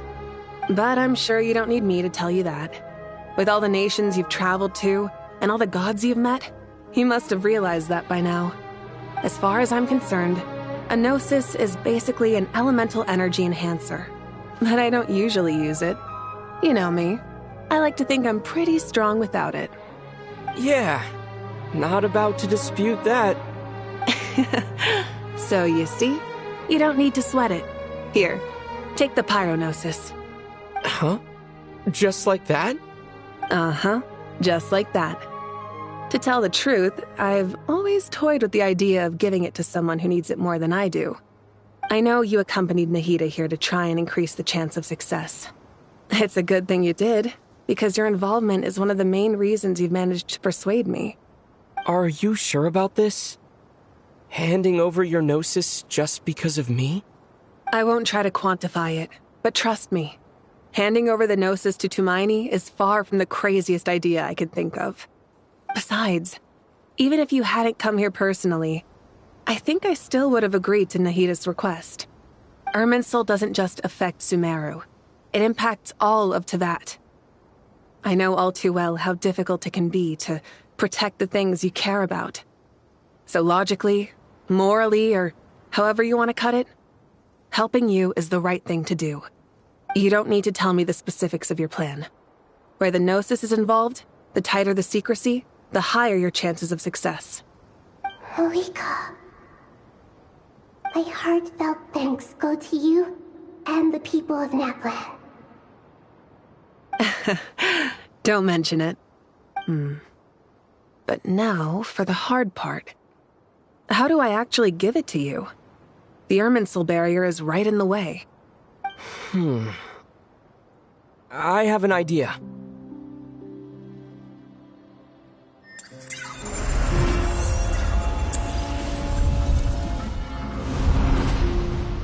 Just as I thought.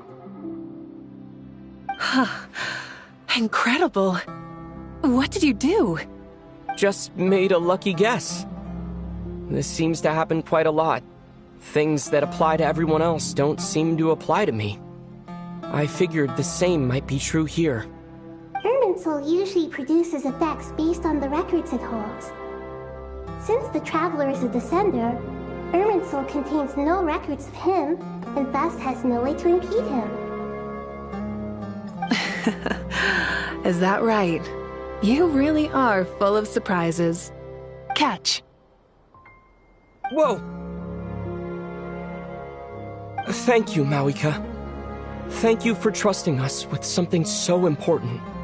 All right. No need to get so formal. It's not like we're strangers.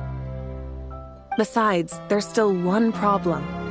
You might be able to pass through the barrier, but I don't know about the Gnosis. Any other surprises for us, Traveler? Let me try something. I have the Pyronosis in my hand.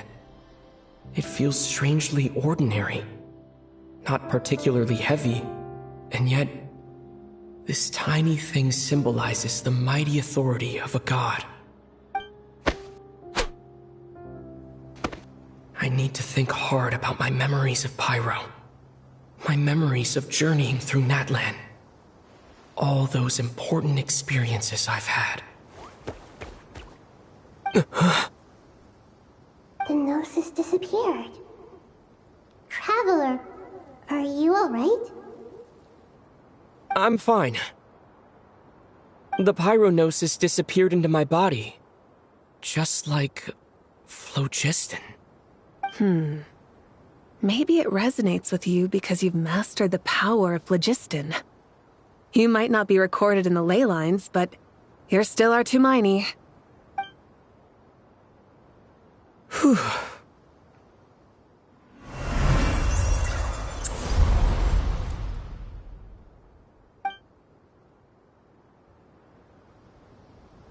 Please allow me to express my gratitude once again, Malika. Pleasure. Well, I've given you all the help I can. The rest is up to you. Good luck. We won't let you down. Yeah. We aren't about to lose.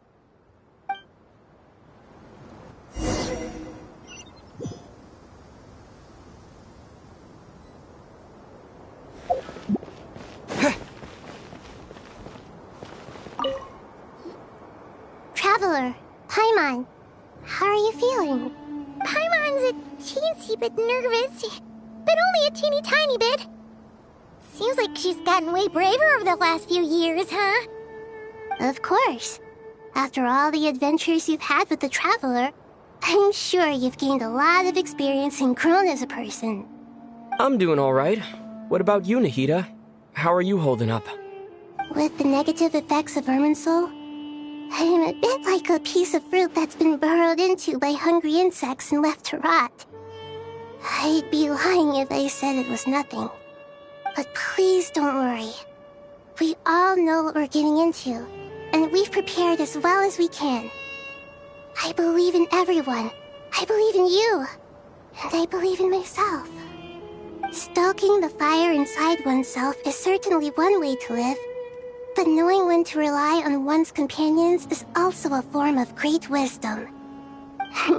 I've been quietly learning little things from everyone, like plucking tufts of fur from a sumpter beast. Me too.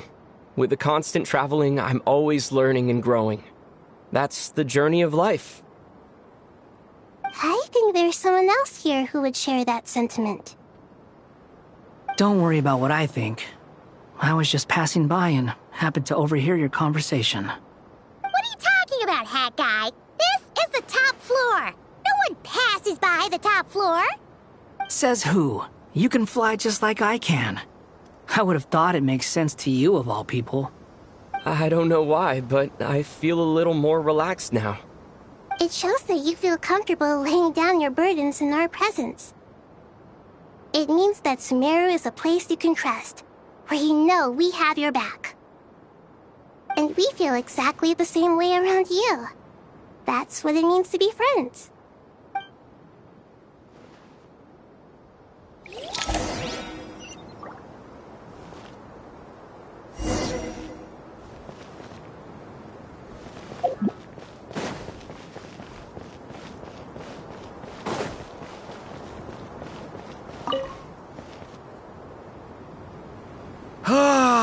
It's finally done.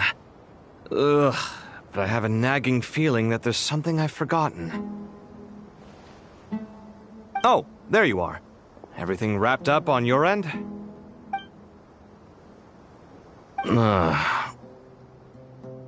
Okay, fair enough. That was a pointless question. We were working in tandem, after all. You must really be exhausted. Well, it's been a busy day for both of us. When work ends, you clock out. No looking back. Yeah, we're definitely due a break. Probably a little late to start drinking now, though. I'll stick with water.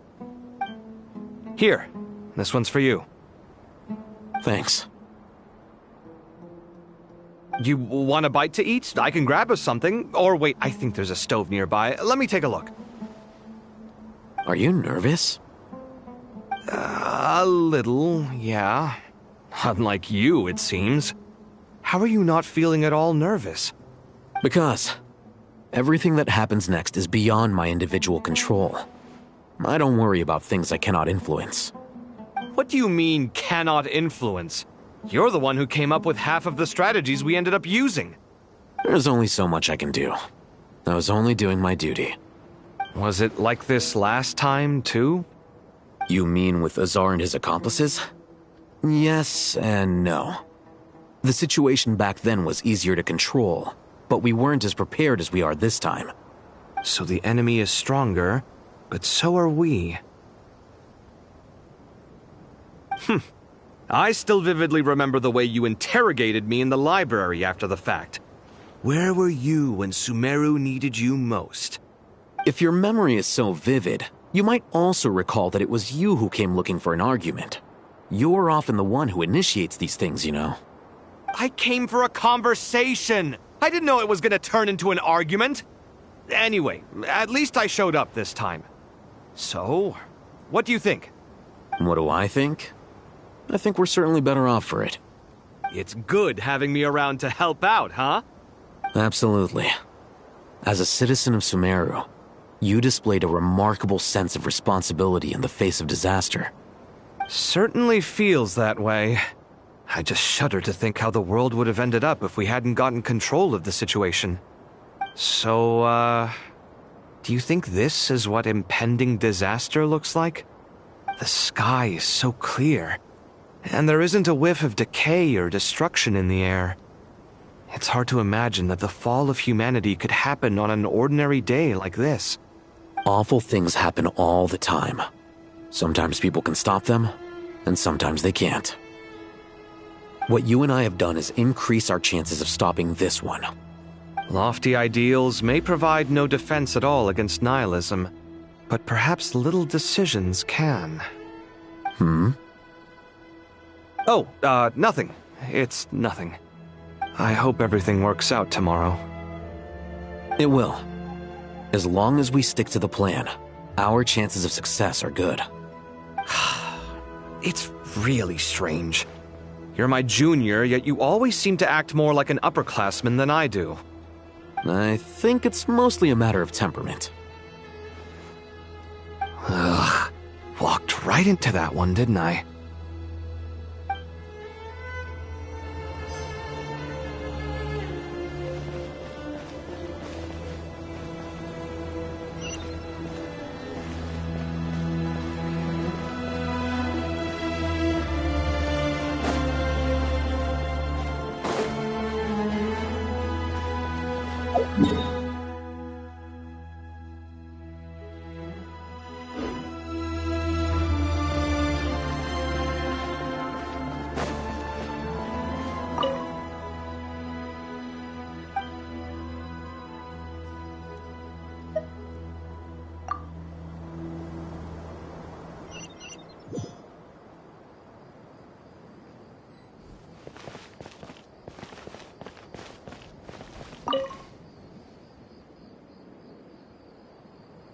We'll make our move after sunrise tomorrow.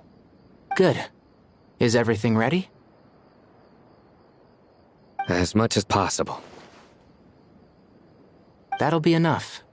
Don't let the pressure get to you. We'll take things one step at a time. That's how we've always done it. Master Tainari! Mr. Saito!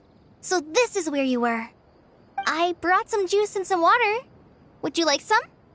I know how easily you get dehydrated in the desert, so you should definitely have some water. In which case, I'll have the juice. I gotta ask, though. Who's on juice-making duty at a time like this? Madame Farazan said she was feeling a little nervous, so I told her about the automatic juicer my friend invented. She took it right off me and started making carton after carton of juice. A juicer? Did Sucrose send that to you? Yeah.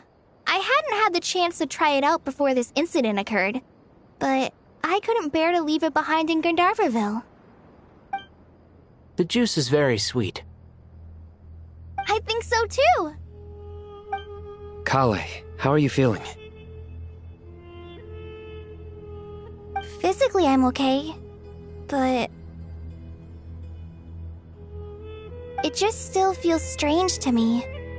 Why would a great power like this come to someone like me? I know the feeling well. That same question ran through my mind every day as a kid. At least now, you have someone who can relate to you. All the more reason that you should apply for Spontamod. Tighnari fiercely opposes the idea, though. Those two things are completely unrelated.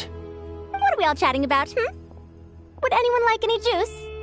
Oh, you have some already. I had some earlier, ma'am. Maybe give the extra to someone else? Very well, very well. I shall be off then. There's this enormous power, and then there's little old you. You feel like there's no connection between the two. And that sense of dissonance is difficult to get used to. Yeah. But after all this time, I can't believe this stuff still gets to me sometimes. Makes me feel a little childish. Kale, just because we normally keep the conversation light doesn't mean we can't discuss deeper issues. I don't think it's childish at all. You were the victim of a terrible crime. It's normal to struggle with the fallout from it. You have absolutely nothing to be ashamed of. My professor once told me that no incident can be considered truly resolved until the victim says it's over. Your rage and your pain are completely justified. Thanks. Miss Nicole said that the same god remains which were once used to inflict so much pain upon me have now become a weapon with which I can protect everyone. It's like my own personal kind of evolution. Every innocent person who's been hurt needs time to realize that it wasn't their fault. I was the same. But it's all about to be over. Tomorrow, it ends for good. I don't know if you've noticed, but you rarely stumble over your words anymore, and your outlook has become much more positive. It's a big change from how you used to be. And since this isn't over, you can settle the matter on your own terms. It's time you seized back control. I believe in you. Yeah. Sumeru is my home. And it's so important to me. I have to protect it. No. I will protect it. And once you're done, how about you come back and apply for Spontamod? Stop it with the sales pitch, would you?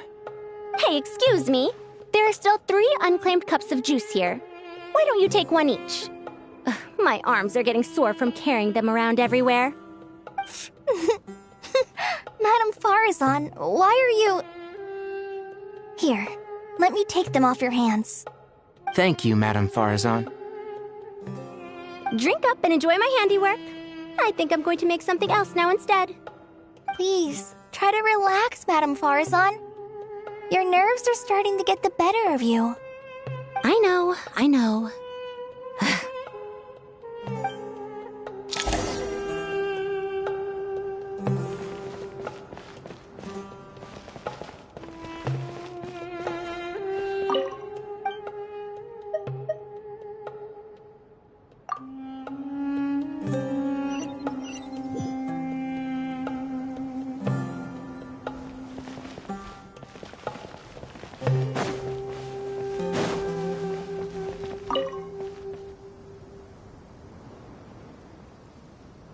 Something on your mind, Miss Nefer? Nothing in particular. It's just... right now, the future feels strange and unfamiliar. But the future has not yet arrived. How can you say how it feels? Some people know that there's an impending disaster. Others remain blissfully unaware. Each group is imagining an entirely different future while walking towards the same one. But when they get there, they'll still find they feel differently about it. People are shaped by their circumstances. Different circumstances create people with different perspectives. I've always found the perspective of the Vahumana Darshan to be a particularly incisive one. Even at the height of the crisis in Nodcry, people held diverging opinions. But things are different this time. Indeed. Regardless of faith, gender, wealth, skin color, or eye color, everyone in Sumeru knows what will happen tomorrow. The world has never been an especially fair place. Yet now, against all odds, a moment of unprecedented unity and equality is about to take place. It's fascinating. If only my father could have lived to see this era. Era. To me, that term represents a much greater span of time. It can be an unsettling word. I would even say I'm afraid of it. Do angels even feel fear? Yes, at least I do. I fear the gap that grows wider with each passing day, and the never-ending flow of time. Time renders all memories insignificant, and reduces all splendor to nothing. But those memories are the one thing I do not want to lose. You're very human in that regard. If angels draw too close to humanity, our wings burn away in the bright flame of awareness, and we fall to the earth. After spending so long among humans, I have lost much of my former glory. Maybe that's a good thing. You're more human than some humans are. I've been talking to Kale a lot in recent days. We seem to be in completely opposite situations. I suppose that makes us good case studies for comparison. Case studies for who? Myself, I suppose. After comparing the two of us, I suddenly discovered that I desired more than before. It was a gentle, pleasant sensation. Just as most people pursue glory and miracles, I too am pursuing miracles of my own. Guiding humans to make the miracles in their hearts a reality. That is my miracle. It doesn't sound so bad, does it?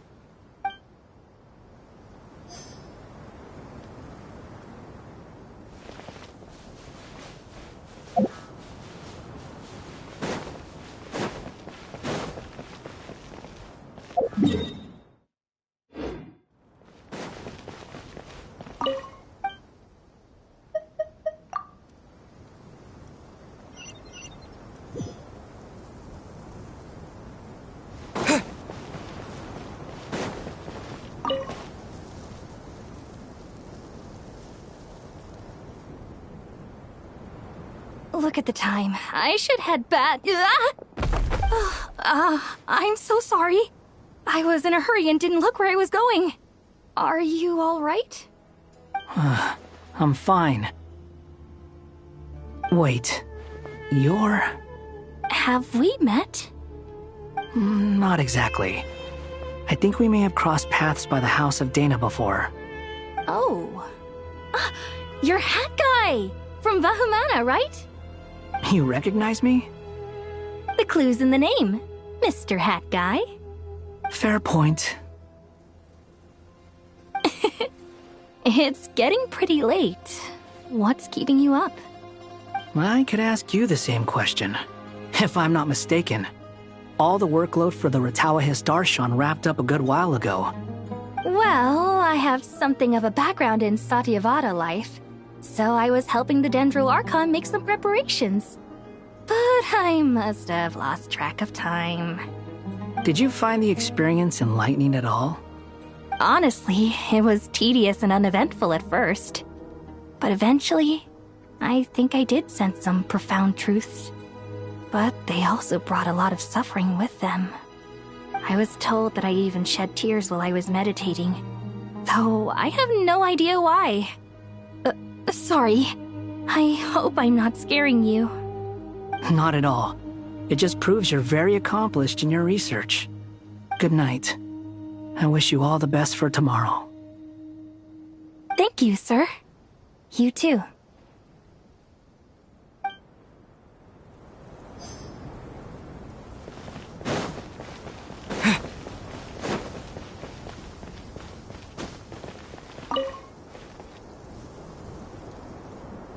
Too bad we've got a fight tomorrow. I could really do with a stiff drink. Let us pray instead. Prayer. How nostalgic. Lord Sangama Bay. Came to get some fresh air too, did ya? That's right. Actually, I was hoping I might run into you, Dia. I wanted to let you know that I've stocked up on that perfume you said you were so fond of. No, really? I'll take 2. Any chance of a friends and family discount? I knew you'd ask that. And I'm afraid to say that... Surprise! It's free of charge. That's very generous of you, Lord Sangama Bay. Does this mean you've made a fortune in Notcry? Nope. Turns out, it's not that easy to turn a profit there. I even ran some assorted losses. But anyway, that has nothing to do with why I wanted to give you and Dia a small gift. Remember that merchant caravan you two rescued in the desert last month? That was transporting my goods! No way! I had no idea that was your shipment. Explains the, eclectic mix of goods, though. Lord Sangama Bay's investment in the desert and generous stockpiling of goods has helped many people over the years. The shelters you funded especially have made life a little easier for the children and the elderly. Wait, how did you know about that? Oh, I see. Nefer told you, didn't she? That pesky lady. Aren't intel brokers at least supposed to charge for divulging people's secrets? She and Candace go way back. It's normal for close friends to share things you wouldn't tell to everyone else. Sure, but why did they have to be things about me? That's how Nefer shows that she cares. She wishes for all of us to know what a generous person you truly are. It must be hard trying to make a living far away from home. Just because we can tell what kind of person you are doesn't mean everyone else can. Well, maybe her intentions were partly good, but I don't think that's the full story. I'm sure she enjoyed knowing how much it would annoy me. I'm telling you, Nefer's got a mean streak. Definitely with you on that. Does praying help you stay calm? Defending one's home is a just cause. My heart is filled with a mix of anger and hope. Anger. You know, being able to get angry is a good thing. It shows that you're in touch with the real world, and that you have the passion to pursue something you believe in. Oh, my lady? What are you doing out here? Just taking a walk to clear my head. And look where I ended up. Were you praying just now? Yes, Miss Dunyarzad. Would you like to join us?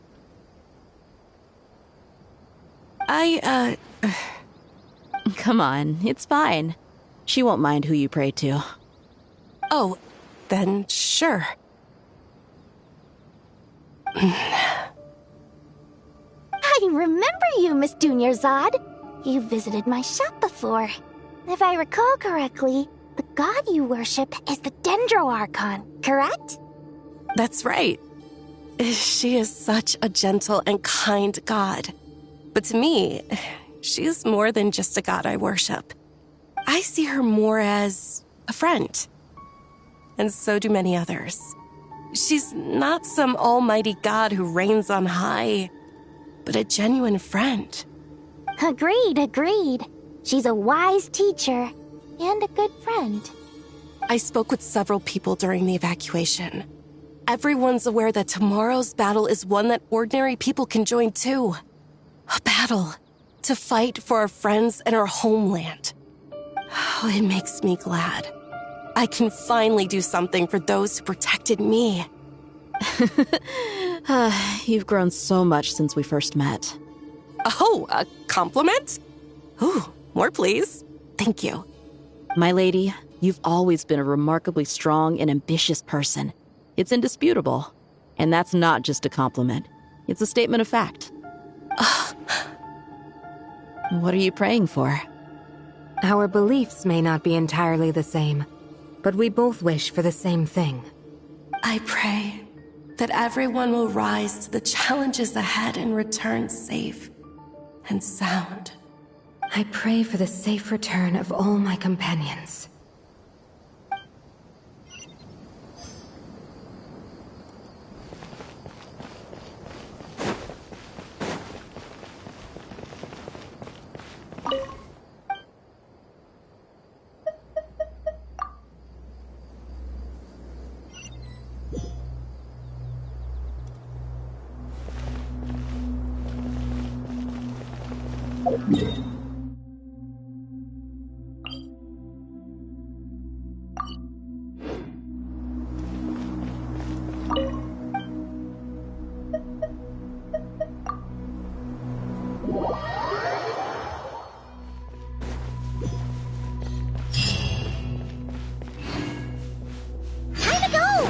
Let's meet the others at the mausoleum of King Deshret.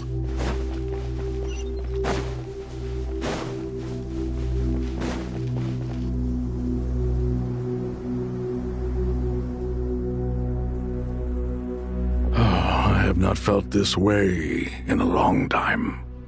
Standing up high, gazing out at the rolling dunes. One cannot know what freedom truly means without first losing it. The golden slumber truly lives up to its name as a dreamland. Though desert sands exist there too, no mirage, no matter how glorious, can compare to true beauty. Dendro Archon, what is on your mind? I was wondering whose counsel I should seek on the questions in my heart. What kind of questions? So many. More than can be put into words. As I once said to a friend, we look, we see, and we comprehend. But the question still troubles us. What are the many disasters that this world faces, but the sum of all irresolvable questions? The biggest question you should be asking is how to seize victory. Yes. Although, I would express it differently. I must not fail. And so the question I am most curious about now is whether the path to victory will be an arduous one. What we declare to be a young sapling, we may, in fact, find to be a towering tree, if we would only cast aside our ignorance and look beyond the veil of time to see her true form. Nahida! We're here! Just in time. My preparations are almost complete. Ready when you are. We're here too. Miss Nicole! Miss Nicole! You run so fast! I thought I'd get a lot of exercise as a forest ranger, but I can barely keep up with you. Sorry, I got a little carried away. Lesser Lord Kusanali, the equipment is ready, and the modifications to Aru are all complete. As discussed during our meeting, accessing Irminsul via the Akasha is no longer feasible at this stage. There are other options, it's just they're a little more extreme and more technologically demanding to implement. Maybe you should take it from here. The architecture and functionality of the Akasha terminals overlap considerably with Aru. There is reasonable evidence to suggest that one was developed based on the other, or that they both utilize technology of the same origin. As long as the transplant and merge operation succeeds, Aru should theoretically work on a scale greater than the Akasha and approximately equal to Irminsul. it will become the largest active computing device in all of Teyvat. A system this powerful is capable of a lot of different things. In the past, the Akasha was primarily used for one-way information transmission, but I suspect it could also serve as a central bridging hub. In the pursuit of greater knowledge, some scholars have attempted to connect their consciousness to Irminsul through the use of terminals, incense, and meditation. Correct. In academic language, scholars who reach that stage are said to have entered Satyavada life. Hypatia has performed this practice many times in the past, and she was once under my care for a period of time. Right. And this at least proves that there is a zone within Irminsul that can be connected to. That's right. Providing wisdom to the people is one of the very reasons for Irminsul's existence. I think I understand where you're going. Please, continue. In that case, I'll skip to the conclusion then. We need to further modify Aru, merge it with the Akasha, manufacture terminals, and distribute them to every single person we can reach. Every person? Even the desert folk? Yes, everyone. I've already calculated the amount of raw materials we need. So you mean we're going to get new Akasha terminals? Yes, but this time the people of Sumeru won't be using them to acquire knowledge, just to connect to Irminsul. That's the key. When we evacuated the city, we brought all the important assets from the House of Dana, in case we ended up needing them. Fortunately, this included the Akasha system's main terminal. We've checked all the relevant records, and one thing is certain. Nothing like this has ever been done on this scale before, so... Everyone in Sumeru is part of the plan. Whoever controls the people controls the situation. Since this function of Irminsul was introduced, it has only ever been made available to scholars, who don't constitute a particularly large group of people. But by expanding the scale to include all the people of Sumeru, all the individual connections will stack up to create a significant load on the system. Under normal circumstances, Irminsul would be able to cope with the additional load. But with it already being under strain from other activities, its remaining capacity is limited. Thus, it might be possible to shut it down completely by overloading it.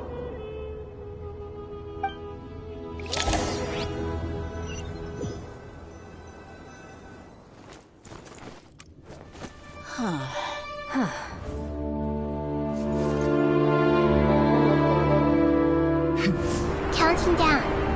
3, 2, 1. Are you ready? Ready!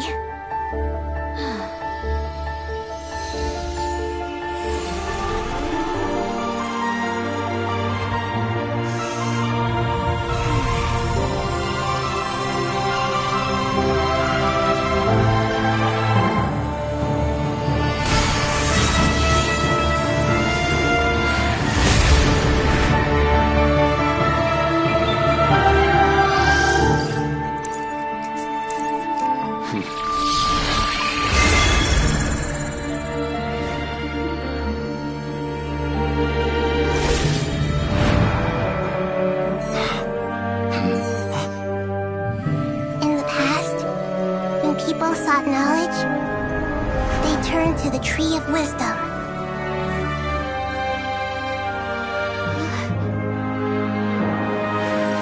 Today, we use it to save Sumeru and the whole world. These boughs that nurtured learning must not become tools for destroying the world.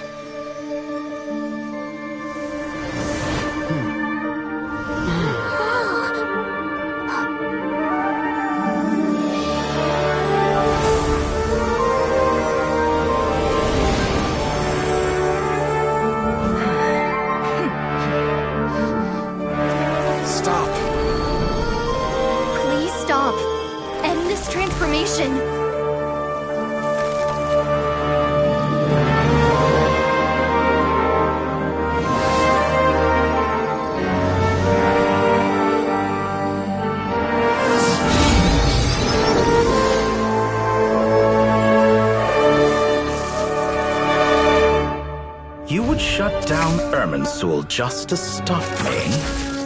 You fools. I have all the time in the world.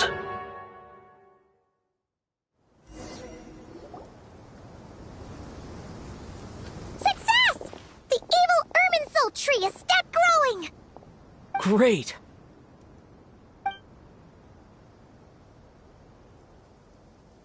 What a display of true courage!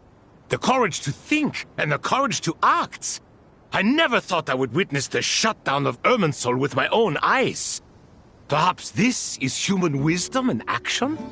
Indeed, only humans could do such a thing. Gods are few and far between. What was once created for spreading knowledge is now used for another purpose. A rather ingenious plan. I am grateful to you three for your help. Only thanks to you were we able to extend Aru's interference capabilities to cover all terminals. Now, nobody who wears a terminal will have their activity accurately tracked by Irminsul. No matter how many eyes Dottore possesses, he will not be able to see us clearly. Now for the next step. I will need the help of your supreme powers once again. How might we be of service, Lord of Dendro? I need to reach the Eternal Oasis immediately. Right now?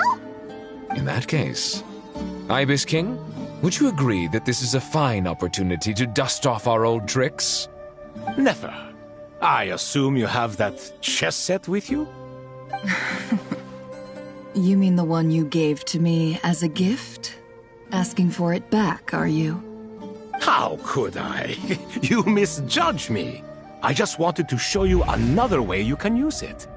Connect to Safei Shatranj.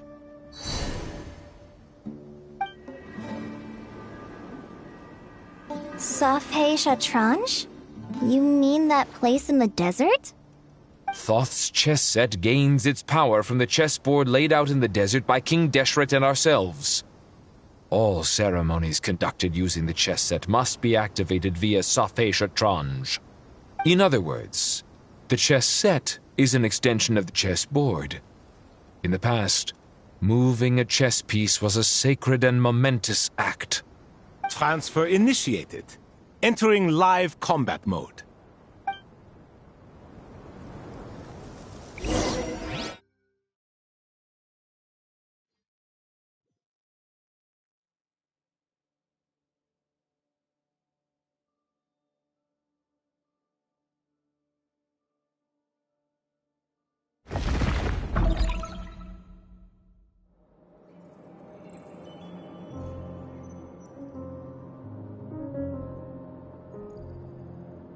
We haven't heard a single word from our spy in the desert. I'm afraid he might have been captured. Never mind. But we spent years turning him. And a lot of Mora. Nothing comes for free in this world, but the loss is not without its purpose. For a small price, we have wasted a precious amount of the limited time they have. Quite a bargain, if you ask me.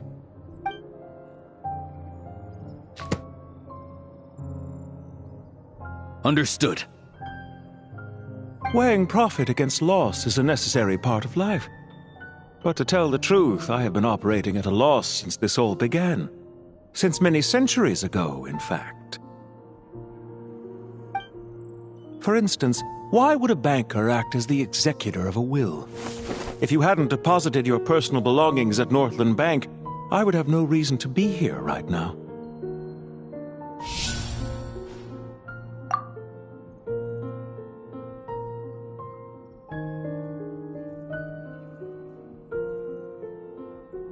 Dottore, I've placed your final data backup into the ley lines as per our contract. I trust we are now square for the safe deposit fees you paid. Is it not a little petty to split hairs like this, given our amicable relationship? I consider sound bookkeeping a matter of principle.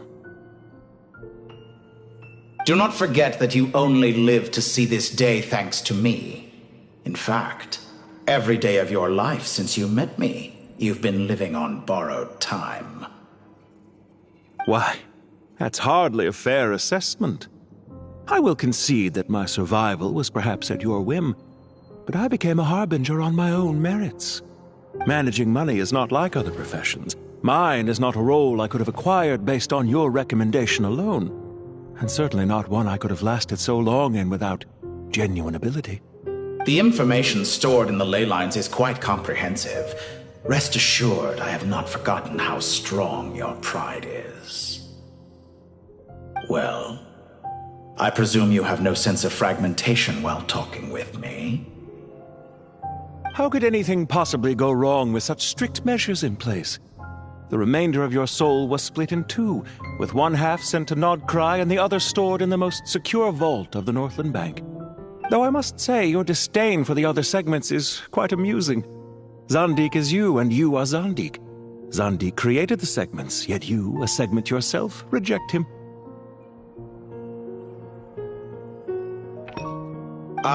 That is, Zandik, created segments of various ages in his later years. To achieve this, he had to freeze time and part with a portion of his soul. But as constructive as it sounds, it erases my uniqueness. If each segment is equally me, then by the same token, none of them are truly me. A soul living forever in the past inevitably holds different views than he did in his later years. The same thing that completes me also restricts me. You too might ask yourself which stage of your life you want to be preserved at. The day your business failed? Or the day you were framed by a gang and sold off to a medical lab as a test subject? We needn't dredge up the past. This undesirable plan was eventually scrapped. Lesser Lord Kusanali was quite right. I needed an opportunity to eliminate myself. And after that, I concluded that there was no more effective plan than directly splitting the soul. Once the soul is transferred out, you will find that creating a physical body is far simpler than creating a puppet. The other half of your soul suffered a crushing defeat in Nodcry, you know. And yet in the process, I obtained the information I always wanted, did I not? Because now we finally know where the best testing ground truly lies. I once thought your ultimate goal was to ascend to godhood. But as it turns out, that was merely one of your experiments. Experiments take many forms. Most people are too eager for success, too fixated on the end goal. They forget that the experimental process itself is just as important. A suspiciously vacant seat, a new face. I trust you can put two and two together. The reason it doesn't exist is because someone tampered with the record. What can I say? After all your efforts, you really did uncover the world's secrets. So, is the new world you promised a lie? No, it never was. I am glad to be able to control Irmin's soul from within. Now I shall attempt to create a new world inside the existing one. Almost everyone faces the prospect of death, but not a single person has ever been able to experiment unrestrained in the afterlife through sheer force of will. I am the only one to have overcome this enormous challenge. Would I not be letting the world down if I didn't make the most of the opportunity to experiment? Clearly, the dividing of your soul did not affect the magnitude of your ego. Out of all the versions of you that have ever existed, this you is the most insane and the most radical. Is that why you chose to work with me? Which was it then? My insanity? Or my radicalism? Could I call myself a venture capitalist without a suitably ambitious plan to invest in? Yours happened to fit the bill quite perfectly. Well then, I must say, while I am surprised enough that you showed up at all, what surprises me more is that you chose to present yourself as my former subordinate, and not as the banker Pantalone. Why make things harder than they need to be? Exposing my true identity in a situation like this would only serve to destroy diplomatic relations between Snezhnaya and Sumeru. I daren't imagine the consequences. Showing up in the name of the original antagonist gives you the recognition you rightly deserve, while also being sensitive to Snezhnaya's predicament. It was an easy win. As for why I'm here, if you're suggesting that your credit is in the negative, I won't argue with that. Many people say that about you. I'd argue that a significant factor in your willingness to cooperate is the fact that you have but a few years of life left after my death. Living and dying together has a way of binding two parties together rather closely. Is it not true that a relationship should be judged by both the positive and negative returns it yields? So some of what I said actually made it into your head after all.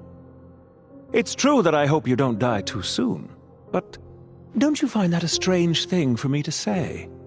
After all, you've already had quite a long life, especially for a human being. Let's not pretend that you're any more innocent than I am. Are we not the same in this regard? We both despise the existing laws of this world, and neither of us enjoy being under anyone else's control. Is it really so greedy to want the world to operate by a new set of rules? Of course not, my dear friend. And as I've said before, mutual interest is the foundation for the most reliable of relationships. You can attest to that. I just hope there never comes a day when I have to work too hard to prove that. Regrader, sir. People have been spotted approaching Sumeru City. How strange. Despite your access to Irminsol's data, it appears the soldiers noticed before you did. They must have found a workaround. Well, Dottore, I trust you know what this means. The fact is... They're coming. They'll breach the city gates any moment now. But even so, I would say Irminsol is a wonderfully convenient thing on the whole. If you do manage to create a new world, perhaps you could plant one outside my office, too. I'll consider it. What do you need me to do? Stall them? The experiment will take time. Stall them for as long as possible. Very well. But you're really asking for the moon here. Have you heard this story? There was once a guilty man, kneeling in the center of a church while an angry mob outside waited to bring him to justice. He pleaded with the gods, begging them to grant him one final request, the chance to finish confessing his sins before he was sentenced. Many suns and moons passed, seasons changed, and still his confession continued, as if he intended to speak until the end of time. Are you suggesting I worship you as a god? Or were you hoping that I might confess my sins to you? Certainly not the latter. That would make my life miserable indeed. For someone who despises them so, you never seem to have any objections to me creating or becoming one. At first, I thought you'd be furious. Concerned I would terminate our partnership, were you? Not at all. You had reasons why our partnership must continue. Don't you find people's attitudes toward gods amusing? A god descends from the heavens and people worship it unreservedly, blindly following whatever rules are given to them. And yet, when they see an ordinary person gain godlike levels of power by virtue of their own hard work, they treat him with nothing but suspicion, even if he is a compatriot. Is that supposed to be a compliment? No. I was just thinking. I pity the man who would call you a compatriot. There's no need to be self-critical. I know it's a little late in the day to be asking this, but how have you been keeping? I'm flattered that you would take the time out of your busy schedule to consider my well-being, Doctor. The part of your soul that went to Nodcry caused quite a stir, sending our organization back to the drawing board on numerous fronts. It was quite a headache for everyone involved. Dear me. I must have caused you no end of trouble. You certainly did. I had the rare honor of being summoned before the Tsaritsa with Pulcinella to answer for myself. A terrifying ordeal. Don't worry, I pulled through. At most, it's a public relations nightmare. I made sure of that. Now I'm curious. How did you explain yourself? Oh, it was quite simple. I just pinned the blame on someone who wasn't there to defend himself. I could hardly be expected to defy the demands of someone as insistent as the Second Harbinger, now could I? How you slander me. You know full well that I am perfectly amenable to reason. There's no question that you are partly to blame for the ruin of my reputation over the years. Do you have anything lined up for when this is all over? Hard to say.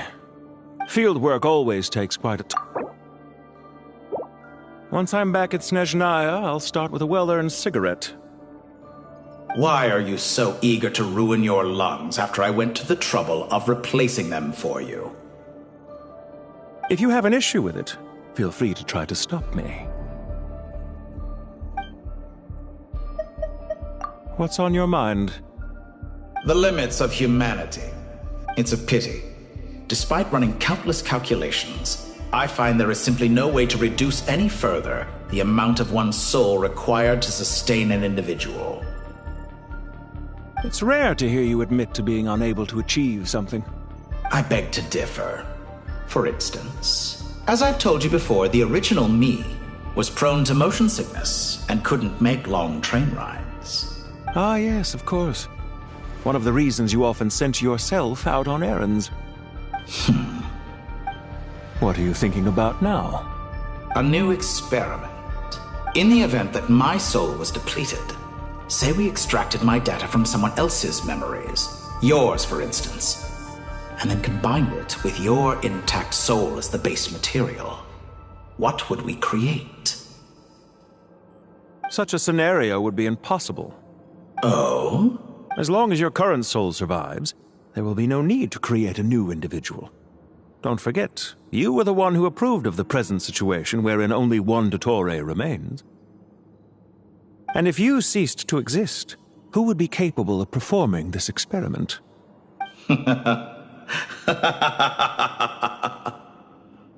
Since the day I met you, you've always excelled at talking your way out of a quandary.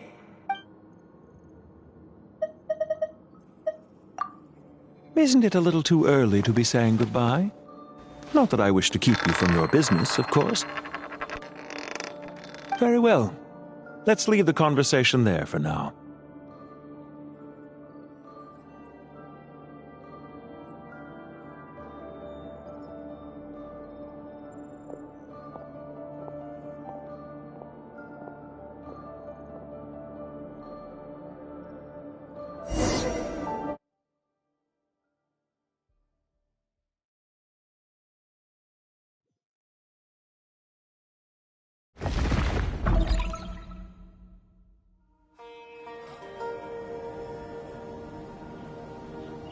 The power of King Deshret's 7 pillars is truly remarkable. With just a chessboard, you can move an entire unit across the material plane. Yeah, sets us up for a much easier fight. Really makes my day. The last time we stormed the city, it involved a lot more running around. I wonder how many people can say they stormed a city twice in their lifetime. I was just thinking that. I've definitely had more than my fair share of unusual experiences in my life. This is my first time here, actually. We never usually leave Gandharvaville. I hope this will be my last time. Does everyone have to chime in? Can't we just fight? What an amusing comment, my dear lady. Yet humans often alleviate tension via small talk, do they not? Whoa! Why is Candace's shield talking? Because the image on her shield is one of me. And I, of course, can appear wherever I wish to. Huh. Well, la-dee-da. Isn't that fancy? Could I get in on this? You wish for your gauntlet to speak? Why, certainly. Ahem. I think you'll find that it is I whose image is carved hereupon. Thanks. Definitely feel stronger now. You're welcome, my lady. I am glad to lend you my power. Sino, what's the situation? There are troops stationed at every entrance. As we expected. A frontal assault will suffice. Everyone, stick to the plan. We'll take the main entrance. You head for the House of Dana's side door. Move out.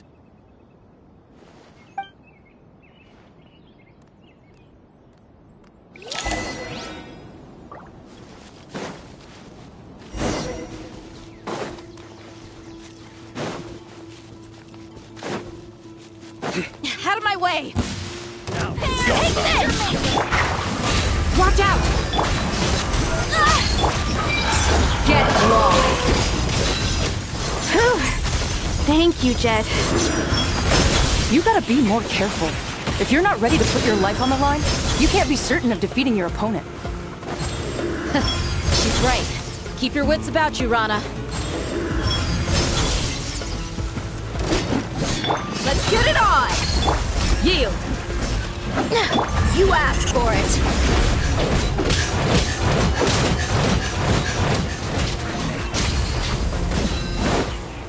Prepare yourself!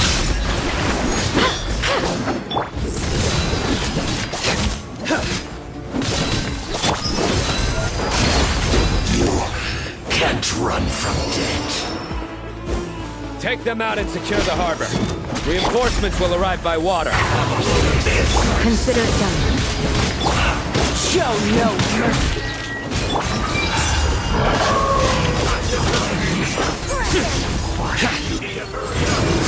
Guilty! You stay condemned!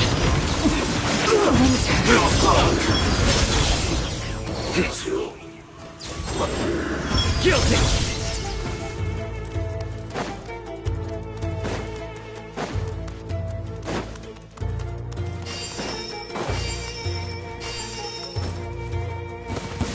Looks like nowhere to run! Fight! Buckle up! Surrender! Your sins weigh upon your soul! You stay condemned!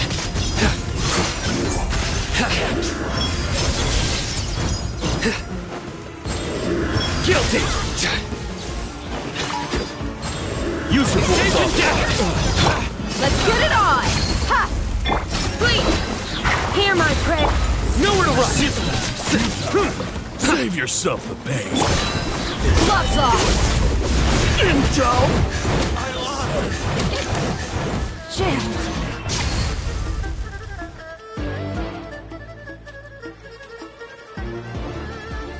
Waterway secured. Brothers! Sisters! Perfect. Just in time. Welcome. Once we've linked up, we'll continue the advance. The team has arrived at the north entrance, as planned. Good. Press on.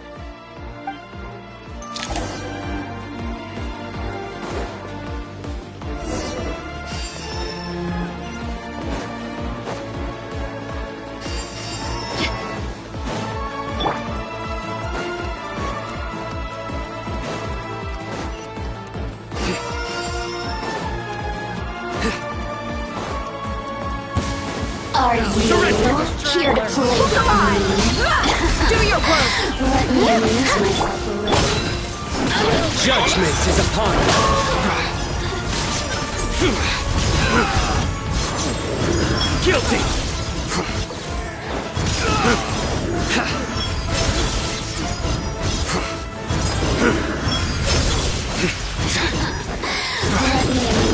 Their penance is due!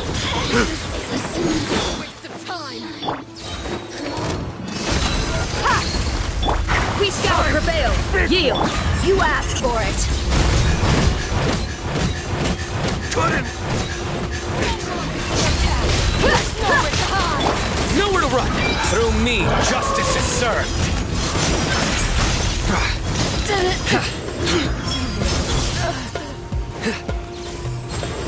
You stand condemned!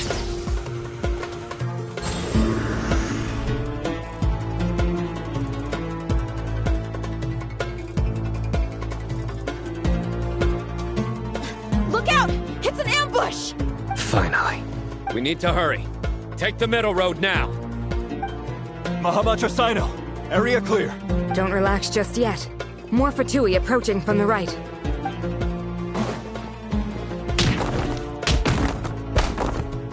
Irminsul cannot track our movements. If necessary, we can split up. Don't worry. We'll wipe them all out. As you can see, our people came raring to go. Good, good. How are things with the Traveler? Can Tainari keep him safe? Don't underestimate Tainari just because he's a forest watcher. He can handle it. All right. You know that's not what I meant.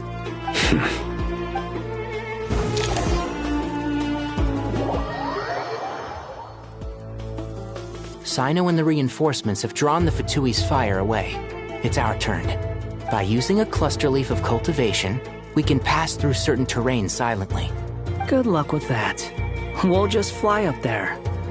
Huh? Oh, yeah. I forgot you could fly. Ready? Ready.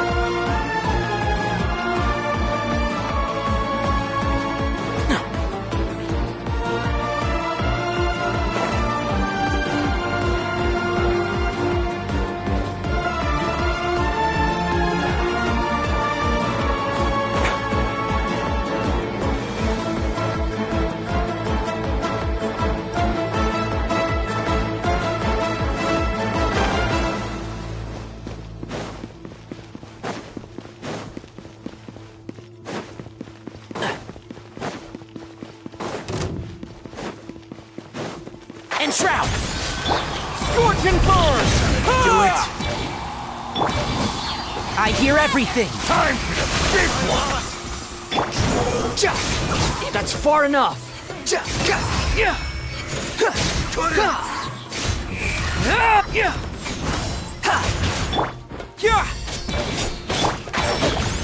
Squall and Fury!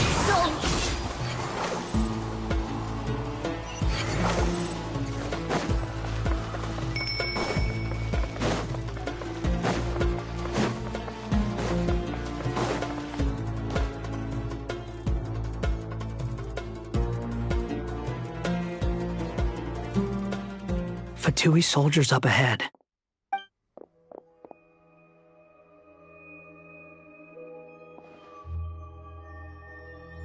Careful. Prepare for battle. Hey! There's people over there. You have some nerve showing your faces here in the center of Sumeru City.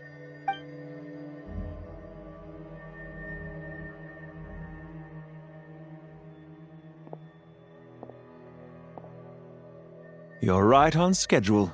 Well, this guy sure as heck isn't your average Fatui sergeant. They've stationed quite a few people nearby. It definitely looks like they were waiting for us. But Something feels off. Everything about this guy feels too deliberate. I highly doubt he's just a subordinate of Dottores. And he's no mere sergeant. Whatever his rank is, it's high. Much higher than we thought. So you've been waiting for us. But it looks like you're geared up for a conversation, rather than a battle. Very clever, General Mahamatra Sino. I know you're the one in charge of this siege, and I look forward to making a deal with you. A siege? Sumeru City belongs to us! Historically, yes. But things can always change. We have quite a sizable force with us, you know. For instance...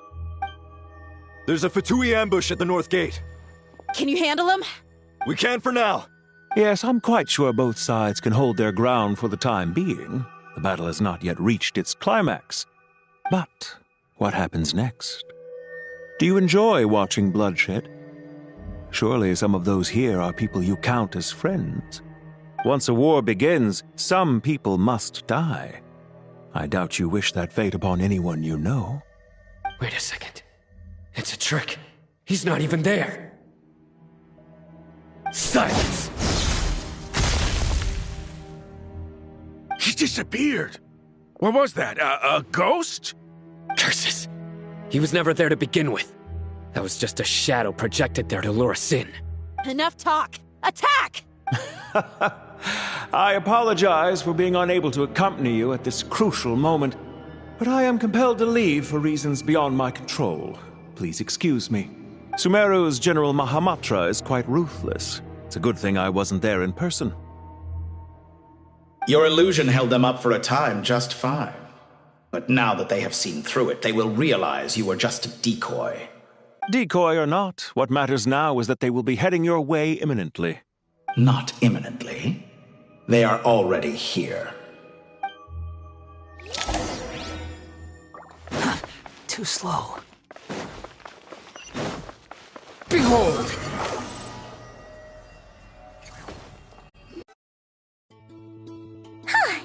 We made it! This is far enough. Tainari, you go help Sino. Don't worry about us. We'll manage from here. Are you sure you don't need me to stand guard? No need. Once the connection is established, we'll disappear from the sanctuary of Surasthana. Go help the others. All right. Goodbye for now, then. Please tread carefully.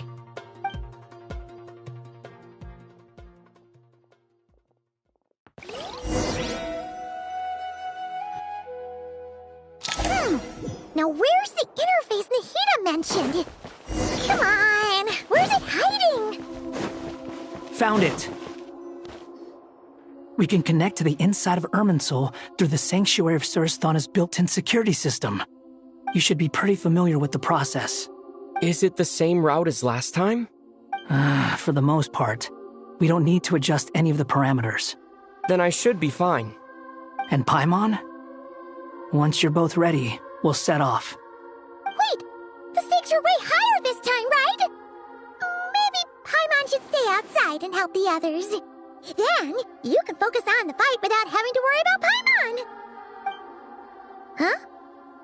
Why are you staring at me like that? It's nothing. I just suddenly realized how much you've grown. Hey, you've grown quite a lot yourself. Don't you two start getting into it again. Well, anyway, Paimon thinks she's pretty knowledgeable. Who's the best guide in Teyvat again? And don't forget, Paimon's a college student now.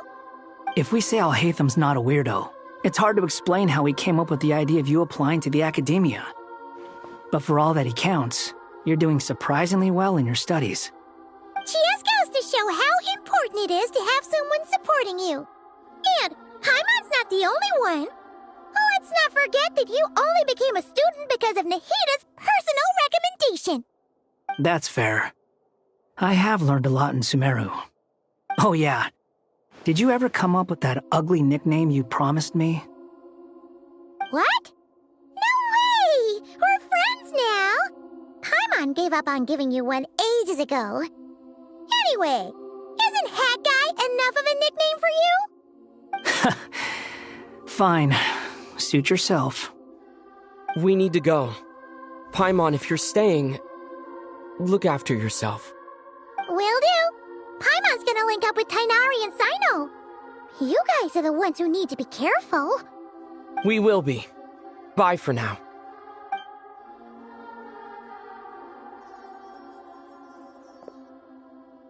Initiating connection.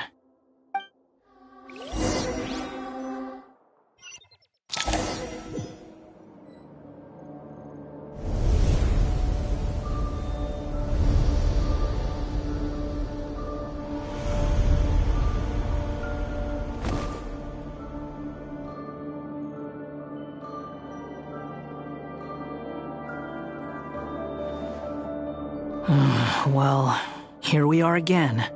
Come to think of it, I still don't even know where we're going. Thanks to our terminals, it should be impossible for Irminsul to read. I can... Don't tell me. Only you need to know. That way, whatever happens to me next, it won't affect your progress. Listen to me. Your safety is just as important as mine.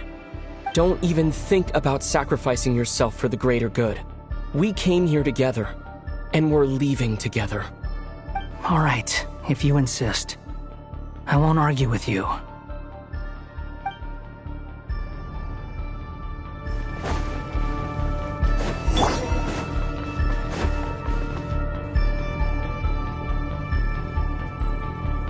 This place looks so different from how I remember. It's unrecognizable. It's a complete mess. Like someone's turned the place upside down. Must be Dottoro's doing. Either he's searching for some information he needs, or... It's still changing. He has to know we've entered Irminsul. But luckily for us, he can't pinpoint our location. Be on your guard. Don't let him find us. The red parts have probably been corrupted by Dottoro's power. Don't touch them, or you might alert him.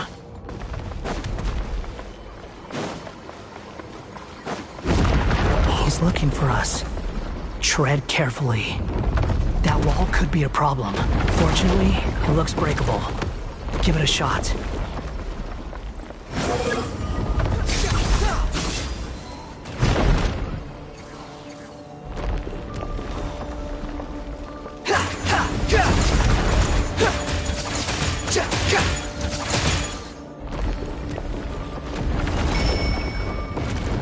The wind rises.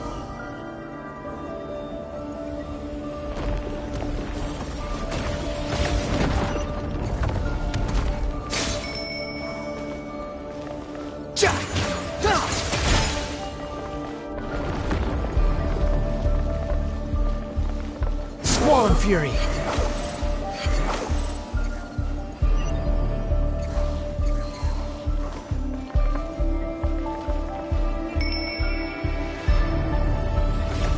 The wind rises.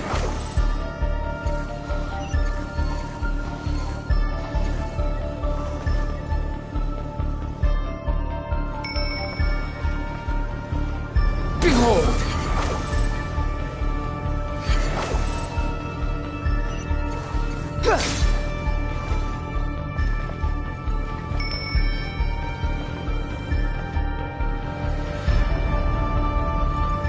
Squall and Fury.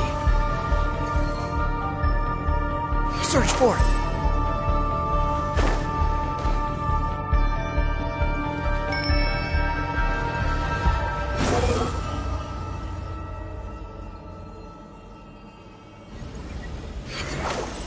The same old trick again? Are you kidding me? Let's handle it just like we did before. This cheap trick isn't gonna stop us.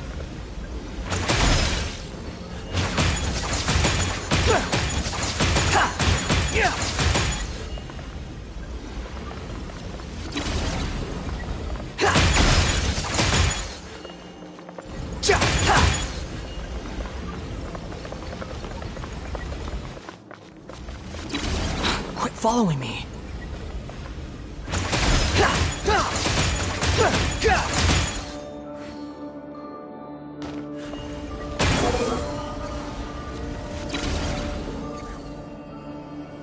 Oh no, it's a trap. Is that why he was using the same trick over and over again? To get us to lower our guard?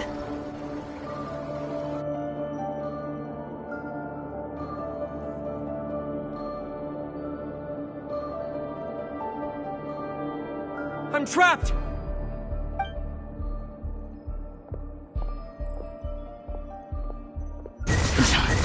Why won't this thing budge? Hello? Hello? Can you hear me? Nicole, is that you? Yes, it's me. I'm monitoring your progress from inside the Eternal Oasis, and I have to say, this terminal is simply marvelous. It makes tracking you so much easier. I couldn't see anything at first, but now that you two are inside, I can use your location with support from the terminals to get a partial view of the situation inside Irminsul. It's not the clearest image, but it's better than not being able to help at all. So, here I am. I can't intervene directly, but I can help to guide you out of the jam you're currently in. So please, just follow my lead. Dottore in his current form is applied upon both Irminsul and the ley lines. Pay attention to your surroundings. There must be sources of his contamination nearby. The corrupted Is that one of them? Precisely. Take it out. Good work. But we're not done yet. Stay close, and let's see if we can find any others like it nearby.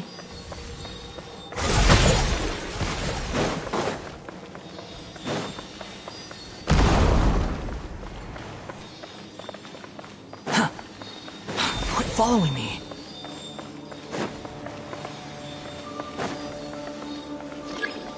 Behold!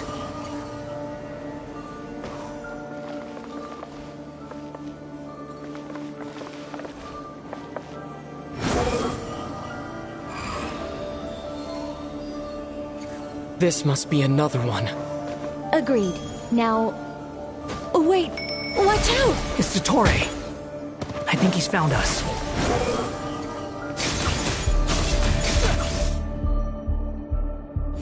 The seal is broken. Quick! Get out of there!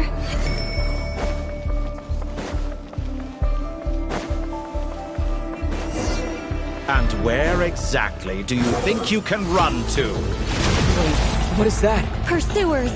That's gotta be it! Run! Don't let that thing touch you! Dodge that attack!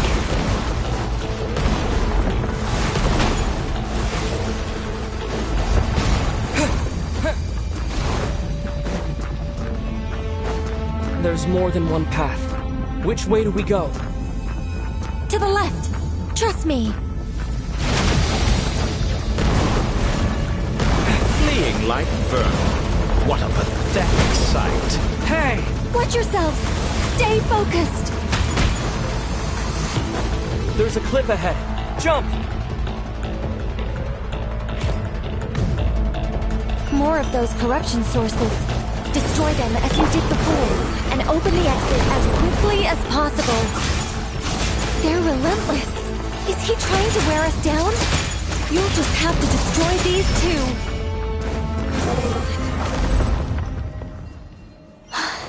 I think the pursuit is over. Hard to say. Stay alert.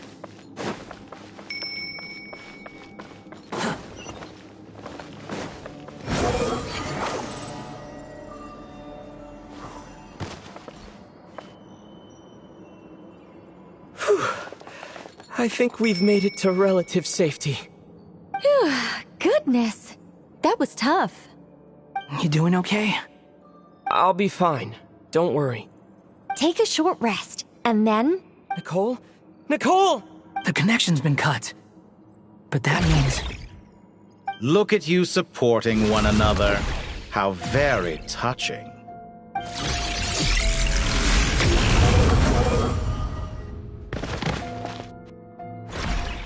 Dottore! Took you long enough to find us. You're more useless than I thought. Oh, really? I think I deserve a little more credit for my methods than that.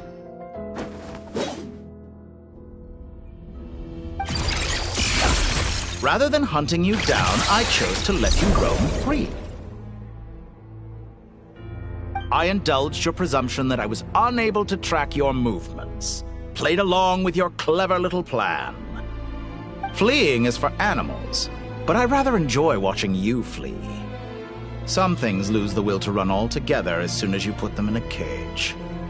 If that's true, then why did you come looking for us? Because I wanted to observe you up close, of course. Don't misunderstand me, I'm not here for a fight. Is it so unusual that I wish to greet my old acquaintances in person? After all, it's been a while. Scaramouche.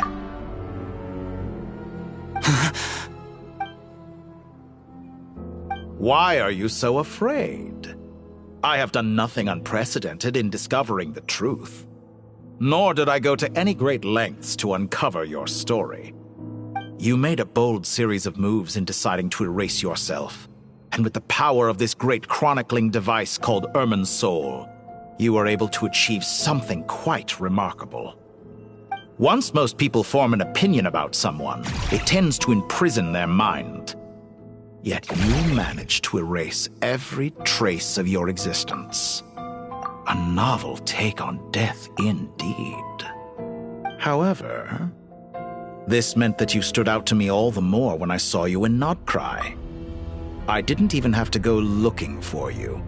Just the sight of you was enough for me to intuit the truth. For someone in my position, connecting the dots was a trivial affair.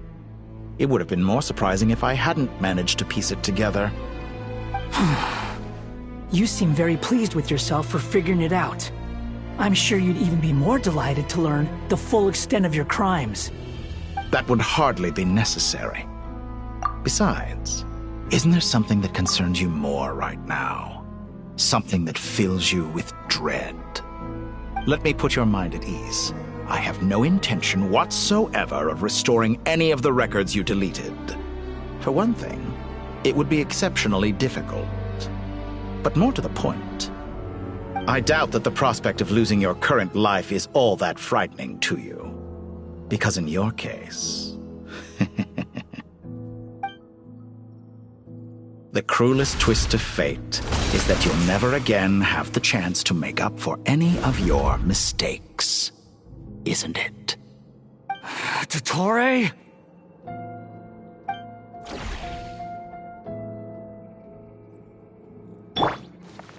All here shall bend to my will.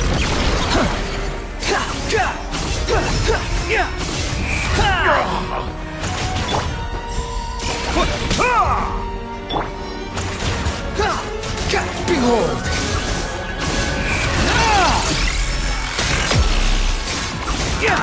How amusing. I'm afraid you'll need to do better than that to take me down. I expected you to have grown stronger. Ah, how foolish of me. I forgot that you lack any means to increase your power.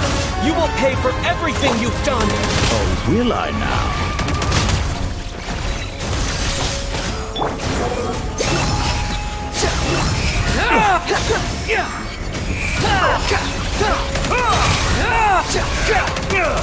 Cry louder!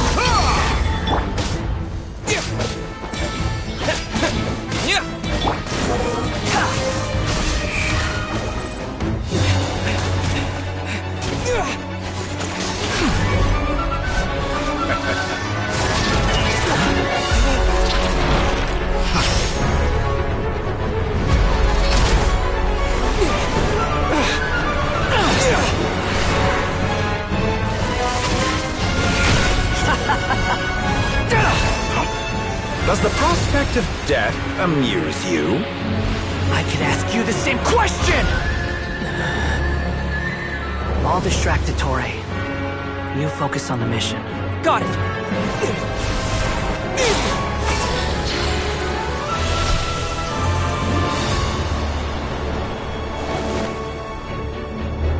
For the hopes and dreams of the masses.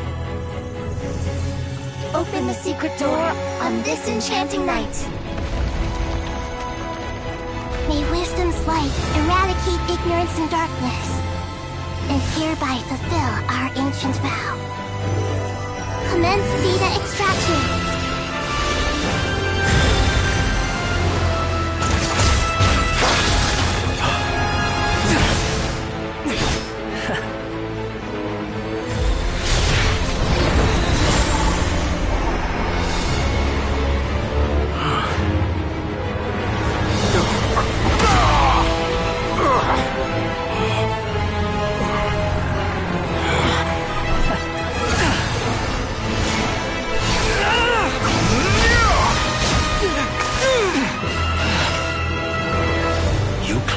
Outdated ideals and stand in the way of progress. You will pay for interfering with the grandest experiment of all time.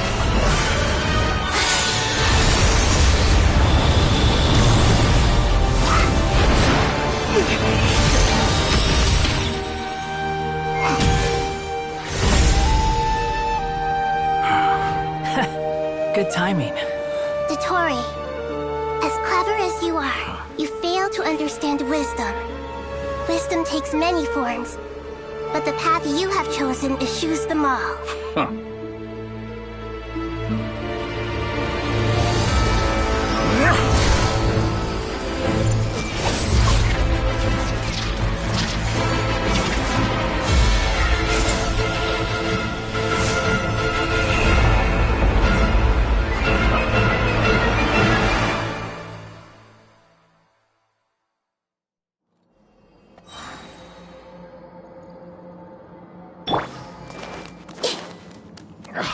My strength is fading!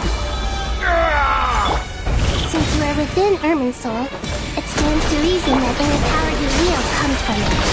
Extracting the information from Irminsul, just to strip me of my power. I will find his weakness.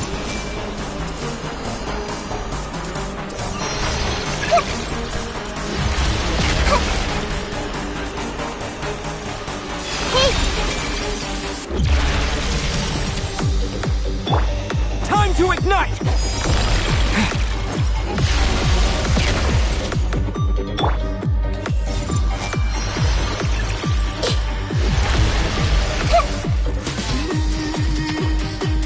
This way through the river. Now!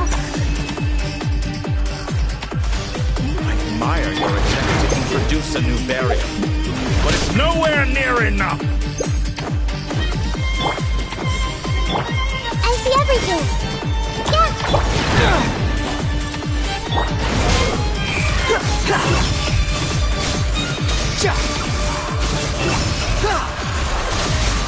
Unsightly insects! Follow me. Trick! Commit it to memory! The wind rises!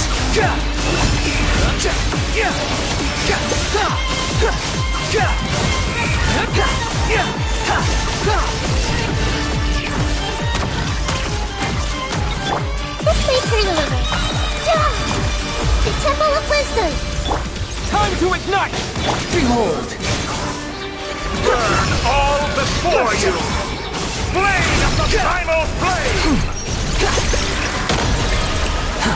My everlasting flame! You won't destroy... You're so close! Just hold on a little longer! I'll hold him off. Traveler, Hat Guy, the rest is up to you! We certainly have a knack for surprising each other, don't we? I'm just getting started.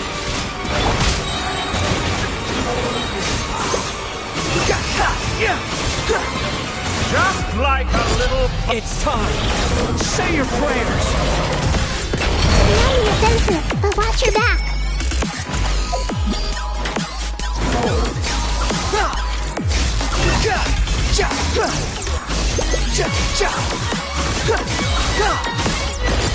It's time! Say your prayers!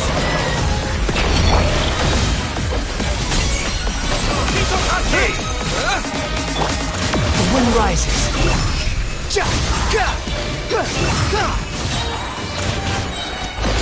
It's time! Say your prayers!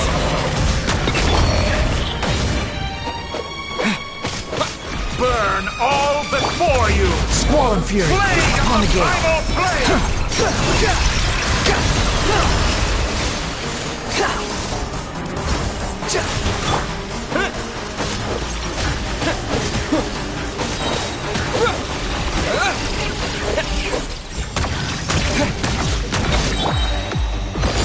It's time! Say your prayers!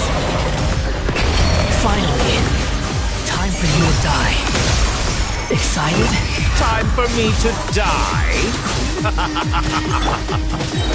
How can I approach this place in death worth? It's time! Say your prayers!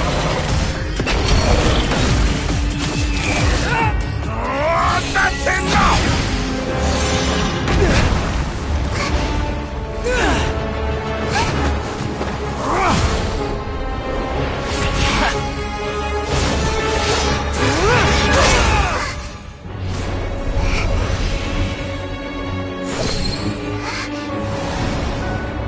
It's all yours.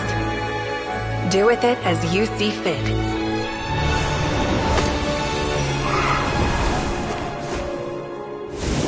Just as you say, this world is home to some archaic things.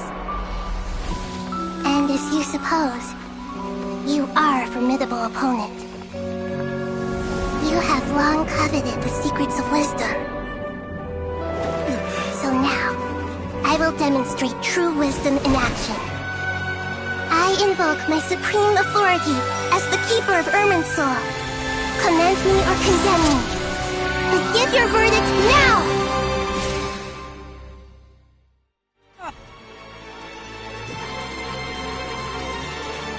Blessed One of Wisdom, Mahakusaladhama, are you certain that you wish to exercise your authority to destroy Irminsul? It represents both your roots and your finest accomplishments. You truly intend to abandon the very thing you have always fought for? This is my decision. Irminsul has been corrupted beyond redemption. Irminsul is the original tree of Teyvat. It is the means by which the heavenly principles maintains fate itself. The 7 Archons should honor and revere it, for their authority was bestowed upon them by the heavenly principles. It is precisely because I honor and revere it that I fight for the humanity it exists to protect. Wisdom is knowing how to weigh the options and make the right decision. If you truly care about the fortunes of this world, then it is me you should seek to preserve. Planting a seed begins the chain of cause and effect. Since you have become a great tree yourself, why should the loss of another tree be anything to fear? Till we meet again, Lord of Dendro.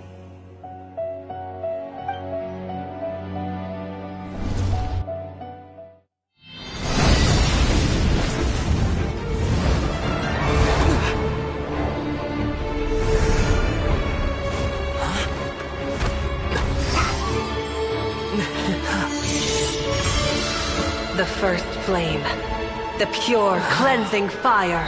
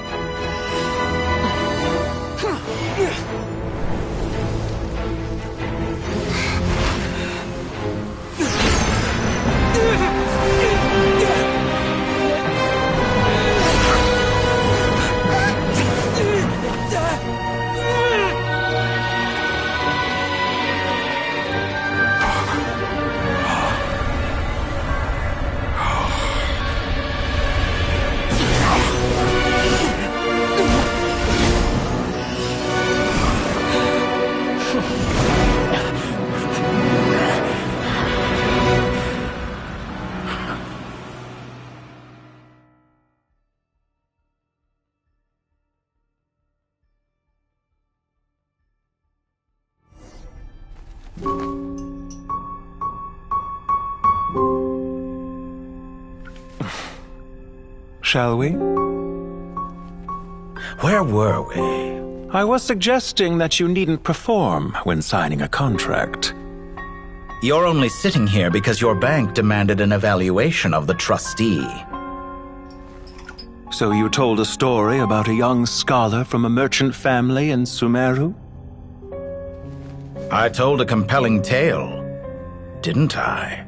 The post-expulsion story is far more captivating. The human experiments or the elixir of immortality? The part where you die. Ah, yes. My favorite part.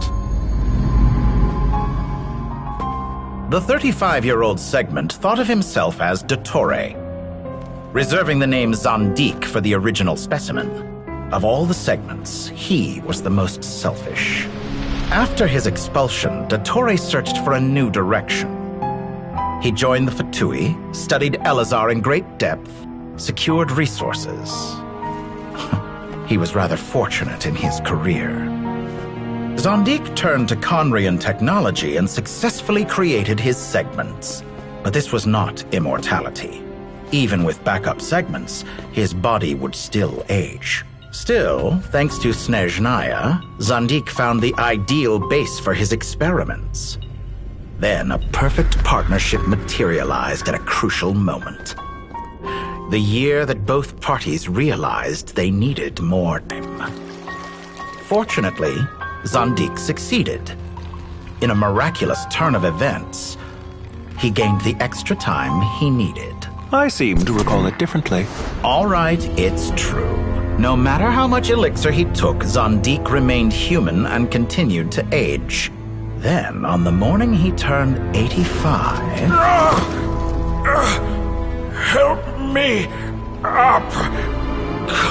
Call for help! Surely he would be rescued, Zandik thought. But to his surprise, no one helped him. Zandik was too selfish for that. Don't forget, you're one of us. Yes, and we're all waiting. Waiting for me to die. Pantalone arrived for a meeting and happened to witness what followed. He found it unsettling. I never said that. But the Zandiks were unfazed. It was a rare opportunity for self-dissection.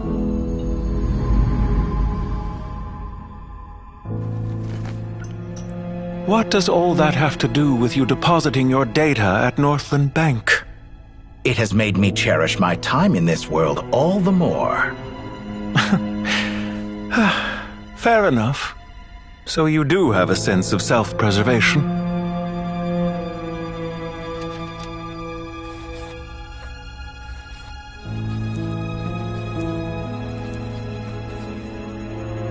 What do you mean? You're hardly normal, and you don't cherish life. You just don't want to admit defeat in the limited time you have. Even so, don't I deserve an interesting ending? I'm counting on it.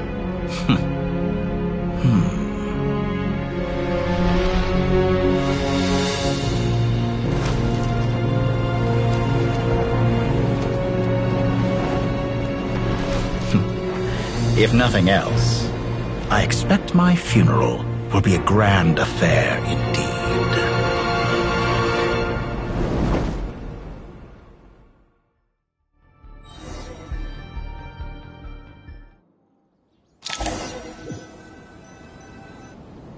What a magnificent fire. In Snezhnaya, we light fires to ward off the cold.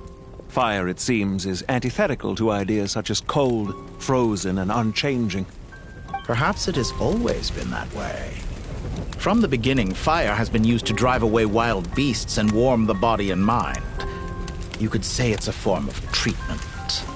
One that cures the human heart of mortal fear. Mortal fear? Something you haven't been acquainted with in a long time, by the sounds of it. Whereas you, I'm sure, must know the feeling quite well indeed. I remember when we first discussed the elixir of immortality. You claimed that extending your lifespan was about buying more time. But was that really the truth? You fear the prospect of dying a wretched end in this world, don't you? Of course I do. I'm only human after all. And while you may have forgotten it, you cannot deny that you too were once human, Dottore. I do not believe that there is no such fear in your heart. Perhaps you are right. But I abandoned it long ago and devoted myself to my experiments. I have felt no fear since. From the very beginning, I never thought you could win this game. But still you came, contract in hand, to honor our agreement. Because I am a reputable partner. And as we have discussed, experiments are about more than results alone. The process is equally important. I have come here and completed my creation, and I do not regret my decision. I'm afraid your journey ends here. After I die, there will be no one to make the elixir of immortality, and your remaining stock will only last a few more years. How then will you prove that you didn't perish in this incident alongside everyone else? When I feel optimistic about market environments, I never forcibly adjust them. They have their own direction. And I myself am one such environment. I have been quite particular about many things in my life. But where the manner of my death is concerned, I choose not to be. You make yourself sound so magnanimous. Oh, but I am. And I hope you will be too. It may have been a long time since anyone told you this, Dottore, but I recognize that you are a truly rare talent. Ha! I can see it. The experiment in blasphemy that I've been performing all this time. It has been a long process, and I do not care about the results as much as people might imagine. If the very goal of your experiment was to explore infinite possibilities, then there was never any reason for it to end. Indeed. Yet now, the experiment has officially drawn to a close. What should I call you? Zandik? Or do you prefer Dottore? Suit yourself. Goodbye, Feofan. This time, that's what it truly is. And don't I know it? Goodbye, Zandik.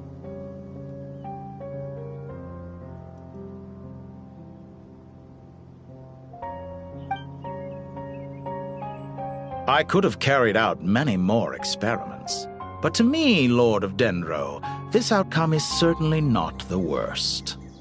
I believe you. But unfortunately, this is where it all ends for you. This experiment does not belong to you, nor do any of the results. Experiment? It sounds like you're trying to outdo me in my own field. Wisdom is conveying information in terms that people can clearly understand. You know exactly what I mean. Indeed. I can see no further outcomes. Ha. You have a formidable mind, and you are braver than I thought. Setting fire to the very thing your survival depends on. Your previous threat was empty, but this time, it is real. When necessary, wisdom can be as fierce as an inferno. Some of the flames that incinerate you come from within yourself. Perhaps you are right. You see what lies at the bottom of the human heart, and that is your wisdom. Here is where your journey comes to an end. All that is yet unknown belongs to those of us who will carry on living. It seems I have unwittingly been your arch-enemy all along. But now, it's all over. I do not deny your intelligence. But what you refer to as experiments, I would never describe in those terms. They are events that take place in the real world, and they are so much more than mere data. Goodbye. We will never meet again.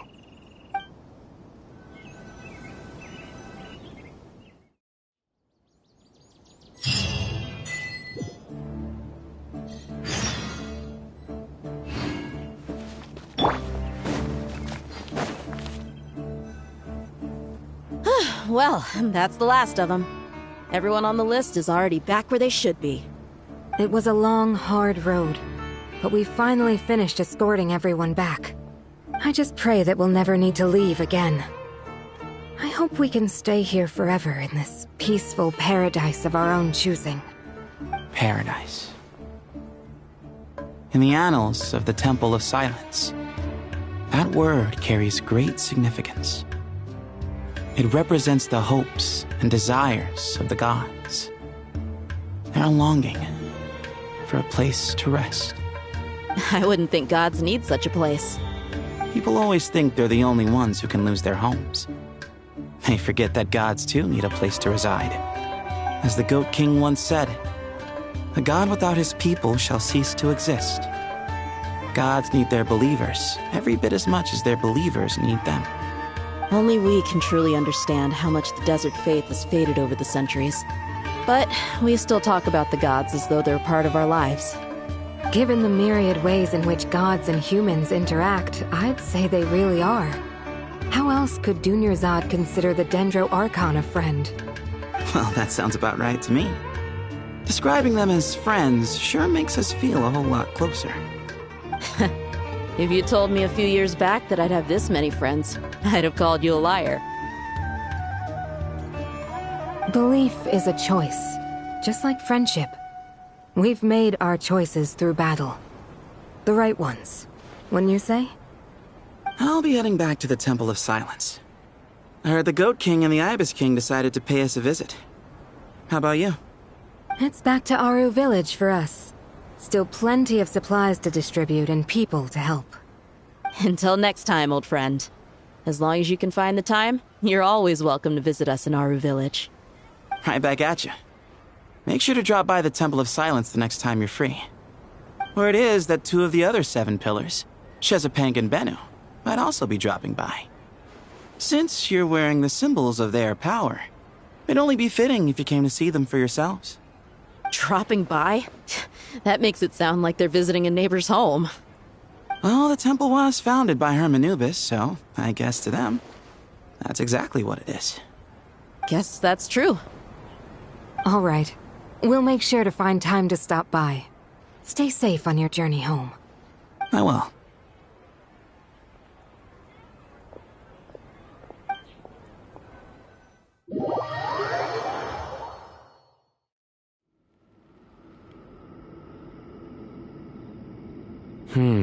You do have a point. See? Retirement has always been a problem, especially for old-timers like us who've been locked away all these years. You finally step out into the light, and bam!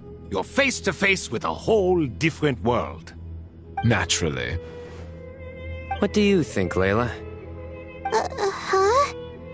Why would you think to ask me? How could I possibly be qualified to decide where the servants of King Deshret should live? Sorry if my question was unclear. Do you think their statues will stand out too much if we place them here? Hey, I never agreed to this. How could we possibly allow our statues to be left in Hermanubis' home? That would be like breaking into someone's house, then pretending it belonged to you in the first place. Different beliefs can coexist. We still need to respect one another. By which you mean, you two plan to stay at the Temple of Silence, for a while at least, but you have no intention of relocating your statues here. So, you see this as sort of a family visit? Is that correct? Family. You could say that. In a sense, Hermanubis would view this as his home. Just look at this place. Magnificent, is it not? The sad truth is, in the past, all 3 of us invested so much into misguided ventures. We failed to build what we should have, and wasted so much time instead. And what do you mean by that? I mean that for the most part, time spent associating with the likes of Sobek, and, let's say, Thoth, might reasonably be considered wasted. Why does that not surprise me? Go on. Anyway, given how much time we'll all be spending together, I'd say that the bonds we built will end up proving to have been a sound investment. Once Sethos, the current leader of the Temple of Silence, returns, you can discuss the matter of staying here with him. But judging by the expressions of everyone here, I imagine you'll receive a very warm welcome. This sacred ground houses untold knowledge, after all. What better place for the servants of King Deshra to appear in the mortal world? How about we share a meal together first? I imagine it's been many years since you last tasted fresh food. Oh, that sounds wonderful! After so many hundreds of years, I can only surmise that desert cuisine has become a lot more varied. Are we having a get-together? If you'd like, I can help prepare some food.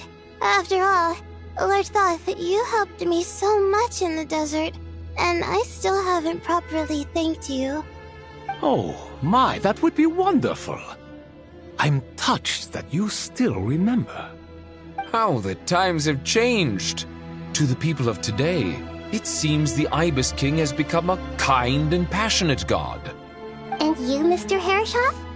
What kind of god do you wish to be? To be honest, I haven't given it much thought. How about you, Dendro Archon? Do you have any hopes for your future? Me? I'm very happy with my current life. Forgive my bluntness, but you do not seem to derive your authority from majesty and might, like Lord Al-Ahmar. Clearly your approach has its advantages, but also its dangers, don't you think? I do, but projecting a majestic front doesn't really suit me. Besides, my relationship with others isn't simply one of a god and her people. Not putting on airs might earn you more adoration. Exactly. Besides, I really like parties where everyone brings their own food, and we all come together to share. You should join us. I'm sure you'll find it fun. Last time when we got together for a picnic near the Avidia Forest, it was quite the occasion. Seeing as you're already here, how about we hold the next one in the desert? Can we do that? Wouldn't Tainari have to transport a ton of drinking water? Don't worry, I can help out. Layla, would you like to join us next time? Me? Sure. The more the merrier. That way we... Don't take this the wrong way. I just think you should know.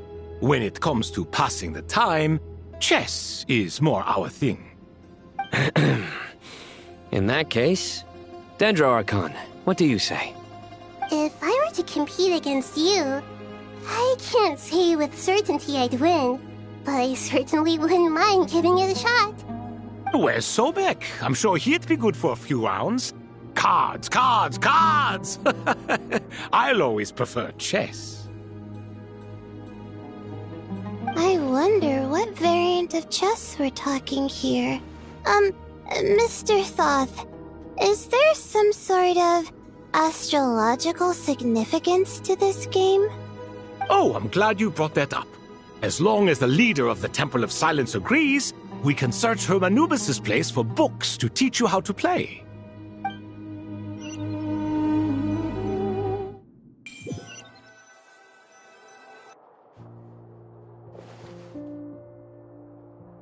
Such devastation visited on Sumeru City. So many houses destroyed or damaged in the fighting. Who could have foreseen this? Look at all of this. It's going to take me forever to tidy up. I suppose living below the academia doesn't always work out to your advantage. I would have thought a little appreciation of my sincerity and effort in helping to clean up this mess might be in order. Helping? Effort? This is your house! Of course you should be putting in the effort! If anything, I'm the one who's helping! So you see yourself as just a helper in this situation. I must admit, I'm rather shocked. If you're trying to say that since I live here too, I have an obligation to tidy up, fine, I suppose I do. wait a second. Stop changing the subject! Nevertheless... In the wake of a great storm, a missing roof is a predictable inconvenience. Can you stop making it seem like I care more about this house than you do? Doesn't it upset you at all to see your home in this state? I won't pretend it's ideal, but that's no reason to be upset. This is the roof over your head, your shelter from the cold. The furniture is scattered, the paintings have fallen off the walls, the windows are shattered. Don't you feel even a little disheartened? The way I see it, these problems are easily solved. Ugh, this is precisely why I hate talking to you about sentimental things. It's like banging my head against a wall. You simply don't understand just how much work goes into making a proper home. It sounds like this is causing you a lot of anguish. You mean the house or the paintings? I mean your sentimentality. Oh, well, yes. But I'd rather not dwell on such things right now. Generally speaking, when anguish becomes the norm, people usually make an attempt to improve their situation. But there are so many people and things in life that are difficult to change. It's not like you can force them. Besides, anguish can be a source of inspiration, and I'm not sure I could break my reliance on it. I'm glad you're able to make yourself think like that. What kind of a response is that? I was stating a profound truth about the very nature of art. Suffering is the cradle of all creation. Even you can't deny that. And I wasn't trying to. I'm just happy for you. Pure and simple. Can't you tell? Happy about what? Happy that you can always find an answer that backs up your views. You... More often than not, life is a process of running into problems and then searching for answers. Yours more than most. Not everyone's so good at justifying things to themselves. It's something that you've been steadily mastering. Huh. What about you, then? What skills have you been mastering lately? Pass me that box. Huh? Okay. You may consider this my progress on the path to mastery. What? Wait a second.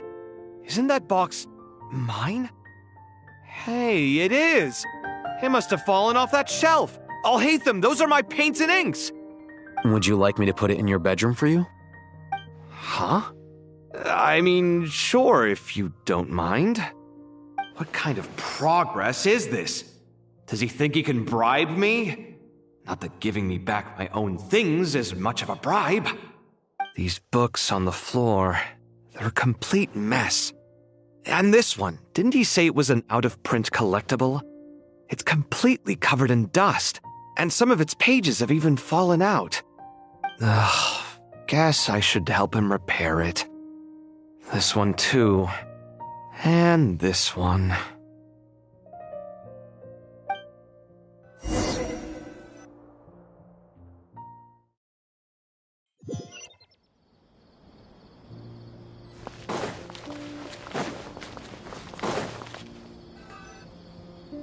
Local subterbeasts, imported goods, such a bright future ahead.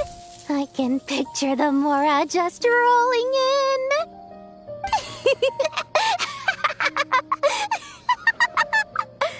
You do realize you sound like a choking cow?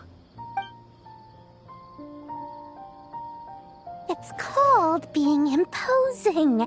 Can't you feel it? Are you not intimidated?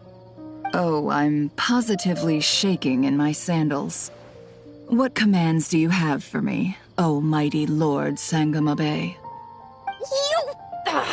You've got a lot of nerve, Nefer. You went and told Candace and the others everything, didn't you? Seriously, do you have any idea how differently they see me now? Surely that's a good thing. I presume they're more disposed to actually like you now, maybe even view you as a friend. You traded my secret for sympathy! Thanks to you, I've lost every last shred of my mercantile majesty. How am I supposed to make anyone think I'm a big, scary investor now?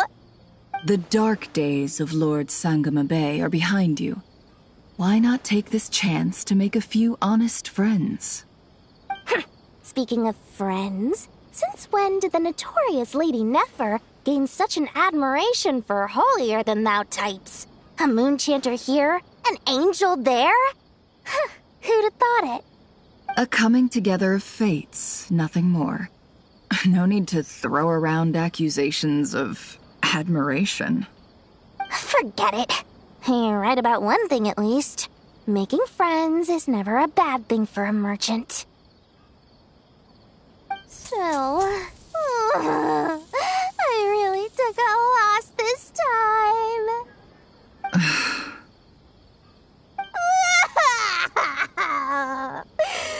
What are you looking at? I'm trying to see if you're really crying or if those are just crocodile tears. A little birdie told me that when Lord Sangamabe makes money, the tears flow from the center of her eyes. But when she loses it, they flow from the corners. Which is it this time? Ugh, you are so annoying. I'm not talking to you anymore. Nefer, thank goodness you're here. I've been looking everywhere for you. Huh? Well. If it isn't the House of Dana's very own librarian. What can I offer you today, Miss Katayun? Oh, no, I'm not here to buy. I'm here to bring Lady Nefer a book, and a fascinating one at that. We agreed to meet at the entrance to the mausoleum of King Deshret. One more thing, I bought this copy with my own money. It's not borrowed. Reasoning knows not time of day, but suspense always follows a blizzard. That's quite the mouthful. Huh? Isn't that the one that... It was all the rage for a while. People throughout the city were clamoring to get their hands on a copy. The names inside were all circled. Everyone thought it was a riddle. Don't bring up that book in my presence. I don't even want to hear its name. That thing was nothing but a scam. Surprisingly enough, I've actually heard of this book, though it doesn't seem of much consequence. So what truth lies behind it? You're from the Vahumana and you're asking me what the truth is? I'd say the actual truth was about the least important part of the whole episode. I brought you this book because it probably has the most interesting backstory of any in the House of Dana's collection, at least in recent years. As for its quality, well, you can judge that for yourself. Don't tell me it's actually any good. You may not know this, Lord Sangamabe, but Lady Nefer has a fondness for books with... how should I put this? Mixed reviews? No eye for good literature, huh? Perhaps she feels that bad books hide interesting secrets? But I shouldn't put words in her mouth. It's probably fair to say she prefers the conversations that books can spark over the substance of the books themselves. Suits my style as an intel broker, wouldn't you say? Very interesting, thank you. I'll return it to you once I'm done reading. And as it happens, I have something for you, too.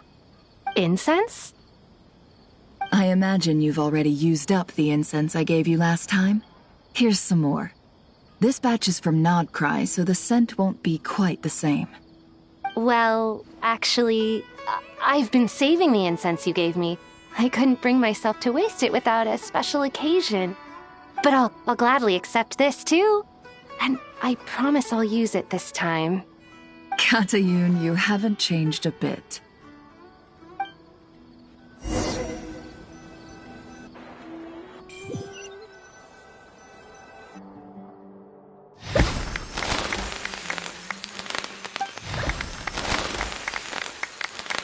Congratulations, Kale.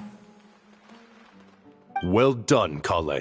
After studying for so long, you've finally become a full-fledged ranger. Sure hasn't been easy for you, huh? This really is fantastic news. All grown up. No longer a trainee, but an official forest ranger. Oh, The next step is to secure tenure in the academia. Thanks, everyone. It's true. I'm an official forest ranger now. Master Tainari, thank you for your guidance and support. I wish Mr. Sino were here so I could thank him too. Sino had a matter to attend to at the Temple of Silence. I don't imagine he'll be back for some time. But don't worry, we can celebrate together once he's finished. I'm afraid the party will have to wait. Kale still has some matters to attend to first. Kale? Is everything all right? No, it's not what you think. There's nothing wrong with my health. I just have a few things I need to deal with. I've made plans with the Traveler and Paimon to visit Mondstadt. Master Tainari and Mr. Sino will be accompanying us too. Well, that's a relief. Let's get together when everyone's back. I'm sure you'll be doing even better by then. Of course. I have a feeling you're right.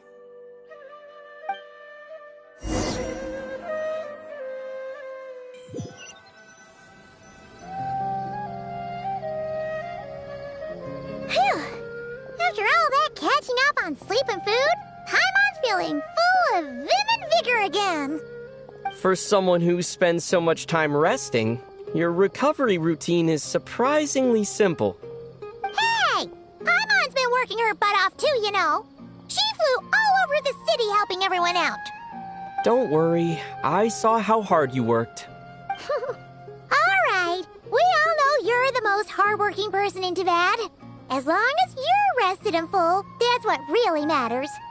Paimon's been looking around the place, and it seems like the city's already on the mend. But Paimon's been wondering how Nahida's doing. We should check in on her.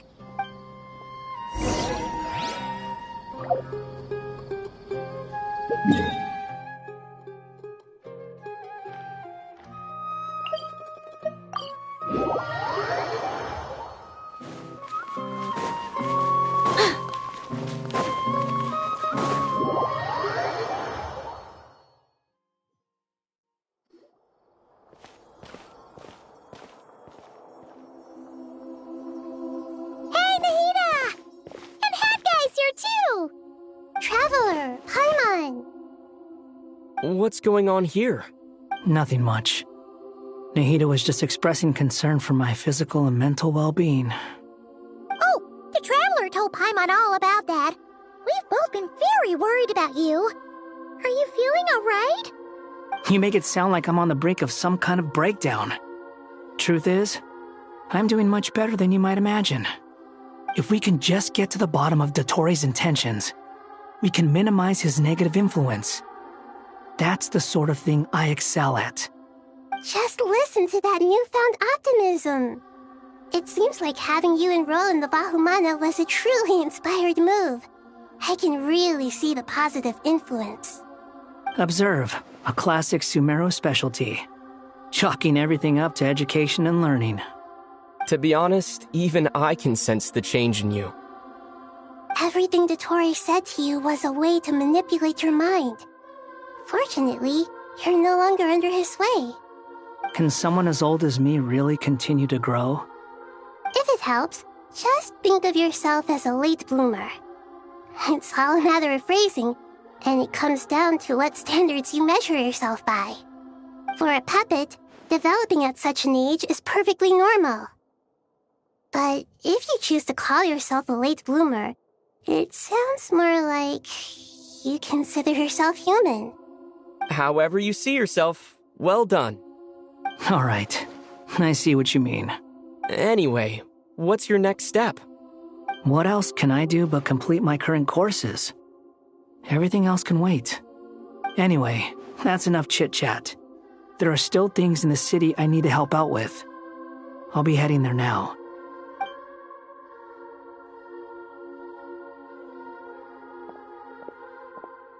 I'm so happy that Hat Guy is doing better than we thought. But what about you, Nahida? How are you holding up? The pyronosis burned down the corrupted Irminsul. The flames blazed for 7 days and 7 nights before they finally subsided. All that was left were the parts underground.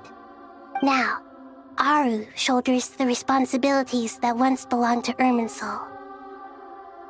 The situation was contained before it got out of hand, so Tevat's most vital information has largely been preserved.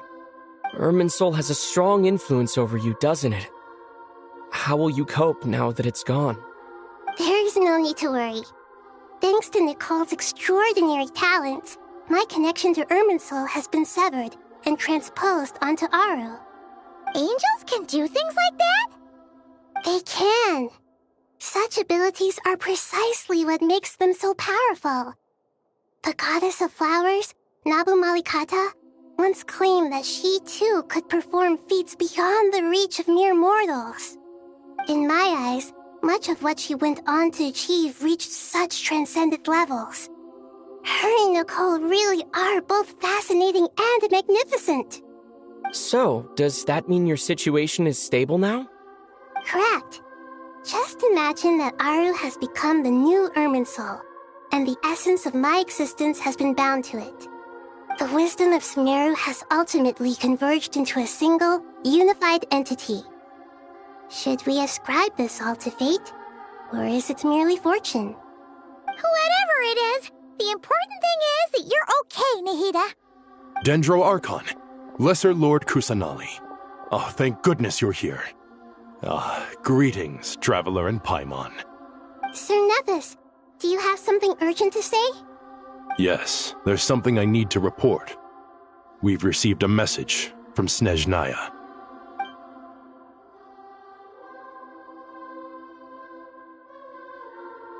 The Fatui Harbinger, the Rooster, sends us his sympathies, along with all the usual pleasantries.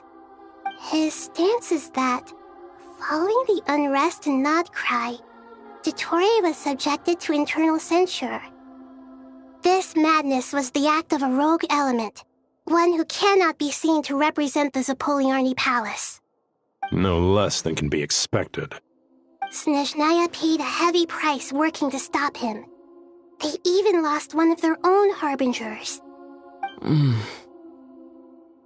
letter goes on to say that even so, Snezhnaya cannot claim to be blameless. Apparently, they will deal with Dottore's subordinates in accordance with Snezhnayan law, holding all those involved in his crimes accountable. Additionally, they are supplying relief funds and supplies, which are already en route. They hope this will aid in Sumeru's reconstruction. Sounds like he's got an answer for everything. True, but as diplomatic rhetoric goes, it's highly effective. Completely watertight, both in logic and sentiment. This disaster has had a profound impact on Sumeru. There is much that I will keep in my heart. The matter of Dottore can be seen as settled for now. We are sure to cross paths again in the future, and in that light, Snezhnaya would do well to uphold their responsibilities and keep a tight rein over their actions. With Irminsul burned, the flow of fate now carries many more possibilities. I will be watching carefully. Perhaps we can move on to a less serious matter? Dendro Archon, will you eat with us once this matter is dealt with? Everyone wishes to celebrate together. Your presence would be most welcome. Of course! Junior Zod, Sino, and Hypatia all told me the same thing. If there isn't enough room for everyone, we can arrange back-to-back feasts. What a wonderful idea. That just leaves the question of what we should eat. Not more tomatoes, surely. More? Dendro Archon, what do you mean by more tomatoes? Those good friends of yours are always talking about tomatoes. Sometimes when I'm walking through the city, I can even hear them arguing in the fields. Since you see them so often, you must hear about tomatoes even more than I do. Tomatoes. Tomatoes. The word has a certain magic to it. Like the autumn fur of a sumpter beast swirling in the wind, sometimes flying up my nose. Tomatoes. What can we make with tomatoes? Wait, why tomatoes? Take your time, there's no need to rush. The Traveler, Paimon, and I still have somewhere we need to visit. You'll have plenty of time to think it over before I return. Does this mean you're going to Natlan? Meet them there in person. It will require a long journey. I know. But this is necessary. I must go myself. Traveler, Paimon, we'll set off as soon as you're ready. Is that all right? Sure. We'll be ready whenever you are. You'll hear no objections from Paimon. We should grab some snacks along the way, though. It'll be just like going on a long holiday. Wonderful. I'm looking forward to this so much.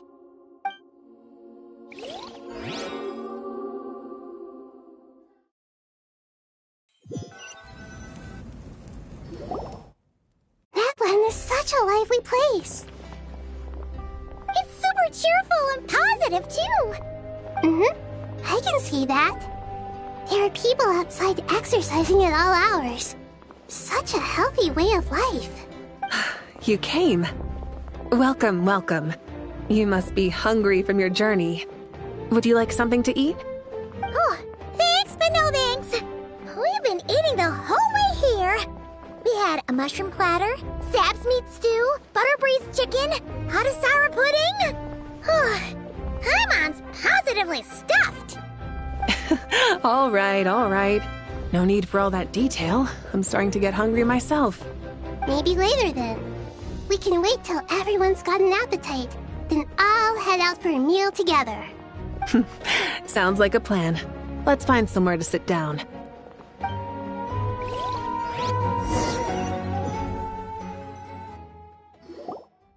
I should tell you, I already have some sense of why you've come.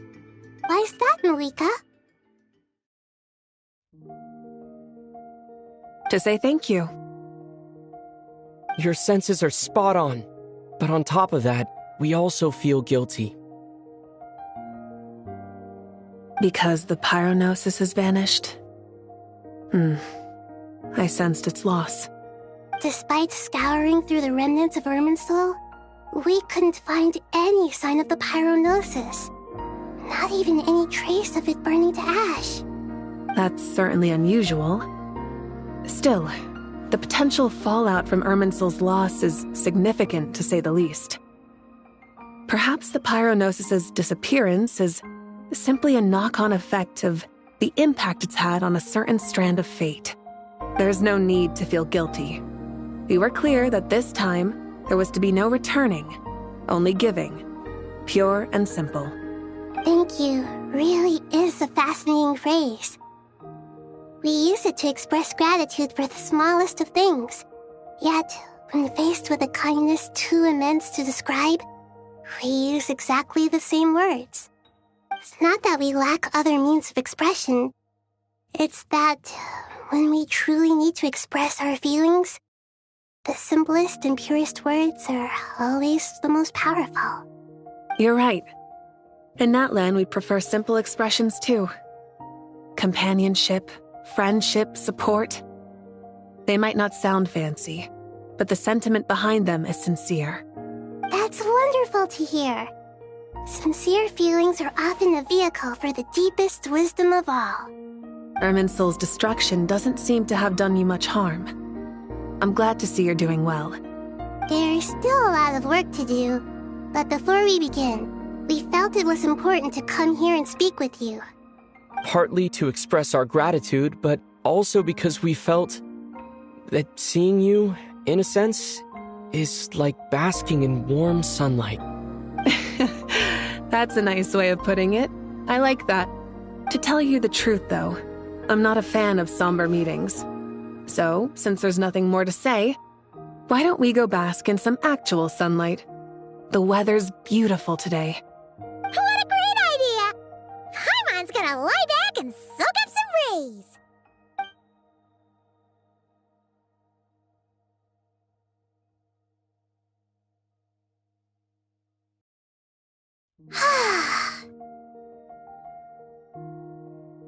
In that case, I think I'll lie down for a bit too before we head to our next stop. And where might that be? Mondstadt. Paimon and I are gonna head back there with Kale and the gang. Long ago, I sensed that the god remains inside Kale had come from the goddess of flowers, but I kept it a secret. Those remains weren't hurting Kale, not as she is now. They simply exist. Besides, I could sense a deep yearning within her. A yearning for an ordinary life. A yearning to hold on to the hard-won happiness she now enjoys. With someone like her, I have a responsibility to keep her secret. She should be ready to face the truth by now. Whenever people meet, there is always the potential to create warmth and kindness. Every child grows up, but even as adults, they are still children in the eyes of certain people. Oh, just like how Paimon sometimes sees Nahida as a little kid. Is that so? Well, anyone who's friends with a kid is probably a kid themselves. Of course! And there's nothing wrong with that. When we get back, we'll actually be hanging out with another of our friends who happens to be a kid. Or more like looking after, in her case. Anyway, we'll always be there to watch out for our friends. Dear Sucrose, when you receive this letter, I'll probably be as busy as always. But busy with wonderful things. That's because I'm no longer a trainee. I'm now an official forest ranger. Impressive, right? Sino said that official rangers sound much tougher than trainees. Though he did say it was already pretty tough to start out with. You probably heard that something big happened in Sumeru recently. Don't worry, it's all been taken care of. We're heading to Mondstadt soon, so if you're free, maybe we could meet up?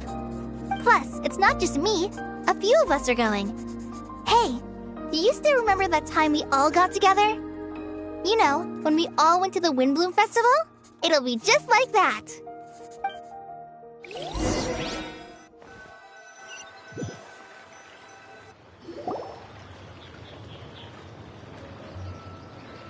Dainari, is that... Don't you say it! Is that the great VII? Behold, the great VII, General Mahamatra. How times have changed. I wasn't expecting you to beat me to the punchline. You've changed. You've really upped the aggression in your battle against Sino's jokes. Kale, how did you know what I was going to say? For the love of... Hey! Traveler! Paimon! You're right on time! I hope we haven't kept you waiting. Kale! Sucrose! It's been so long! How have you been? I've been well. Everything's going great. What about you? Are you still busy? Not at the moment. Oh, right! That juicer you gave us works amazing! Farzan loves it! Seriously? That's wonderful! I don't suppose you drew up a detailed test report. Oh, what fruits did you use? How's the texture of the final product? Sucrose, you might want to try asking your questions one at a time. Albedo! Paimon didn't see you there! It's been a while since all of us were together like this. How about we follow the same plan as last time? Good idea, my friend. You never disappoint. So, what are your identities this time? Don't remind him. First things first. Allow me to introduce our very own official Forest Ranger Kale. The rest of us are simply her humble travel companions. This sounds like one of those mushy stories that gets people hooked on some corny, heartwarming premise. Oh, is our story not heartwarming? If I recall correctly, there was even a scene like this in King of Invocations. Besides being heartwarming, our story's also about tough, impressive-sounding job titles. At least that's what I think.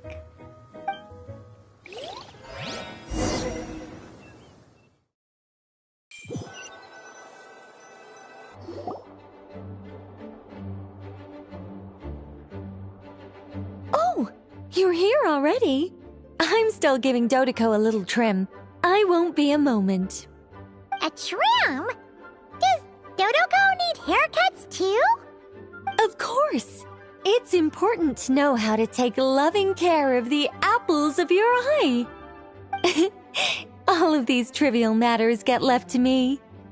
It's because I'm an angel, and angels are, in a way, the guardians of all Teyvat. Oh, right! Well, that's definitely an impressive-sounding job title. What are you writing? I'm just brainstorming some cool-sounding lines. Oh, write them on these card backs. Of course. Clearly, my lines are pretty amazing, wouldn't you say? Miss Nicole? Kale? You seem a little nervous. I was just wondering, who was the person you mentioned who needed their wish fulfilled? Wish? What do you mean? Miss Nicole asked if we could meet up in Mondstadt once everything was over. She said a friend of hers had a wish that needed my help to come true. Well, you never mentioned that before. All we knew was that you'd arranged to meet in Mondstadt. But we thought it had something to do with the god remains. To be fair, everything I told you was true. Anyway, my friend is waiting. Come on, let's pay her a visit.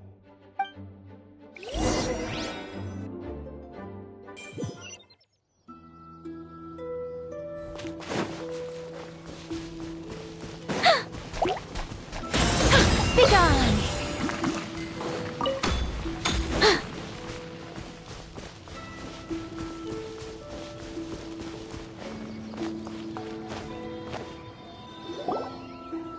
Huh? You're... Surprised? I bet you weren't expecting to meet a woman like me beneath this beautiful tree in a faraway land. An oasis will spring from the place where a djinn resides. That saying falls somewhat flat here in Mondstadt, given that everywhere is already so lush and green.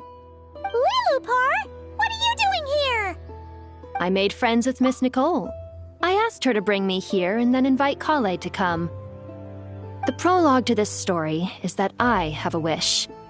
It has stirred within my heart for centuries, millennia even. Originally, it was merely Al-Ahmar's lie, but now it has become reality.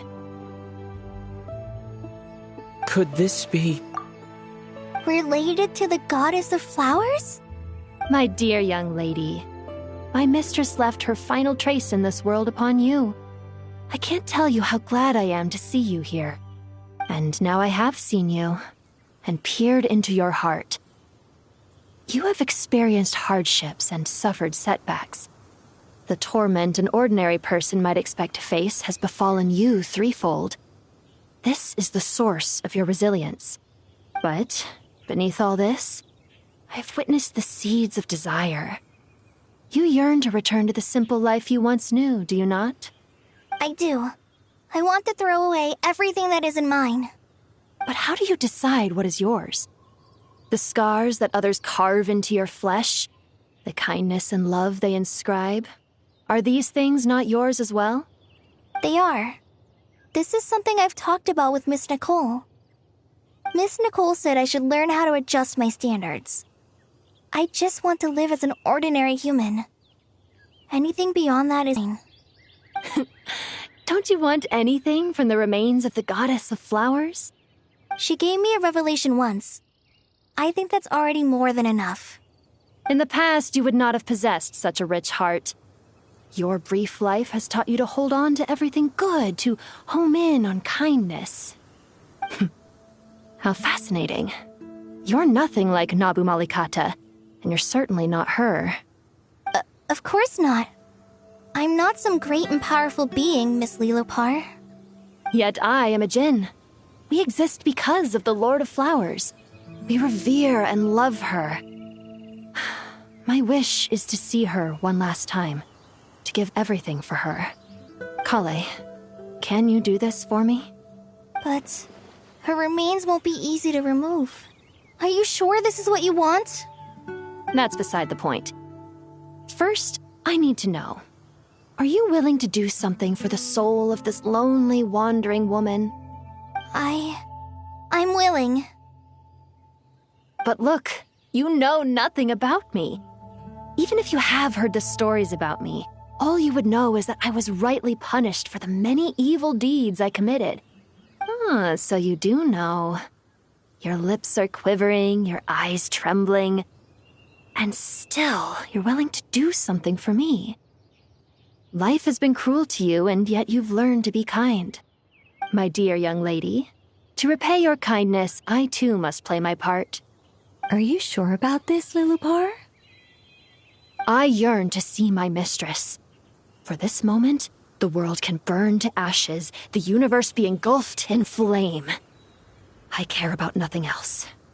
And you, Kale, I can give you a gift. You'll become just another ordinary human. But Miss Lilupar, what will happen to you? My wish will be fulfilled, and I can die happy. Why would you wish for that? A long, unending life might seem desirable for one who has never possessed it, yet it brings torment to one who has. My remains are scattered across the yellow sands, but my soul can find no peace. Since you've promised to grant my wish, give me that release. Allow the dying to die, and let the dead rest in peace. You have my thanks. Kale, there's no pressure on you. What she said, it's all true. A wish is a genuine desire, after all.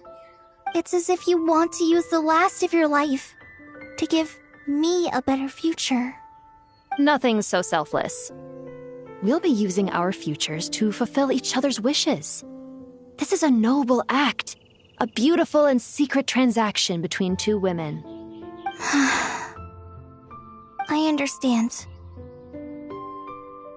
Miss Lilupar, I'm ready. Close your eyes, Kale. Then open your soul. From there, I will embrace my mistress. The downpour of flowers is your touch. Like returning to the very beginning. Like surrendering to your grace, my mistress. People say that devotion is beautiful, yet filled with pain. How foolish of them. For me, devotion is beautiful, pure and painless. Devotion is my love. Thank you.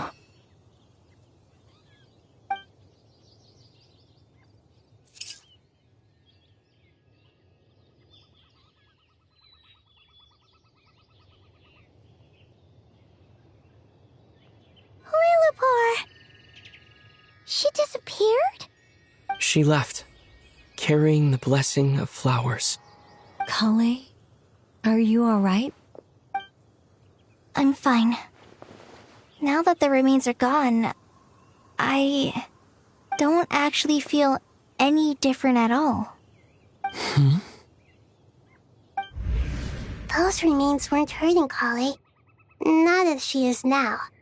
They simply exist. Besides, I could sense a deep yearning within her. Kale must have already received what she was yearning for. I'm doing fine. I feel relaxed. There's really no need to worry. Then my wish has come true, too. To become ordinary? That's just one of my wishes. Actually, I have a few more. For instance, I want to protect the people I meet and help them find happiness. That sort of thing. So between Miss Lilupar and me, you fulfilled 2 wishes already, and protected 2 people. Wonderful, isn't it? Oh, I feel so fantastically happy. I guess that settles things here. So what's next? What do you want to do when we get back to town? Clay, look who I've brought to see you. Hey, Kale! I heard you guys were holding some kind of secret event. How come you started without me? Huh? Oh no, it's nothing like that. We were just saying goodbye to an old friend. Really? Who? Me. The old me. So that's what this is all about. Did you come all the way to Mondstadt for that? Because we knew the old you so we could witness the change? Exactly. The old me is gone. I puffed her into the air, and she became a fluffy pink cloud, floating into the sky, before disappearing forever. Do you think maybe up in the sky, She has friends waiting for her with test tubes, flasks, and bows.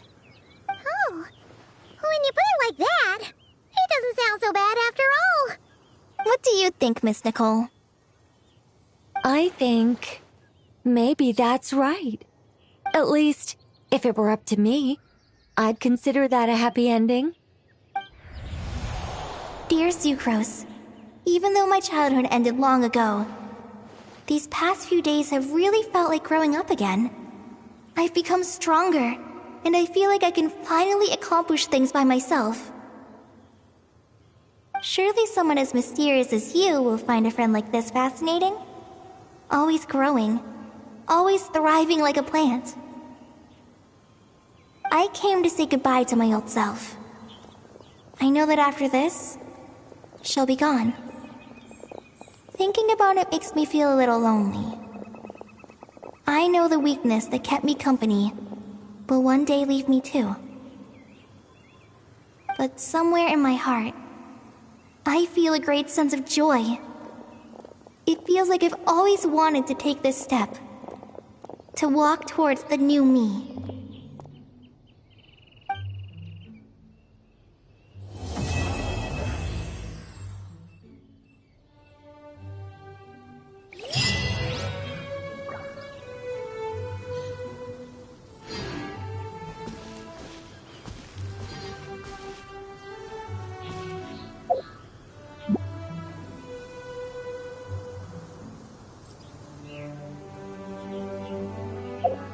What?